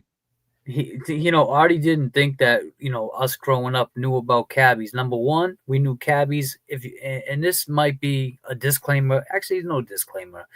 When you worked at a cab station, you either did drugs, did something illegal, was a piece of shit. Usually cabbies didn't have a good reputation if you worked there. Some, not all, but most of them was on some sketchy shit. They grinded. Yeah. And it seems like the shit that Artie, you coming back 30 years later trying to make jokes about it. Cat. Well, that's what I'm saying. If that's a lie, in the same breath, he's crying and wants you to believe what he's saying with him crying. Yeah, it doesn't make sense. In the same breath, bro. I went in about 4 or 5 hours after to get the kitty litter box and the kitten. That was it. And what I seen, to this day, I don't wish anyone to see what I saw.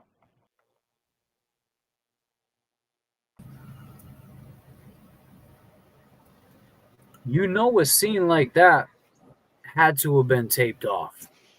It was taped off. You've seen it. There's It no was taped off.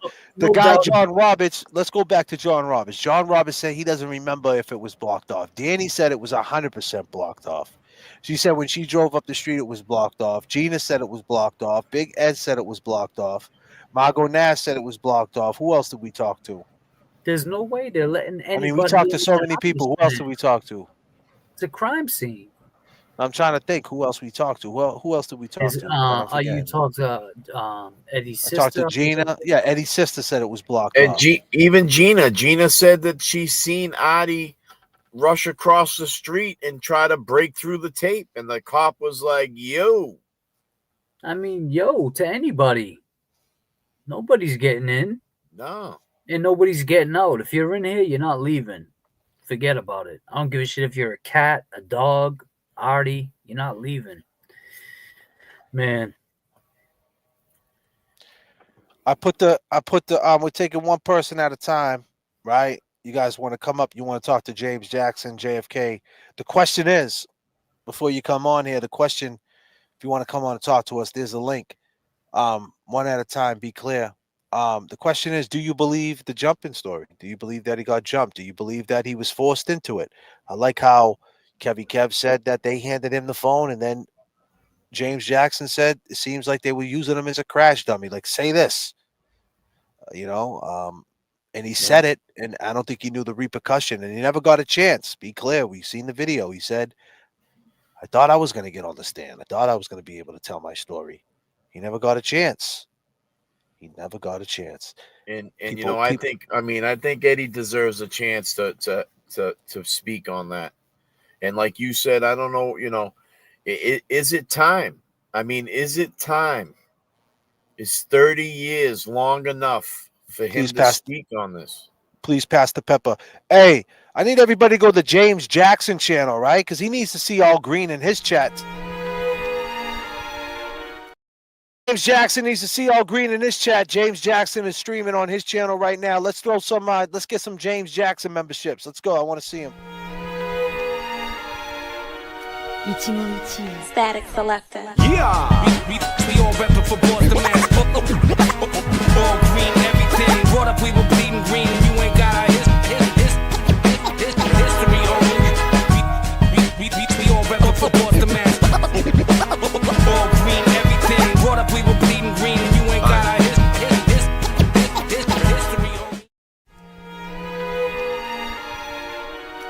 on Static Selector. Yeah. We all reppin' for Boston, man.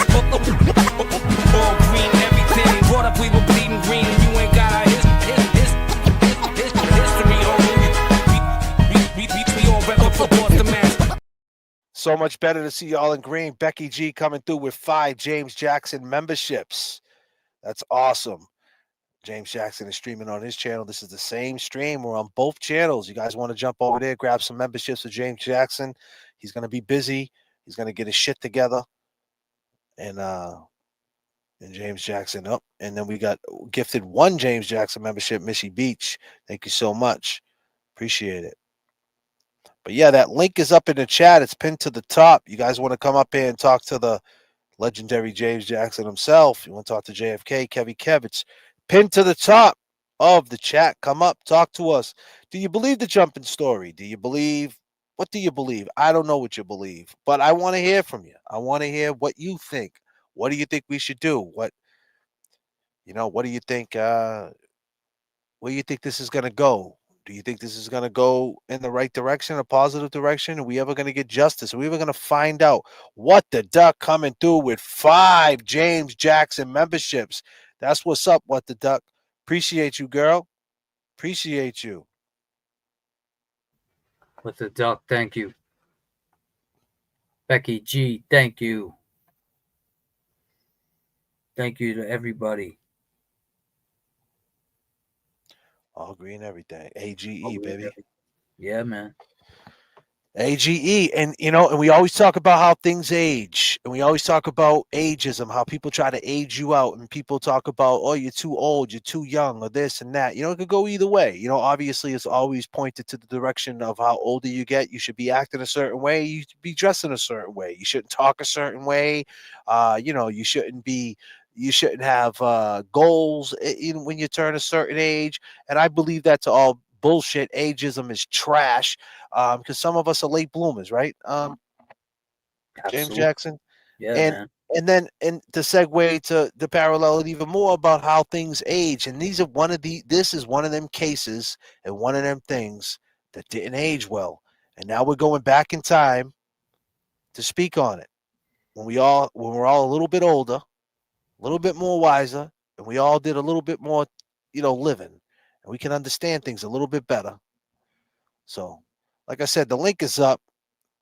Your man J.F.K. is going to hang around for a little while more. You guys want to come up? You want to talk to us? Kev is here. Wow. Leslie gifted. God damn, we got some turbulence, James Jackson. Hold on.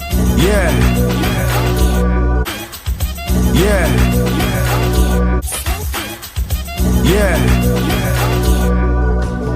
Turbulence in the chat. Can you hear me? Can you hear me? Boston. Turbulence in the chat. Boston.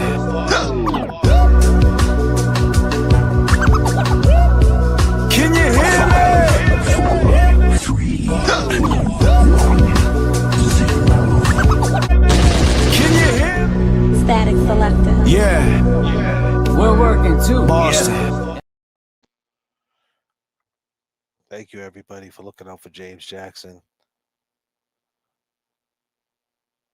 Kev is here. Appreciate for sure. that. We waiting on you guys. You guys want to come up? Usually.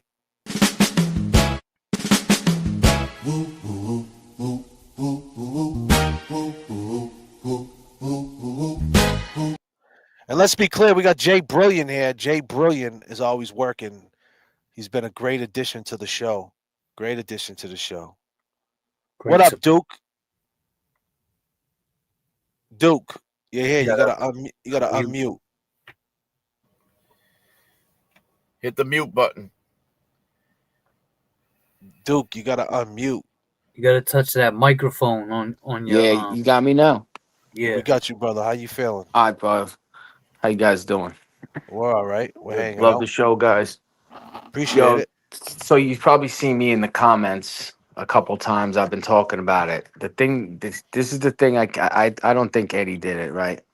I honestly think that it probably was, you know, it could have been the son, it could have been Artie, it could have been some, you know, I just don't think it was him. But the part I can't get past is if he's seen some dude in the house and the dude was wearing a mask, like if it was Artie and he knew him because he was in the neighborhood, they knew this guy for years. Like that'd be like, you know, somebody that you know wearing a mask and you saying, well, I didn't know who it was because he was wearing a mask.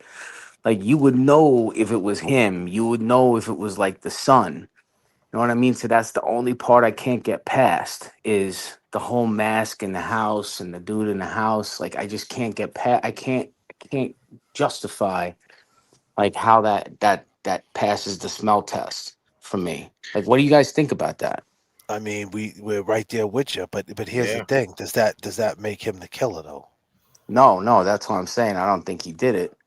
But it's just I you know that's the one hang up I got as to like the I only don't know if part. that happened. I mean, and the thing is, did like we said, James Jackson, we spoke on it. It seemed like he showed up to the store, and they just called 911 and passed him the phone, and he just said what they said to say, like it was during that space and time in Right. Boston. Where you from, my man? If you don't mind me asking. I'm from Long Island, New So York. you're from Long Island. That's what's up, man. You know, out in Boston at that time in the 90s, there was a lot of profile. They had a thing called Stop and Frisk, and Somerville was known for Irish, and kids got jumped, and it's kind of like the black kids are hanging in Union Square. I got jumped. And it's kind of like that. Right. Them things happen. The juveniles, they posseed up, right? There was, everybody was rolling 5 deep back then. Right, That was the right. thing. Let's all hang out, 10 of us, and go walk the square. You know what I mean? Or walk Manhattan, wherever the fuck you are. If you're out there in Islip, am I saying that right in Long Island? Yeah, it actually Yeah, I'm like 10 miles away from Islip. yeah, I'm in yeah. I'm in My man, Babylon. my man Tony Touch lives out there, man. He lives out All there. right. Yeah. We're about the same age. I'm 50. I'll be 51 next month, so I think we're Yeah. probably about the same age. Yeah. So I grew up in the same era. I dig all your music when you guys play. You guys do your dance offs and stuff like that. So I really only got tuned into you guys like maybe 3-4 months ago. Absolutely. During the Appreciate Karen that you're Reed here. thing. Mm-hmm. So, but yeah, I enjoy you guys every night. Welcome back, James. We missed you, man. Glad you're chilling again. So, anyway, that's just what I just want to. I don't want to. I like it when people kind of do quick hits. Jump in, Yeah. comment, and then Yeah. hop out. So I don't want to tie up anybody else's time. But I appreciate you taking my call and hearing me out. And that does make sense. Now that you said that with because I did hear James talk about that, and that does kind of make some sense. The kid's panicked. He runs into the store. The kid, he's got, maybe he's got some blood on him from touching her, and the guy's just telling him, "Hey, you got to call the cops. Tell him you got jumped." So well, I don't know, but in today's day and age, though, with the DNA, if there was any type of DNA evidence in that case that was unresolved, that was unknown, and now all of a sudden, 30 years later, because again, Long Island, right? I don't know if you guys ever heard of the Gilgo Beach murder, the serial killer. Yeah, the dude. He was the big guy, Yeah, right? yeah, the Yeah. big dude. Yeah, Yeah. he got caught because what happened was not to get off topic, but he got caught because of the mitochondrial DNA technology that they didn't have back in the day. He was wrapping these chicks up in these like burlap Yeah, he was blankets, killing all the. Yeah, he was killing all the the prostitutes. prostitutes, and he was wrapping them up in burlap blankets and stuff. And what happened was his wife's hairs, because she lived in the house. His wife's hairs, when they they started investigating him, they ended up taking samples of her hair and his hair, and they were able to do the ancestry DNA, and yeah, the ancestry DNA piece, just like they caught that guy Cole Berger, whatever his name is, out in Idaho, who killed those college kids. That's his relatives put in the ancestry DNA claim, and the FBI has access to all that stuff, and it's just like you could trace that all back now. So if Right. there was that kills me, that there's like, hey, unresolved DNA, we don't know whose it was under her fingernails on both hands, On both hands. and this dude is saying he didn't do it. Okay, so test the DNA, and if it comes back as we And still that's don't when know who it is. and that's why it's called politics as usual in Massachusetts. That's when the politics come in. Exactly. That's when he's got to do Rule 30s and he's got to wait this shit out. It should be as simple as just run the DNA for shits and giggles. Who cares, right? Like, Right. what's the problem?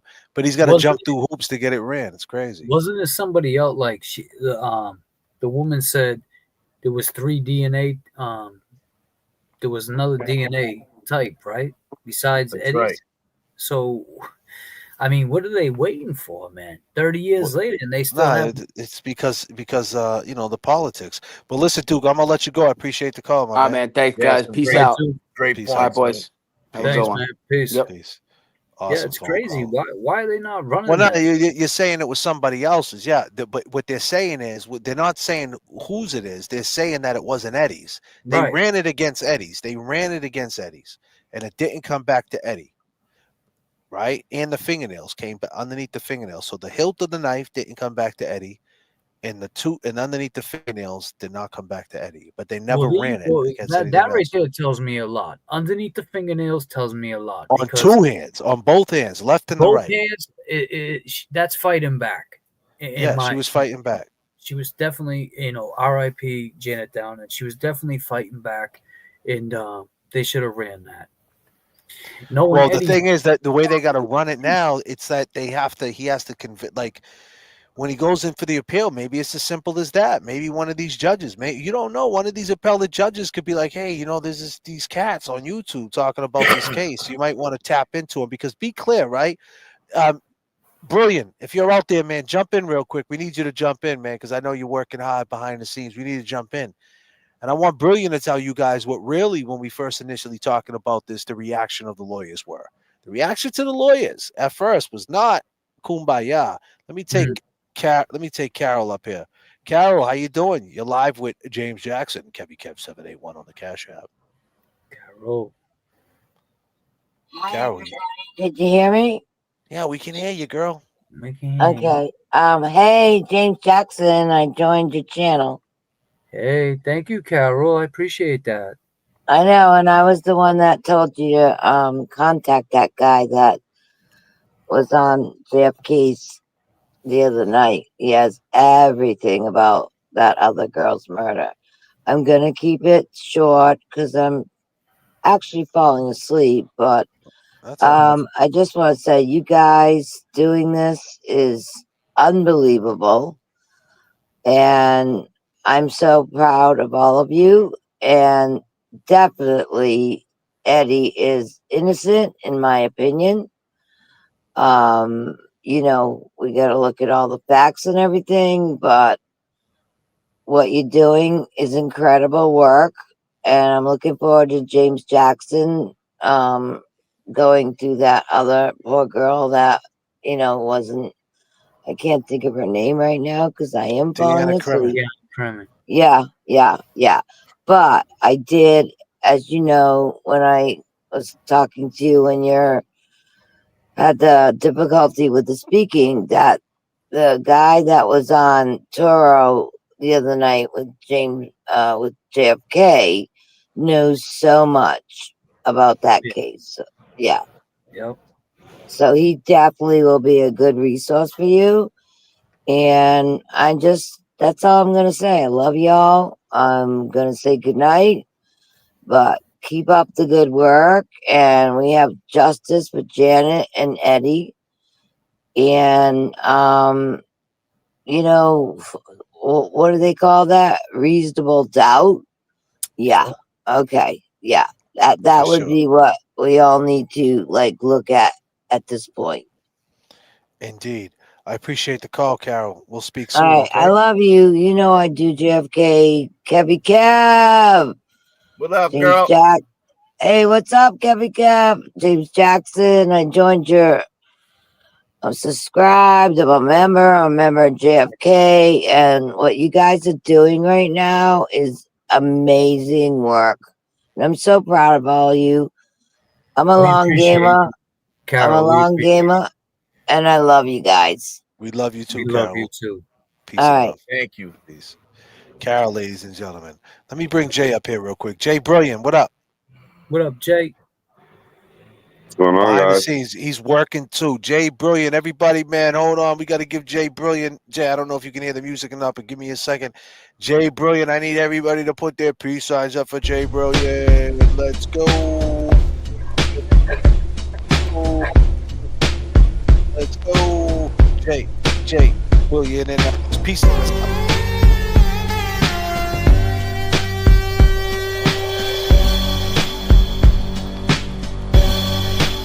Working too. I'm gonna go out and come back in. I can't hear you. That's all right. You don't have to come back out. I just played the music real quick. Sometimes that happens. I don't know why that happens, but it happens. We got a bunch of peace signs up there. The chat loves you, brother. So I wanted to bring you up because you're behind the scenes. You're making phone calls. We've been collabing. Me and you talk all the time. And and it's a group. It's a team effort, right? Me, you, Kev, James Jackson is he's been behind the scenes too. Me and him been talking too. So don't get it twisted. But the point is what when we first initially started talking about this case, what was the first thing that you heard about it, like with the lawyers? They didn't want it to happen, and they were totally against it. And now what's their outlook on it? They're all for it. They're loving it right now. I'm not going to get into all the details because... Well, I can imagine why they're loving it. They're loving it, and this is just off my opinion. They're loving it because they just saw what happened with Karen Reed. They saw all the eyeballs on that, the recognition. So that kind of puts them in the spotlight. So they got to do the right thing now, and either they're going to do that's just my opinion on what they would. For sure. I mean, I think it has something to do with I'm going to assume this. Go ahead. Because of us, this is going a lot faster than they thought it was going to go. Exactly. It's been moving. People want to speak. People want to speak. People want to speak about this because there's a lot of people, that believe that he's innocent. And I think that Adi, you got to give to Adi's credit. The second guest, we got Adi on the show, and Adi answered all the questions, and he said the cats. And I think he wanted to be the first one out. I think Adi's mentality was it was him against Eddie. Cats. And I think he thought in his mind it was him against Eddie. And he's thinking like, I'm gonna say what I gotta say to this platform, and it's not gonna they're gonna just talk about it, and it's out there, and that's it. I don't think he understood what live streaming was, that it's a continuous stream. It's like the ocean. It goes up, it goes down, it goes up, it goes down. It's wavy, it's bumpy, it keeps going and going and going. And there's depth to it. There's the shallows, it's this, it's that. There's so many different things. He In a thought live it was stream. one episode. He thought it was He probably thought it was a one and done. He put out what he wanted, and he didn't understand that we were gonna dissect his shit day in and day out, and And he now, didn't understand there's great whites in the fucking ocean. yeah, he didn't understand that the great whites, we're orcas. We're even worse than the great whites. You know what I mean? Because we're family over here. So, and then he slipped out what he slipped out, and then he ended up, he saying he lied about the cats because now he's in a pickle. And it's like, so I think that the lawyers see that, and that's kind of like that could be new evidence, right? Because I don't know if it's new evidence, and I don't know if it would be considered new evidence, but as far as what we heard Margot Nash said, she said that it was a big area of inquiry in the medical examiner testimony about these feline hairs. Yeah, but technically, wouldn't it be new evidence because it's a new suspect? He was never a suspect before. Well, yeah. I mean, we don't know what that's another thing. We don't know until the thing is, I think that, the best of both worlds is about to collide. I think when he finally, first off the bat, I love the fact that we're giving all of us motivation as far as Eddie too, because now Eddie, he's probably telling his team of lawyers like, yo, we need to get this going. We need to, what can we do? I want to get this out to the public so I can speak on it. I think And this Eddie, is what I was saying, that it's moving faster than they thought it was going to move. right. So now they got to figure out a way where Eddie can be in a position that he can speak on it, where it's public, where it's at the public's hands, where we could go over his appeal, where we could go on to what he knows. Because there's a lot of investigative reporting that he has that we don't have. You know what I mean? So you need to you need to go visit Eddie because we heard. Well, here's the situation. You heard about the list, and that was that other situation that we talked about. Yeah, but you don't need to be on the list because you're a media. You're considered media. Well, yeah, I'll tell you. You can go in whenever. I don't know about, but I know how them jails are, man. You got Kevy Kev can go in whenever. I don't know if me and JFK can just walk. No, you can't. First off the bat, he has a visiting list, and it changes every 4 months, and that's packed up. So we ain't getting in there until after the holidays, right? Number one. Yeah. Number two, as far as podcasts and all that, you still gotta go. You still gotta give your name, everything, and security has to run you. And if they find out that and listen, them security people, man. They're listening to everybody's phone calls. They're monitoring everything. And if your name is anywhere in the mix, they ain't letting you in that prison. I mean, especially someone of his caliber, Eddie's caliber. Well, they're listening to everything that he says, every letter that comes in. Probably watching right now. Big Ed said that Eddie told him there's podcasters in there all the time. Okay. Well, hey, maybe things changed. Maybe things changed. I just know security. They're real strict, especially when they know other people might have did a little bit of time before. You know, yeah, that's exactly what I just want to be clear when I say Kevy Kev might be. I don't know if Kevy Kev did time before. I'm saying I know in the past JFK and I have done time, so I don't know if we could get in there like that. But that's why I said that. Just it's been a long time, but still, how many years they have to let you in? Yeah, but it's still a process though. It's not a 1, 2, 3 thing. It's like it's you gotta stay on them, and believe me, they're not calling you back. Right. Listen, I just got robbed at the fucking Encore. They took everything, right? Them cops acted like I did the fucking crime. Yeah, they did. And the security in the prisons are just like them. They don't give a fuck. No, but they went as far as telling you they saw who did it. Well, they couldn't get the video. And they also remind him that he should know how this works. And that's what we're getting at. Yeah, we should know how this works exactly. And I still haven't heard a word about it. Man, not you a fucking word. And why even call them? Because you know what you're gonna get. Right.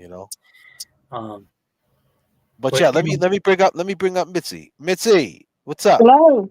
Hi. Hey, what's going on? You're live with Jay Brilliant, James Jackson, Kevy Kev 781, and JFK. How you doing? Hey guys. Kevy Kev, I appreciate what you were saying and everything about you weren't sure if you're kind of leaning towards the fact that he didn't get jumped, but I'm leaning towards the fact he did get jumped because that man gave a affidavit, a statement, had been calling and trying to tell people that he witnessed it and he saw it, but that man, we found out, had since passed away. And so I'm thinking Eddie had the worst day of his life that day. Yep. That's And very that's possible. That is totally possible. You know, and I mean, I can't imagine going to ask my friend if he wants to go with me to Burger King and then walking in on whatever he walked in on and being told I'm gonna kill your family if you say anything. Okay, right there, you 15 years old, you're in shock, you don't know what the fuck's going on. Excuse me. You don't know what's going on, and I can't imagine. That's what keeps playing in my head. That kid saw something. And definitely. So, and I think he saw a lot before that. 100%. He saw a lot. And so then he goes down the street and he's probably wanting to go get away and figure out what to do because he didn't want to run directly across the street and bring whoever that was over to his house. He didn't want to put them in immediate danger. This is just my thought process. I'm saying, okay, so the kid ran. He didn't want to go across the street to his parents and tell them what happened immediately because he didn't want to bring that home to his house and put them on the target. He had all this stuff going through his head, trying to play this out in his head is the way I'm picturing it. Right? When someone threatens you, I'm gonna kill you, whatever he said. What was the exact words? I'm gonna kill you, your family, and your parents and your family, or how did it go? Because kill your whole family. He said he's gonna kill his whole family. He knows who he is.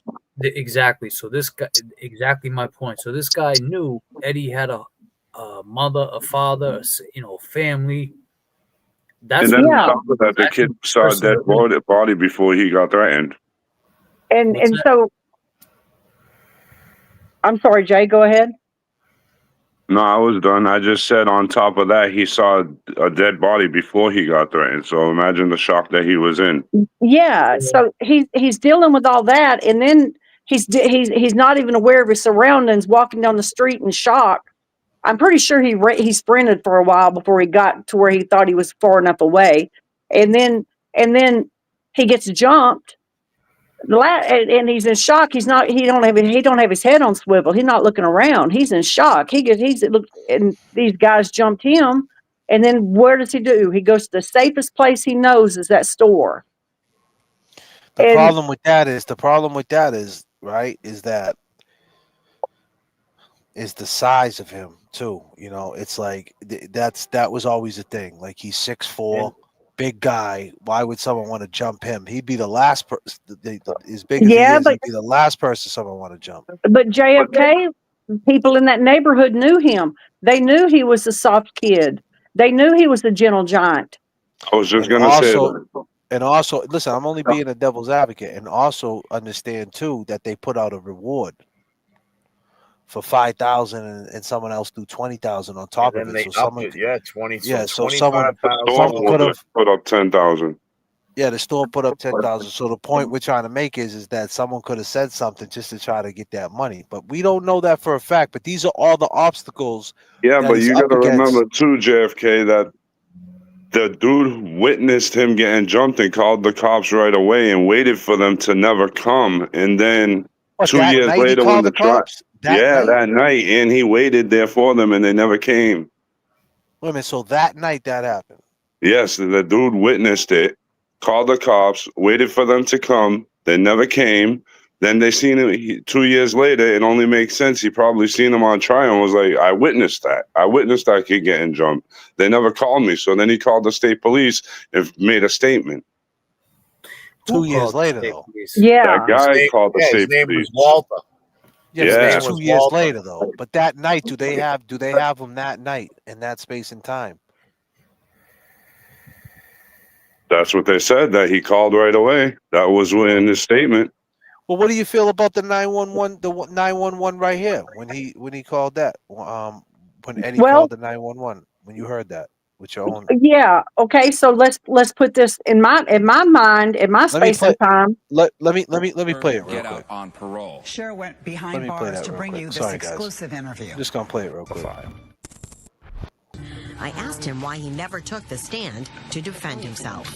I was always under the impression that I was going to testify and I was going to tell my story. Why didn't you?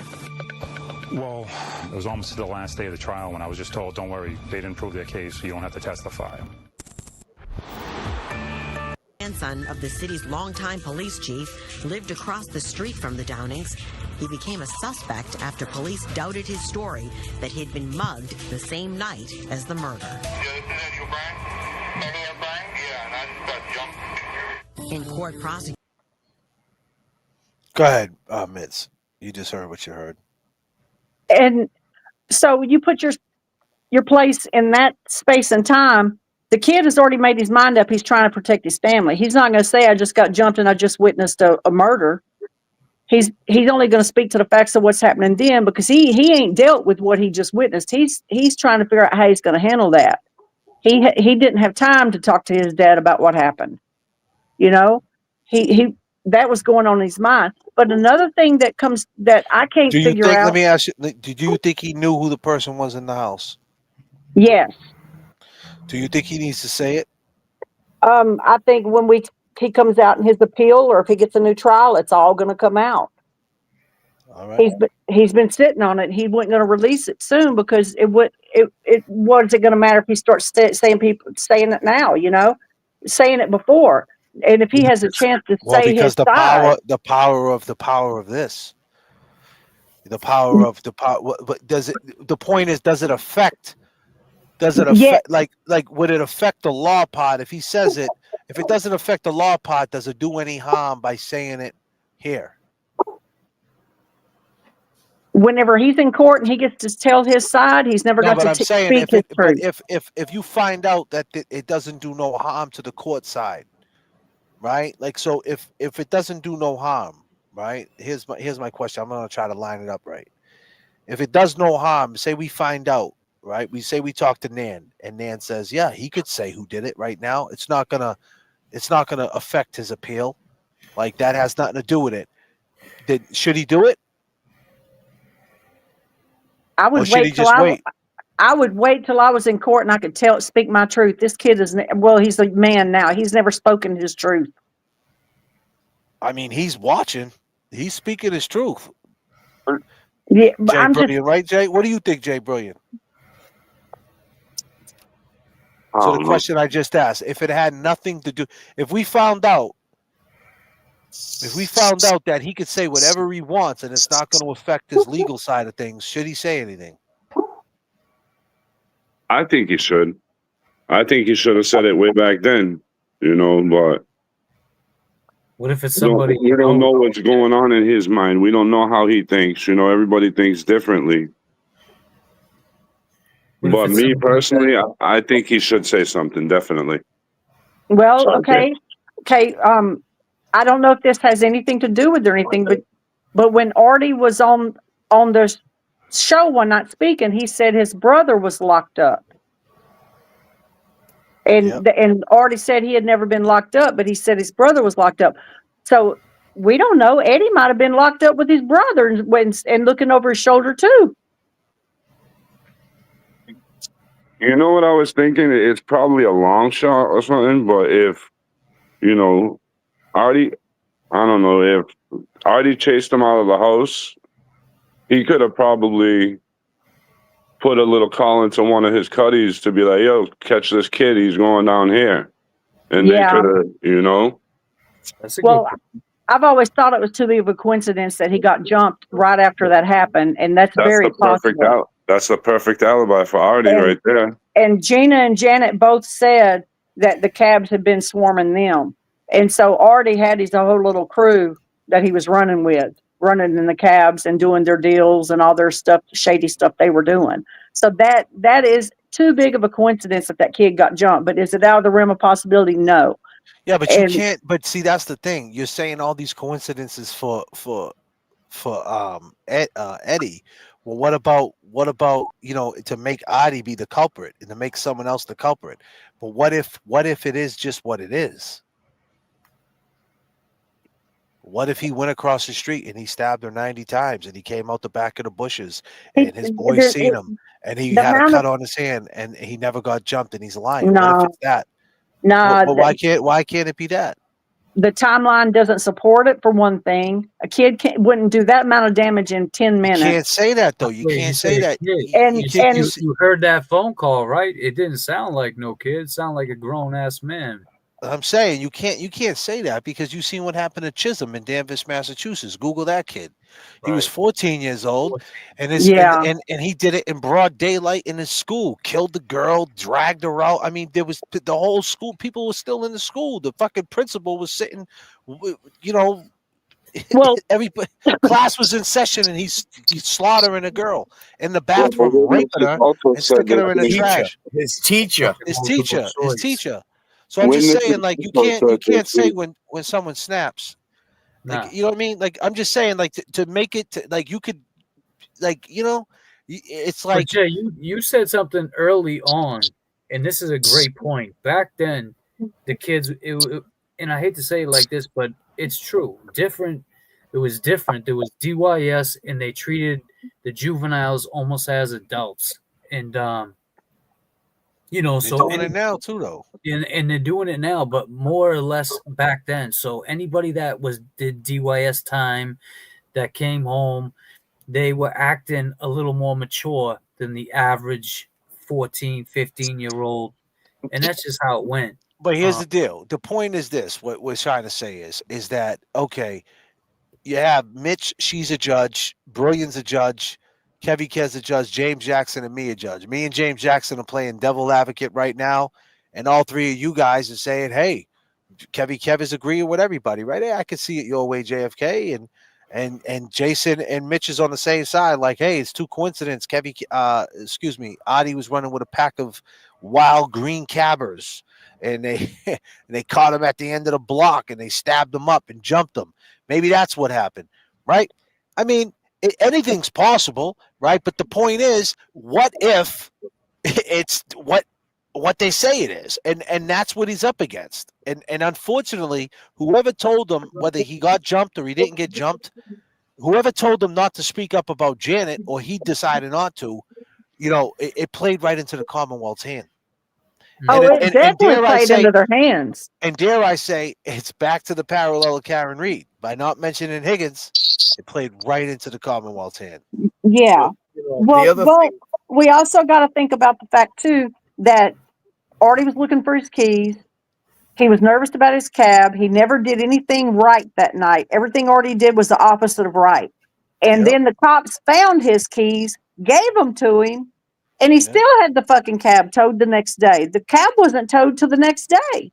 Well, and 30 years later, he's still lying, saying that didn't happen. Yeah. And he's still stalking everybody on Reddit, on Facebook. He's still stalking everybody. And why play games 30 years later? Yeah. He lied straight to us, man, in the same breath, you know, and I And paralleled so that to there's take too much shade going on with Artie. Right. Jay Brilliant, you got something to say? I said, just like James said, they always go back and they stay involved. I mean, at the end of the day, how do we get that DNA tested, and how does it get how do you approach this case? I mean, if you got to understand, like, the pressure, these judges, they're all in business together. They're all in it for political. They don't want to give up their house in Marblehead or their house in, you know, wherever, right? They're living good. These judges, to turn around and exonerate. Is that right for business? You know, and that's why it's called politics as usual in Massachusetts, because then they would have to go against their forefathers and people who just because Riley's 82 now, who the fuck is he connected to? He might be connected to a whole bunch of people, right? And it's just like, can they do that? And will they do that? And then how do you get it? And that's the thing, what I'm saying about the power of social media. Maybe it's time to just lay it all out and stop relying on the fucking law to get you out of it. Let's tell what happened. Let us know what happened, and we'll take it from there. I mean, maybe that should be the approach. I don't know. Maybe it shouldn't be. But I heard it with Karen Reed. Everybody's telling me the same thing. Karen can't say this. Karen can't say that. Well, goddamn, she almost got convicted of murder by not saying Higgins. If she would have just said, you know what I mean? Like, you know, I'm just saying that in that first 24 hours when she was arrested, she should have said, hey, listen, man, Brian Higgins, he's a piece of shit. Look into him. Boom. And guess what, right? She wouldn't even, at that point, I don't even think she would have needed a public backing like that because it would have been on paper and they would have been in a pickle. And it's the same situation with him. If he would have seen what happened, then they would have had no choice but to investigate somebody else, but they didn't. And Well, it was all the politics because they were wanting to get that law changed, and he was their altar boy to help for them to get the law changed without putting it on any other ethnicity. Is Yeah, the but reason why.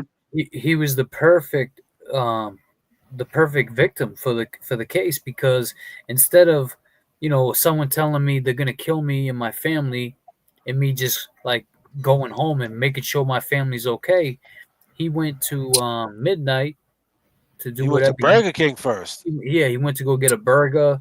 I mean, well, then he said, hold on a second. Let me pass it to Kevy Kev because Kevy Kev does some deep diving and Kevy Kev got some issues. Kevy Kev, take it away. He goes to Burger King. But what did he say about Burger King? And then what actually, when he made a statement in 2000, talk about that statement because that bothers you to this day. Yeah. You know, at 2:15 in the morning, he makes a statement at the police station, and he says that he went to Burger King, and it was too busy, and the food there upsets his stomach, so he left. so what the fuck he go there for if the food Well, There you y'all, go. he was in his head. I mean, look, he No, done but hold on. all the But stuff he that he told his witnessed. dad, hold on. But he told his dad he was going to Burger King, though, Mitz. He left his house. He said, That was before he seen a dead body. Before he seen Janet in her state, he said, I'm going to Burger King. So then he walks across, he's walking towards Hamlet Street to get cut down Hamlet, or maybe he would have walked straight down Boston. But as he approaches Janet's house, he sees the door open. He goes up. My assumption is he's probably going to call out for to see if one of the brothers was home, to see if they wanted to go to Burger King with him. And then he ended up in this situation. We'll But see then, if they had anything else in the fridge, because he said Burger King made his stomach sick. I mean, I believe Margot. I believe Margot said that he went to Burger King and maybe just kind of splashed himself with water in the bathroom. Because when I went to Burger King. It could have been a hangout though place too, because back then, I mean, even now, you're right. But it's not necessarily. Hold on, let me talk about what James says. I got to put context. James is right. James is saying basically that just because he said he was going Burger King doesn't mean he was going to eat at Burger King. He might have went there to see what was popping at Burger King. Yep, that might have been the spot. There you go. But Perfect. in his I love statement, it. I love it. James Jackson coming through. and that might draw some concept to his statement. I mean that we're talking about at 2:15 in the morning. That this is real time. This is on the date. This is What else did he say? What else did he say though after that? Something that always bothers you. Yeah, well, okay. It was before. It was really one of the first things that he said, that earlier in the day he went over to Janet's house with a couple of friends. He goes in the house. They were gonna play Sega, and Janet was sleeping on the couch. So they hung out in between the kitchen and dining area. Then it states, I moved her pitches and I left. And that bothers me because I don't know why he would admit to moving her pitches.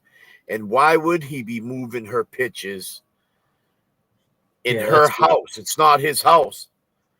That's it makes me think of the fuckery. Like, was he fucking around? Was he joking with her? You know what I'm saying? Was he joking with Ryan? Was he joking with That's where I think that midnight convenience store was that comes in, and it was a kind of trifecta in his life that I don't think he should have been working there.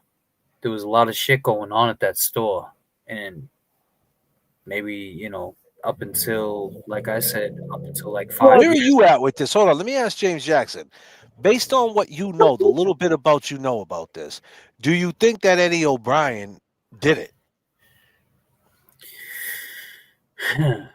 I mean, to say he did it would be like, I would just say I would like to see them test the DNA under her fingernails and to test didn't you say there was some more DNA that they didn't test or something? There was a on the hilt of the knife.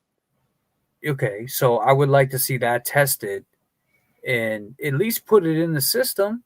By now, 30 years later, They did test it. They didn't test nobody else other than Eddie to it. Well, that's the thing. Why though? Okay, but there's also this thing too. Whenever the cops took his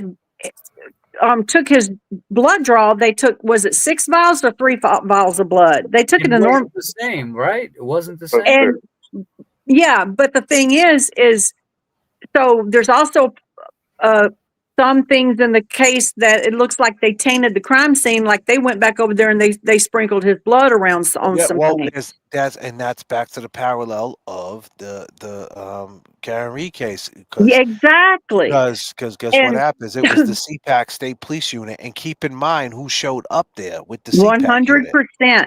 Riley showed up. Hold on, Riley, the DA, showed up with the CPAC unit. 100%. And he was a district attorney, right? And so he that's what tried he the said. case. He said, "Button this up, boys. We got to get this one." And I mean, I'm in my mind, and okay. So, but Eddie he got a tetanus shot, and if they drew blood after his tetanus shot, the antibodies in his blood from the tetanus shot would show that he would be showing that he got a tetanus shot. Yeah, that's a good And point. so any of that blood that they had drawn will have the record of the antibodies in it. And so they can prove the blood was not that was put on those things after the fact. That's a great point. Yes, you said this before in the chat. I pulled it up. I seen that. But okay, but they didn't do that. No, that's of the course thing. not. Like, what are they gonna do? So what do we do? Where do we go from here? That's the point. So my question was, right, to everybody before they came in, do you believe that he got jumped? Okay, you believe he did. All right. The thing is, do you believe he knew who was in the house? You believe he did. The question now is, does he say it? You say no, wait. I mean, not for nothing, Mitch. He's been waiting fucking long enough. Well, I mean, he's got 30 years in. I mean, like I said, if it got nothing to do to affect the league, because Artie, we got the dude right now lying, right, Jay Brilliant? We caught him lying. He's fucking lying. So, like, we need to know. Yesterday? Say what? What did we count? 11 times yesterday? 11 times more. Like, we probably could do it again and go over it again and catch him. Because keep in mind, he said I could have easily backed up and went down Hamlet Street. And that's one of the things. And he couldn't have, because if he backed up, he would have been on Boston Street. And Jay, is it possible that you could reach out to any of the jurors from that time? I'm trying to get a hold of juror -6 because that's Paul's friend. Yeah, because they said Paul Sr.'s friend was on the jury also. In 30 years, Margot Nash said, I never heard a fucking peep about a kitten. Right? Why is this dude right here? I went in about 4 or 5 hours after to get the kitty litter box and the kitten.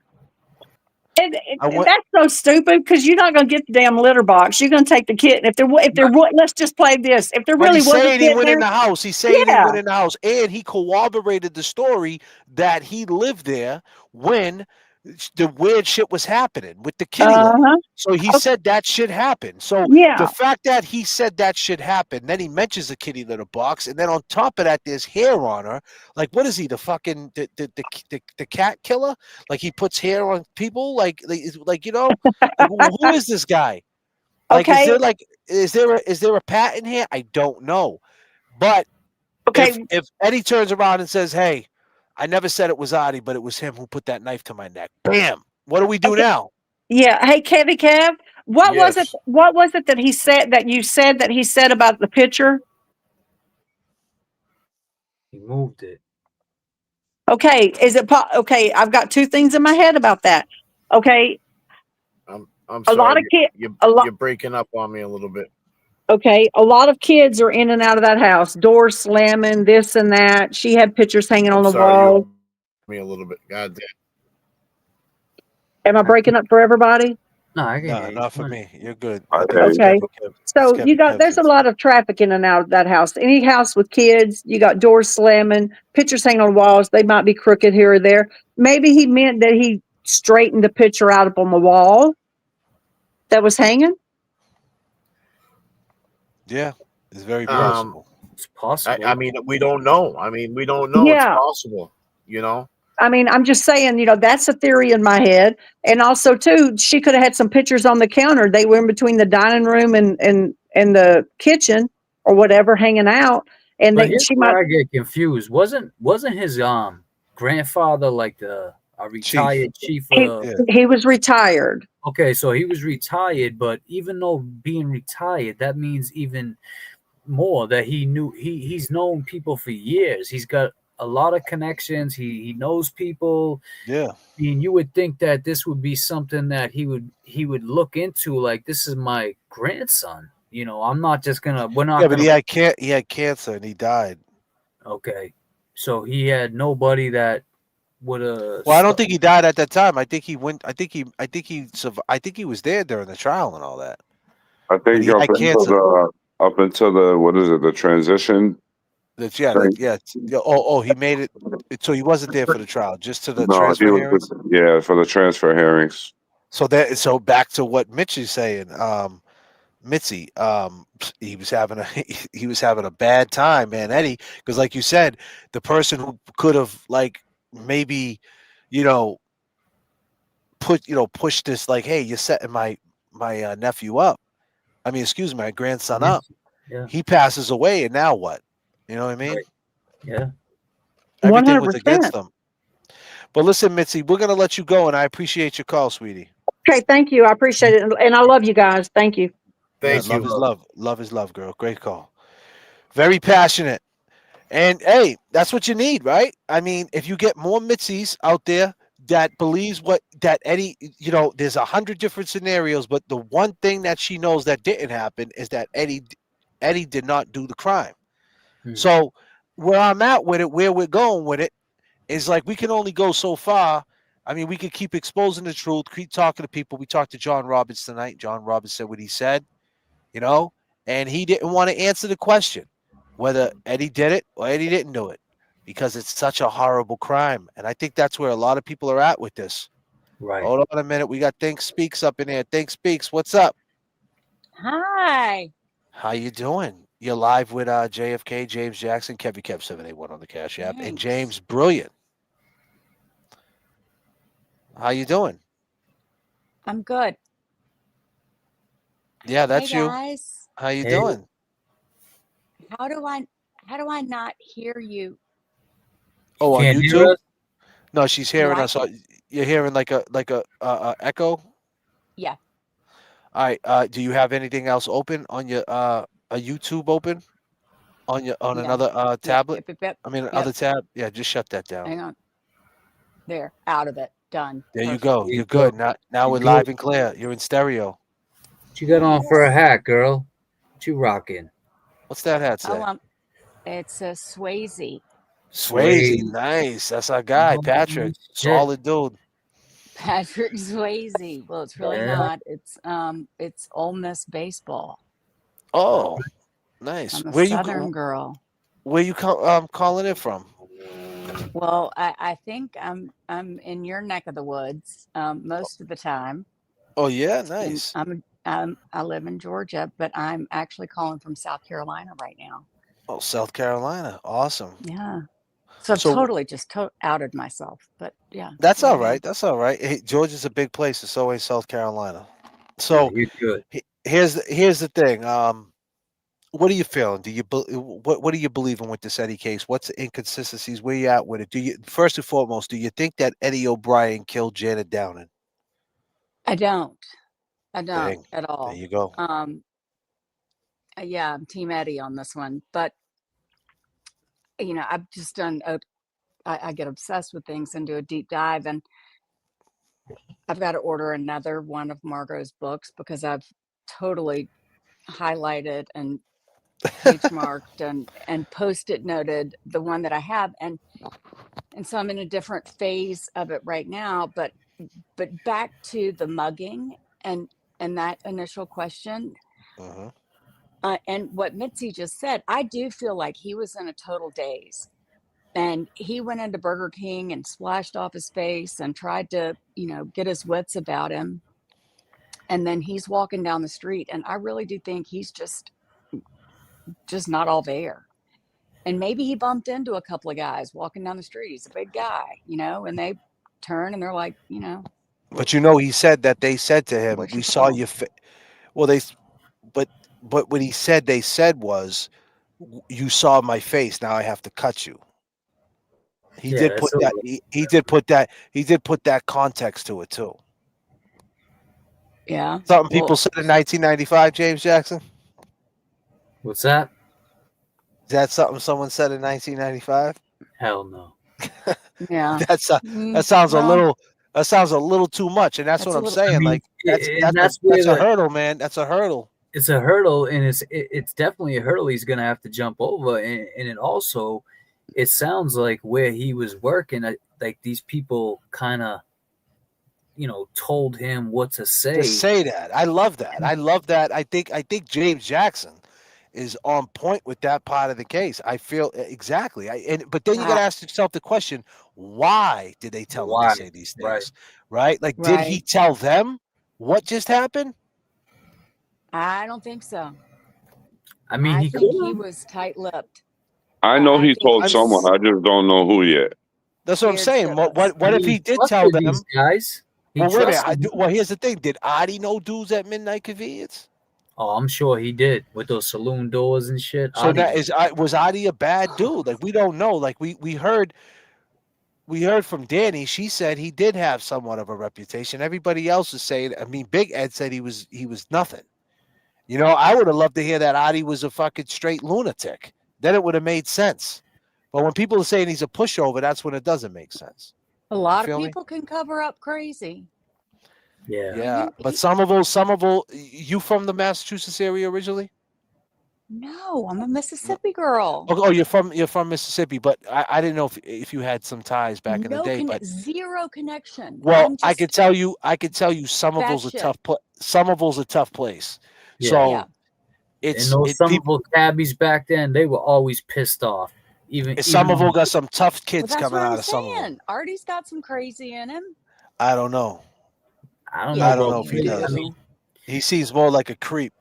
Yeah. Well, definitely crazy. Like that's what I mean. He's not. Yeah, but what I'm saying, what I'm saying is in Midnight Convenient, I'm saying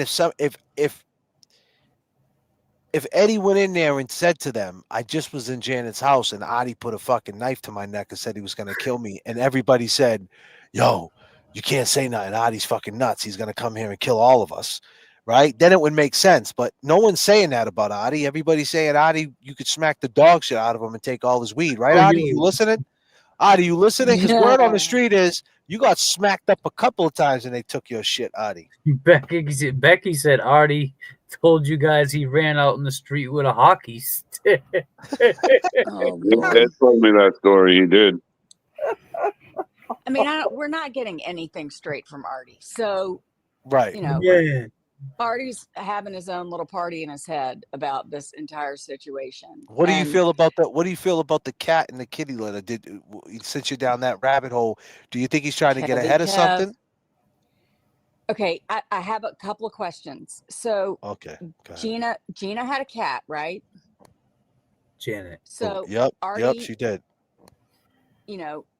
Artie over at Gina's, Janet over at Gina's. That's easy to explain. I do think that Artie, I do think he had enough crazy in him to be messing with Janet and going over and hanging the cheesecloth, cat litter poop, and all that stuff. I think that's legit.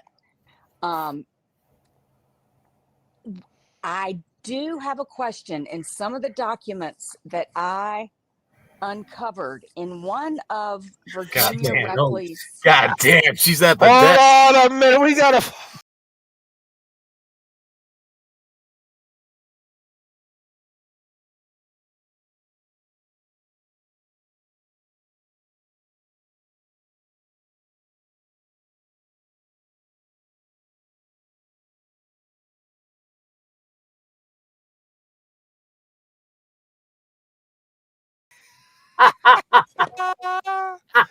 Oh man, she got the Okay. She said, "Hold on a second, guys. Oh, I do. I have a file. Page Wait, 3. Wait. Let me just go ahead and tell on myself. Okay. I'm legit, like, admittedly, batshit crazy. I have a police scanner. I listen to all zones in Atlanta. Nice. I am all over it. Okay.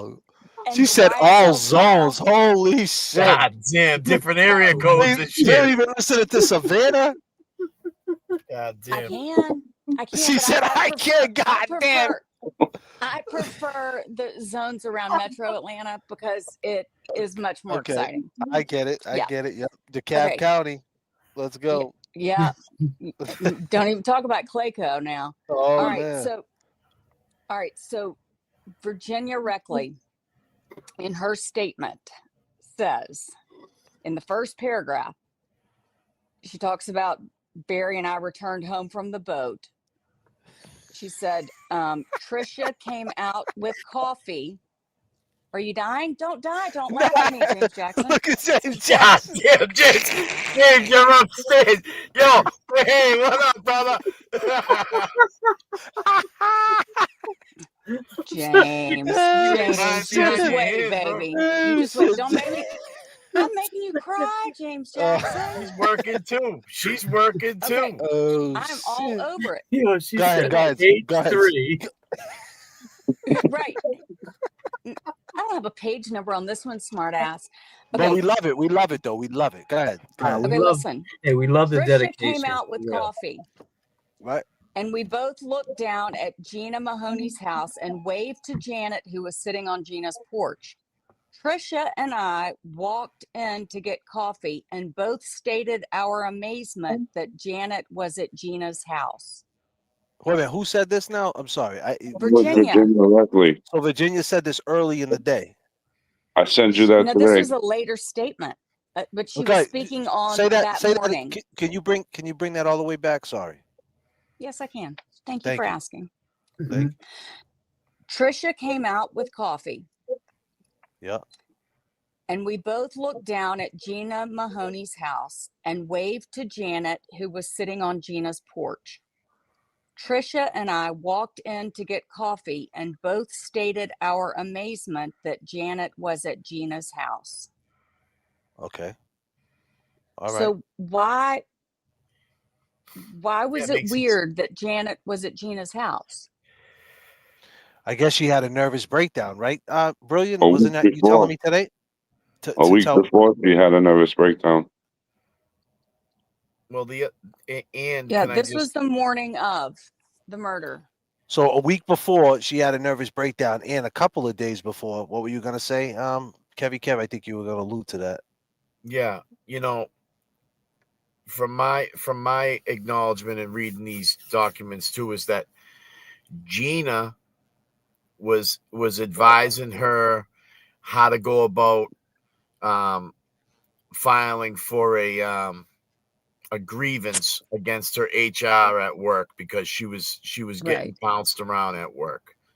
So I see where you're going with this, which is great because I wasn't aware of this, but maybe she was reaching out to Gina at this time. So who exactly? I'm sorry. Who exactly is Trisha? That was Eddie's mom. Eddie's mom. So Eddie's mom, and who else was she with? Virginia. Eddie's mom. Yeah, Eddie's mom and Virginia were going into, I believe they went into the O'Brien house to get coffee. And they seen Janet with Gina, and they were like, "Oh, that's cool." But keep in And they mind, thought 2 that was days. just kind of weird. Well, keep in mind, 2 days prior to that, though, Paul Jr. beat up Janet. Right. So that's Right. another thing. So she had a nervous breakdown in that week, and Paul Jr. assaulted his mother, and that's when he went to go get Eddie Sr. She went to get Eddie Sr. to talk to him, and that's when Eddie Sr., who was on the show, who said this, by the way, he said this. If you guys Right. don't know that episode, go check it out. I forget what number it is, but it's there. The O'Brien family speaks.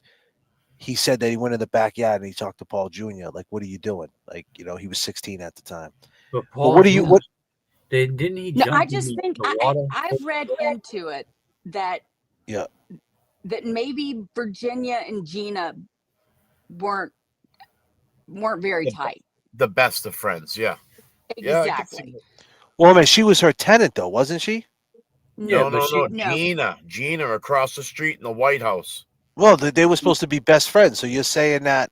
Are you saying Virginia wasn't as tight, or Gina wasn't as tight with I'm Janet? saying Virginia and Gina weren't very tight. Oh, okay, Virginia and Gina. Okay, I mean, yeah, that happens makes all the sense. time, though. That happens. Like I can attest when I lived in an apartment complex. The neighbor next door would, "Oh, you got a cigarette?" to whoever I was living with in the third floor. They didn't like each other, but they would ask each other for a cigarette when they didn't have one. And I'm like, God damn, they were just fighting yesterday. You know what I'm saying? Right. So you never know. I mean, when you need a cup of sugar, you need a cup of sugar. Hey, I get when it. you need a cup of Kool-Aid. sugar, man, I got you. I Hey, got you. You got some Yeah. grape or Kool-Aid, or you only never got two things that match. But So what yeah, else? What else do you got for us, Thing Speaks? Go ahead. Okay, all right. Well, let me tell you what I've been working on today, and this Go ahead. I'll I have it love it. ready for tomorrow. Perfect. I have gone through all of Bob George's screw ups. So give us the first ones that jump out at you that we need to know. Oh goddamn! Well, the major one, the biggest one of all, is the fact Page that 4. you do need a page number. Is the fact that half of the DNA, all of the DNA that was collected, half of all of those samples were reserved for the defense to test on their own independently. And they didn't do it? And they didn't do it. Hold on a minute. I'm sorry. I got to do something. God. What? Fuck. Holy shit. We solved the case. Oh, did I tell you? Eddie sent that letter, and then I called Robert George to let him know I have the authorization for him to come on, and he refuses to call me back. Hold There's on. no way. All right, hold on. Bob I gotta. George is coming on. All right. So wait a minute. So I don't think Margot explained it like you just did, right? Well, I think that she probably assumed we knew that. So she might have all the DNA underneath it. Maybe she did do it. Margot, fabulous, beautiful. Judge. Yeah, Margot this should is be a all judge coming at from this the point. book. Yeah, Margot is a beast. I love Margot. I love her. Yeah, she's great. So maybe I missed it. Yeah, Maybe they I never missed that tested. part. They never So tested. no. We know they never tested it. We No, get the all that. defense. But the defense had access to it, and they said, "Go ahead and test it yourself." Absolutely, because it was exculpatory. I believe it is still in cold storage. Yeah, I mean, they would have to keep that, no? Yeah. And that goes back Well, to they how already, are but we they going to get already it tested? Yeah, but hold on. But now they ran it. The Commonwealth ran it. So isn't it a pot in there where he was running? They were running the DNA against Eddie, right? And it came back that it wasn't him. And then Riley said to stop running the DNA. Yes. Right. Right. Yes. But And Eddie's lawyers, they promised experts, they promised testing, and they never got nothing. He didn't do nothing. He took their money and Like ran. he was in it. Like he was in on it. Go ahead. I'm gonna It let Think feels like Speaks run that. this. Yeah, I'm gonna let her yeah. run this. So She's got the whole book. highlighted and do you want to Yeah, say let's. I love it. I love it. Look at that. Thank you. This is what. Listen, hold on a minute. Everybody in the chat, throw your peace signs up for Think Speaks. Everybody in the chat. She is working too. I mean, God damn. She had to run across 3 lanes, man. We're working too. Yeah. I mean, my man had to run across 3 lanes. She Look, is working. James Jackson, I would have run with you, baby. Yeah, nice. Let's go. So I mean, Margot goes out to say George was clearly poorly prepared. His failure to secure his own expert witnesses to interpret the results and to obtain independent blood and DNA analysis eventually played a huge role in costing Eddie O'Brien his freedom. He failed to get any independent DNA analysis of his own, even though 1/2 of all the samples were reserved for him to do just that.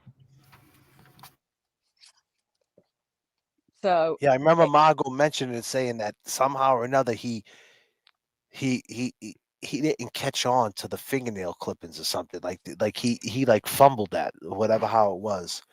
He fumbled tried everything. And he also fumbled. He also fumbled. What was another big thing he fumbled too? I forget, man. There was something else that was major that he fumbled.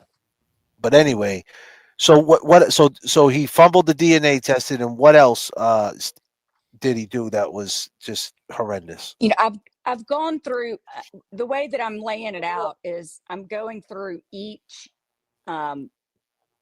witness's testimony. Yeah. And kind of laying out the questions that he should have asked, and had he been better prepared, he would have asked, certain questions of people. And I can't pull up my document right now because Let me ask you this: is the medical examiner testimony in there? That's where I am right now, and I was just typing up my medical examiner portion of it, and the knife discrepancies, and I've got to get a better handle on it, because it's the width of the knife that does not match, and unfortunately I don't believe that George understood that to the extent that he should have, because he never caught the discrepancy in the fact that the blade that inflicted this wound had to have been 7/8 of an inch wide, more than twice the width of the green pen knife. What's the green pen knife? That the green pen knife is the alleged murder weapon. The red It was pen a pen. knife. It was a pen. It was a. You're saying pen? Pen. Like Southern P-E-N? accent. P-E-N. P-E-P-E-N. Like a pen. Yeah. Like a pen, So a right? pen. So it was. Yeah. So it was a pen knife, like one of the old school knives that the pen it had a knife attached to it. So they're saying the old school, like wait a minute, but they. So didn't you say they sold knife? They sold them knives back then. Remember the pen knives that you pull the pen out and they sold them inside Midnight Variety, I would assume. Oh hell yeah, man! I told you they had Chinese stars in there. Well, hold on. She's saying that it wasn't a pen knife because that's only how many inches is that pen knife? 2 inches, right? The green knife's blade was only 3/8 of an inch wide, and the one blade that killed her, inflicted the wound was 7/8 of an inch wide, Bingo. more than twice the width. So there's no way it could be the pen knife. So what are they saying? The pen knife came from Midnight Variety? Are they saying that? Because I never read none of this. No. In the The trial. pen knife, you had a green pen knife and you had a red pen knife. So where did it come from? Where'd They that were come part from? of the set. A set of what? Okay.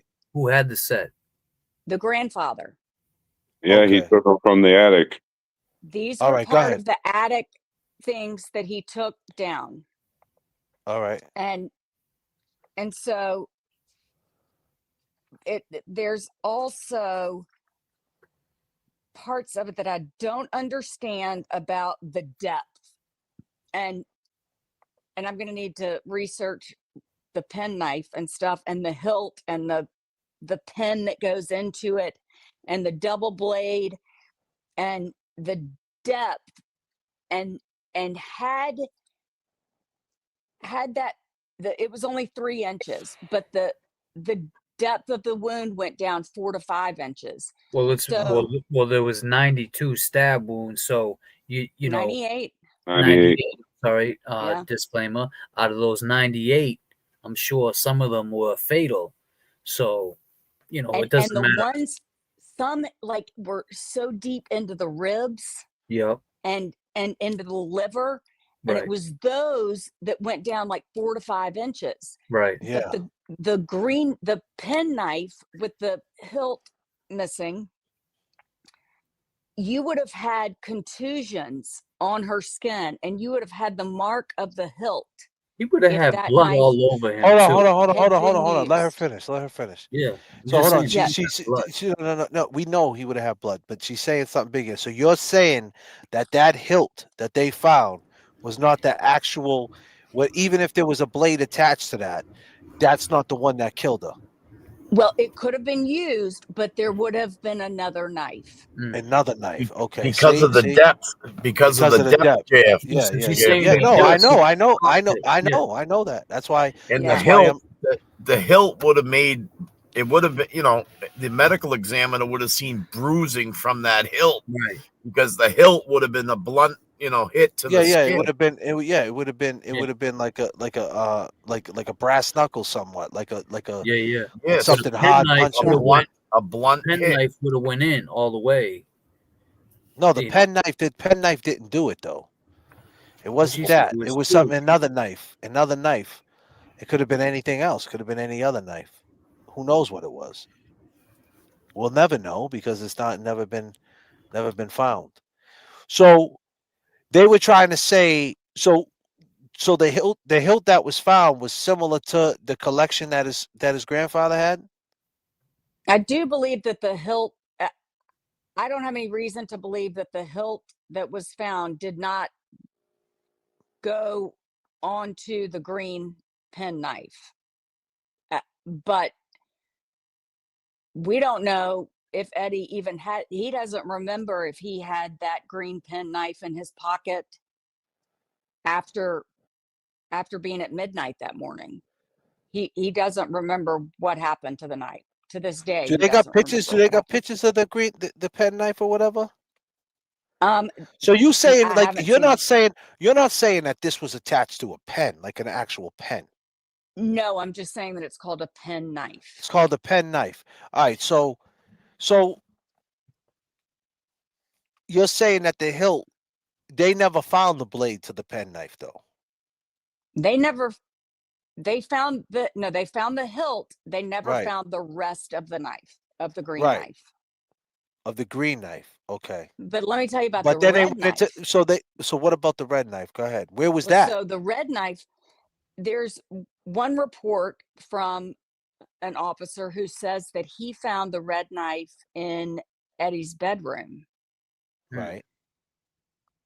And then there's another officer who says he found the knife in the trash. Oh. Bingo. Okay. So that's where the corruption starts creeping in. Right. Now, I don't know if I've said this, but and I think What the Duck was just posting about this, but when Stanford took the swabs from, and the blood, the vials and the swabs from Eddie at the hospital, he did not put them in an evidence bag. He put them in his pocket of his uniform.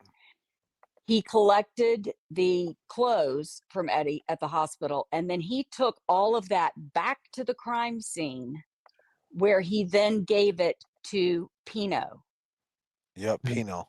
And Pino got fired too. And Pino got fired. Yeah. Yep. In 2007. 10 years later. Man. For Would you nothing believe it? related to this case, but for But still, it got impropriety everything. It got everything. I'm sure Pino is all in that appeal Right. because he got fired. Yeah. So he gave it to Pino, and Pino was the state trooper. He was the one who did the blood evidence. Right. And so there's no chain of custody No chain of custody. between when he's, taking it from the hospital to the crime scene, where who knows where Pino put it there. I don't know. There's not been any testimony that Pino immediately put it in his car, to preserve it, or, in an evidence bag or anything. So that's, that's suspect right there as well. So Pino got fired. Pino got fired, dude. Pino He's got gone. fired. But also, George, I keep wanting to call him Boy George, but Bob George did not put all of that together or show any evidence that there could have been contamination. So he dropped the ball there. He kind of did, though. He did say that, though. No. He never proved that. Right here, though. He Touched on said his hands that there and could be contamination, but he did not prove that it was contaminated. Okay. All right. He did not prove. He alluded to it, but Because he never got it followed tested. through. He never got it Yeah, tested. he tested it. If he would have tested it, back to what Missy said, that if it was contaminated or put on there, maybe they would have found the tetanus in that blood. Or other blood, or someone else's blood, right? Yeah. Right. Wow. So a lot of holes. So why do you think that Eddie? So do you think that Eddie knew who did this? Oh, I absolutely think he does. I think yeah. So what do we do? Should Eddie? I'm gonna say the same question. I know you were listening, but I'm gonna have it to you now. If this has no bearing on the law part of it, right? Which it probably does, but I'm just saying, in a perfect world, if it had no bearing on the law part of this, do you think he should come out right now that we have the pressure? We have someone like Think Speaks who's digging deep, who's willing to fight and stay up all night till 1:32 in the morning on a live stream and talk Eddie O'Brien. Should he come out and say who the fuck did it and say, hey, this is what happened? You think so? 30 years have passed. Look, he's got all you guys on, Now he got on you. his back. You shitting me? Well, He got you now. I'm a little geographically challenged. That's all right. However, Hey, if he needs we're on the protection in the great state of Massachusetts, we're on the internet, we're good. Oh yeah. He's got a bunch of bodyguards at this point. So I think he needs to I think he will. I think that that's part of what this next push is going to be. I think he hopefully he's able to present enough evidence that will I don't understand appellate law. Well, I do know that he's had some back and forth with the SJC. Oh, that's another place where Bob George dropped the ball, was early on with the transfer hearings, and he missed a big opportunity. That's why he was so forced. He was forced to get everything ready for trial in a 4-month period, because he dropped the ball early on when he should have appealed the Gailey's decision. He should have immediately appealed that with the SJC, and he didn't. He never followed up with an appeal to the SJC. Right. No, you know what I was just thinking? Do you think, you guys, we were talking about the grandfather and how he passed away I wonder if the DA or somebody had a beef with him and took it out on his grandson. It's possible. Same thing today. You know, because I think go ahead. I'm sorry. no, I think that Tom Riley's political aspirations were so much greater than a vendetta. He had the attorney general, slot all but locked up if he got Eddie convicted. So I think that it was all about, and then Weld is running against John Kerry for Senate. I mean, it's and then you've got to look at, somebody mentioned a couple of nights ago, the political donations involved and all of that. I just think that if you dig down in that aspect of it, it's a totally different animal. The way that the big money politics works and all that as well. So yeah. And to what you were saying, James, I mean, I think Mr. O'Brien kind of said, I think we mentioned to him about, well, wasn't your father an ex chief of police? And he kind of said, yeah, well, towards the end of his, term, he might have caused a few waves, seeing different things happening. So I'm almost positive. Yeah, he could have clashed with Riley. Oh, see, well, that's what I'm saying. So that makes a little sense there, because you would think someone of his stature would have been able to help the situation. Like, my grandson would never do something like this, and even have friends that would stick up for it. But yeah, the whole thing is crazy. When you think about the Sean Ellis case, and I see Sean now going on all these walks with different other people that were convicted, other men that were convicted of crimes that are now out. And actually, I saw Eddie's mom and Eddie's dad in a picture. I think I saw Sean Ellis, and they were holding a sign recent. It was on the page that the Facebook page. Yeah. But listen, Think Speaks, I appreciate you coming up and talking to us, and come up again. Definitely, we want to hear from you. Your Think Speaks in the chat. What are you in the chat? Think Speaks in the chat. Okay, cool. All right, and we'll see you. All right, come up again and school us some more. Thanks, I love guys. the information. I'm gonna hold on I'll real finish quick. up Think Speaks. my Bob George stuff. Are you on a cruise by any chance? Are you on a boat? I'm not on a boat. I'm in a living room. Oh, okay. I thought you was in a boat. The windows, does it look like a boat? Yeah, it looks like you're in a boat. It's damn. James is cooked up. Don't worry about James. Yes, you can only love me. Yes. Peace and love. We appreciate all the hard work, though, too. I mean, we're all doing it for Eddie. So yeah, let's go. We appreciate it. Okay. Thank you, Think Speaks. We'll talk soon. Peace and love. Okay. Peace. Have a great night. Wow, what a guest. What a guest. Wow. I mean, she's working too. She's definitely working too. You seen that Everybody's working. Yeah, that book. Yeah, we got the book. I got the book. I have the audio version of it. She got the hard. You got the audio. I got my version. Tag on your page. She had that book marked out, huh, James?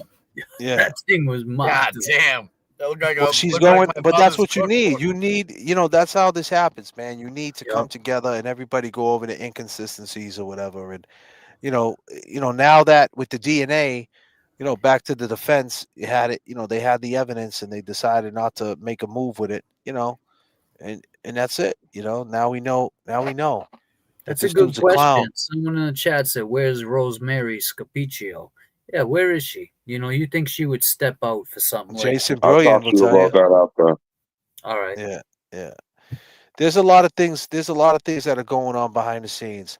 But listen, ladies and gentlemen, this was Pot 17. I hope you enjoyed the show.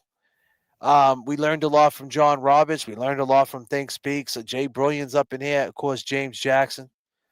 We learned, the question is, do we believe the jumping story? Is it, if that did happen or it didn't happen, we don't know. Is that the thing that's going to be the hurdle? Does if it does not affect the legal aspect of the case, should Eddie start saying this is what really happened, as far as if he knows who did it, and put the pressure on that person? Is it the guy who likes kitties and doesn't talk about dogs? Is it another guy named Paul Jr.? We don't know. Is it somebody totally we don't know? I don't know. The Right. thing is, we're here now. Still This is haven't talked about Ryan. and we haven't talked about Ryan. Jay Brilliant has not talked about Ryan, and we're in talks with Virginia Reckley, right? Brilliant. Yes, sir. We're trying to get her on one of these episodes in the next couple of days, and we'll see. We'll see. And that's going to definitely be. It's probably going to be a sporadic thing, because last time she said she wanted the link sporadically. So if that Well, happens, go ahead, brother. I'm thinking that because she hit me up at 4 and I missed it completely, and that's her work email. So I'm thinking she wanted the link to see it, the show, and then decide if she's going to come on. Oh, okay. But the way she worded it, Yeah, send you me the might. link. You know Yeah, how you. we say send the link? Yeah, you might have misread that one. That's all right, Yeah. though. Well, hopefully she sees it. I'm sure there's a lot of people seeing this. I mean, if Paul Downan's watching this, Ryan Downan, Aaron, Carrie Ann. Oh, there's Listen. people watching, man. Well, they're all yeah. seeing my messages. Yeah, I mean, they're watching, and if you're watching, the question is, why did Artie talk about a kitty litter box and a cat, and he went in the house 4 hours later, and why did he say he didn't get the keys when he got the keys? I mean, these are all inconsistencies with a guy that you trust. And now you're hearing about, there was blood evidence underneath your mother's fingernails. You probably haven't heard it until, we're talking about it every night, and you're going to continue to hear it. What you want that DNA ran? I mean, the question is this, Ryan. Question is this, Paul. Question is this, Aaron and Carrie Ann and your grandson who spoke in the parole hearing. Can you guys, for 1 minute, back to the parallels of the O'Keefe family and the Karen Reed, can you guys, for 1 minute, so to speak, get on the same page just to get that DNA ran, just to see if there is somebody else that you Wouldn't might you be want to sitting? know? Wouldn't you want to know? Same thing with Peggy O'Keefe. Wouldn't you really want to know if Higgins and Brian Albert and J.F.K. really made that phone call? Wouldn't you really want to know? But hey, it's the same thing. I feel like we're in the twilight zone, to be honest with you, because it's so every time you talk about something, it draws the parallel right to the Karen Reed case. It's like we're Yeah. talking the same shit. I feel like we're having the same conversation. Can they put 30 their years differences to later. the side? 30 years later. I get it. Your mother was brutally murdered. I do not take that lightly. I think that whoever did that, is just a Shouldn't piece be of on the shit. street if they are. Say what, Brilliant? I said they definitely shouldn't be on the street if they still are. Exactly. And but the fact remains is there's DNA evidence that's not Eddie O'Brien's. And that's where I get stuck at. Like, I just don't see how he could have did it if there's no DNA of his on her. Well, that was like at the parole hearing when they said, "How come you waited 2 weeks to say that somebody in the house had a mask on?" And he said, "I honestly don't know." He should have said, "Well, how come you guys never test that DNA?" He did say that. He did say that. Okay, yeah. Because they gave him truth serum, he came out with that. And he did the truth serum too. And he said the same thing though. Keep in mind, he took truth serum and he's still saying he got jumped and it all checked out. And he got that truth serum taken when he was 15. So if that truth And the serum, polygraph. and a polygraph, and you got to think about it. You got to really think about that, man. Is that like that's he's under a lot of pressure. He never folded. He never broke, man. He never told. Like you think by now, all these different roommates and all these different inmates that he came across. Yep. One of these people, one of these.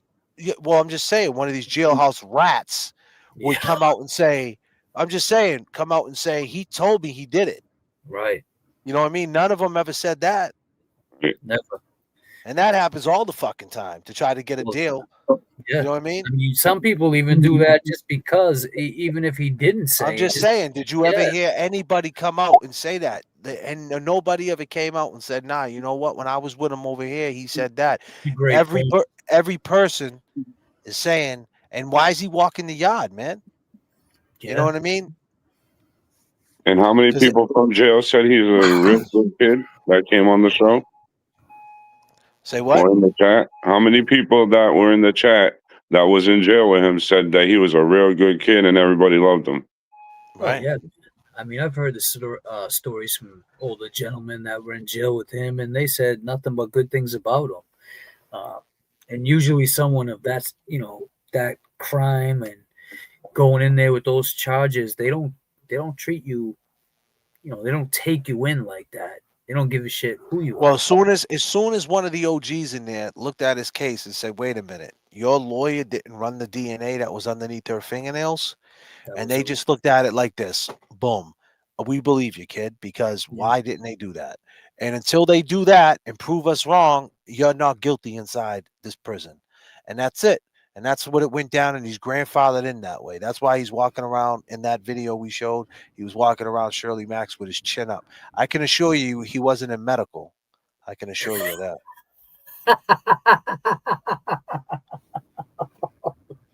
You know what I mean? Nah, he definitely wasn't in medical. And he's not in medical right now. He put a few dudes in medical, but he wasn't in medical. Well, with that being said, I go by the name of J.F.K. I go by the name of James Jackson. I go by Kevy Kev. And I go by Jason Berlon. And we appreciate it. It was part 17. We'll see you guys tomorrow night. Most likely, we'll see you. We'll be here, and we'll be talking about it all over again. Peace and love, people. Appreciate you. Investigate. Look at the evidence. Investigate. You'll see the truth. What's the truth? Investigate. For sure, for sure, for sure. Let's go, people. Look at the evidence. You'll see the truth. What's the truth? Look at the evidence. You'll see the truth. What's the truth? Look at the evidence. You'll see the truth. What's the truth? Look at the evidence. You'll see the truth. What's the truth? Look at the evidence. You'll see the truth. What's the truth? Look at the evidence. I just wanna chill and twist the lie. Catch stunts in my 745. You drive me crazy, shorty. I need to see you and feel you next to me. I provide everything you need, and I like your smile. I don't wanna see you cry. Got some questions that I gotta ask, and I hope you can come up with the answers, baby. Girl, hey, it's easy to love me now. Hey, would you love me if I was down and out? Would you still have love for me, girl? It's easy to love me now. Now, would you love me if I was down and out? Would you still have love for me? If I fell off tomorrow, would you still love me? If I didn't smell so good, would you still hug me? If I got locked up and sentenced to a quarter century,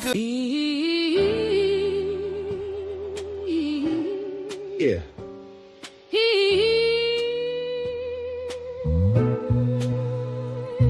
Yo. Summer of 1995, hot night in July. Why did Janet have to die?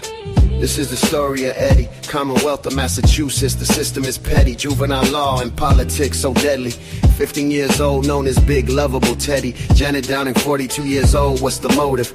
Killed in her home, young mother devoted. Eddie went in the house, the door was open. She was on the kitchen floor, laying there frozen. Eddie claims this was not what he planned to see. A man with a mask grabbed him. Be quiet. I will kill your whole family. Eddie left the house, ran up the street. Around the corner, washed up in the bathroom at Burger King. Janet was stabbed multiple times. Rest in peace. It was a gruesome murder scene. I agree. Eddie went to his work, said he got jumped, but never said a thing. What? About Janet lying there lifeless, his friend's mother from across the street. Shh, he was in the house. But Janet had a brother-in-law she kicked out for selling drugs. Said if anything ever happened to her, it's him you bring up. The night of the murder, he showed up, was acting suspicious in the front yard. Gina, figure out why did this happen? Guilty or not guilty? Keith. Yep. Do you think Eddie's guilty or not guilty? I think he's not guilty. Woo! I do. And you know, and I say it, you know, we're going back to what I said in the beginning.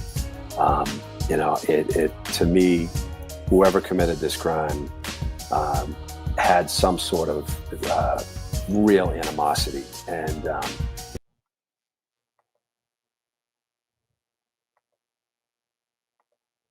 to require that all the cellar stairs, what appeared to be red blood stains on both sides, the right and left side of the sheetrocked walls.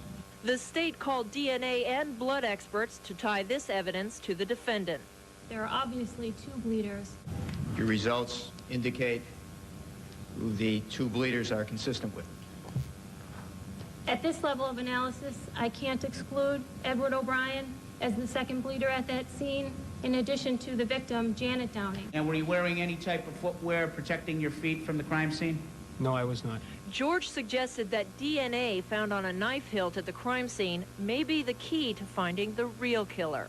This number 12 right here, that's not present in either Janet Downing nor Edward O'Brien, is it? That's right. What does that mean?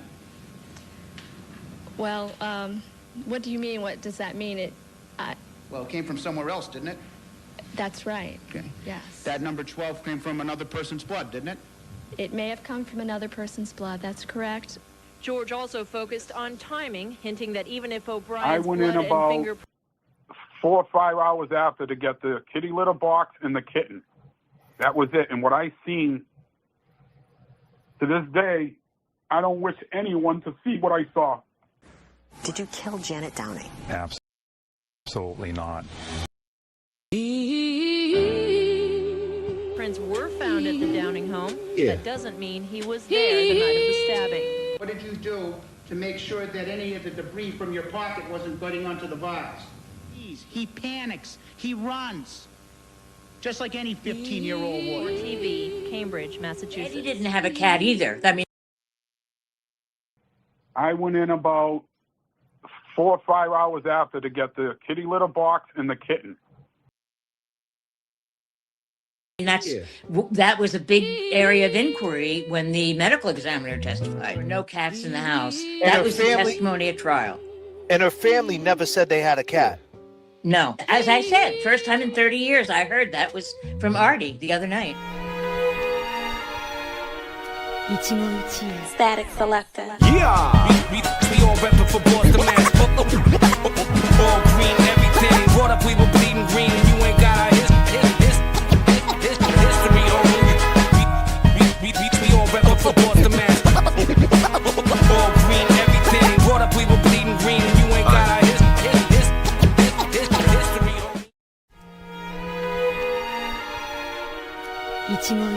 Static Selector. Yeah! We all reppin' for Boston, man. All green, everything. Brought up, we were bleeding green, and you ain't got our history on you. We all reppin' for Boston, man.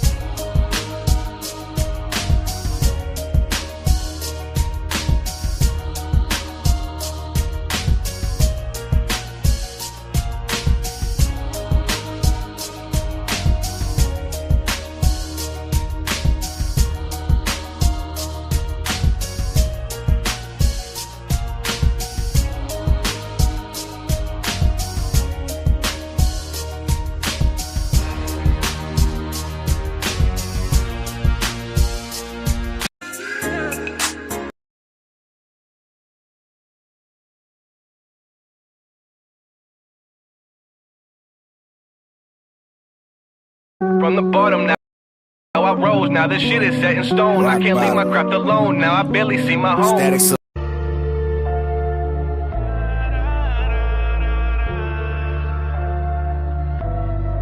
Why? Yeah. Let's go. Yeah. Beef never dies. I hold a mean grudge. Life is cruel. I never knew love. How I feel with evil and it's running through my blood. Every day I'm trying, but I'm fucking up. Judge sick of seeing me. I'm doing time. Lost everything, even lost my mind. Gotta pay the price when you cross the line. That's alright. We all gonna die. All gonna die. They die first. All gotta go. Day out of worse. The hurt and the pain. Sitting in a cell. Court basements. Living in hell. Who can you tell? Don't understand. Can't reach goals. Don't have a plan. Feeling so paranoid. My life is a lie. Now close your eyes and say goodbye. Now it's time to say goodbye.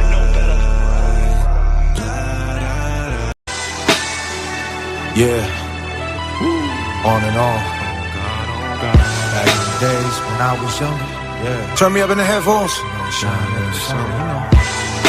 Summertime vibes, you know what I mean? He put it on my mama. Where's my ladies at, on my mother's at, you know what I mean? Yeah, state to state, worldwide, listen. We pilot through the struggle, above and beyond. It's a long fall from pride. What you standing on goes in plain sight.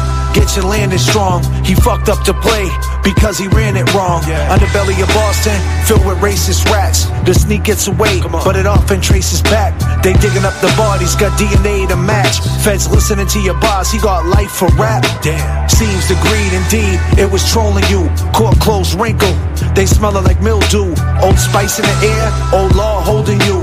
It's in God's hands with a creed overview. Too many suckers pulling, not enough pushing. Feeling like Guru, driving Boston to Brooklyn. God's working overtime, devil is cooking. God shot twice, survived, but the cancer took him. Damn, back in the days when I was younger, Dad was never home, he put it on my mama. I was just a baby when I seen all the trauma. But on God, we gonna shine every summer. Back in the days when I was younger, Dad was never home, he put it on my mama. I was just a baby when I seen all the trauma. But on God, we gonna shine every summer. Come on. Daddy wasn't around, mama held it down. How'd you raise us on your own and never let us see you frown? Superwoman, you a superhero in my eyes. See you sacrifice it all to make sure we had better lives. You an angel like you came down from the skies. You came down from the skies. That's on God, on God, on God. That's on God, on God. And J.F.K. I'm raw, hustler, get your bacon soda. Terminology, we can take it higher than that. J.F.K. I'm raw, hustler, get your bacon soda. Static Selector. J.F.K. I'm raw, terminology.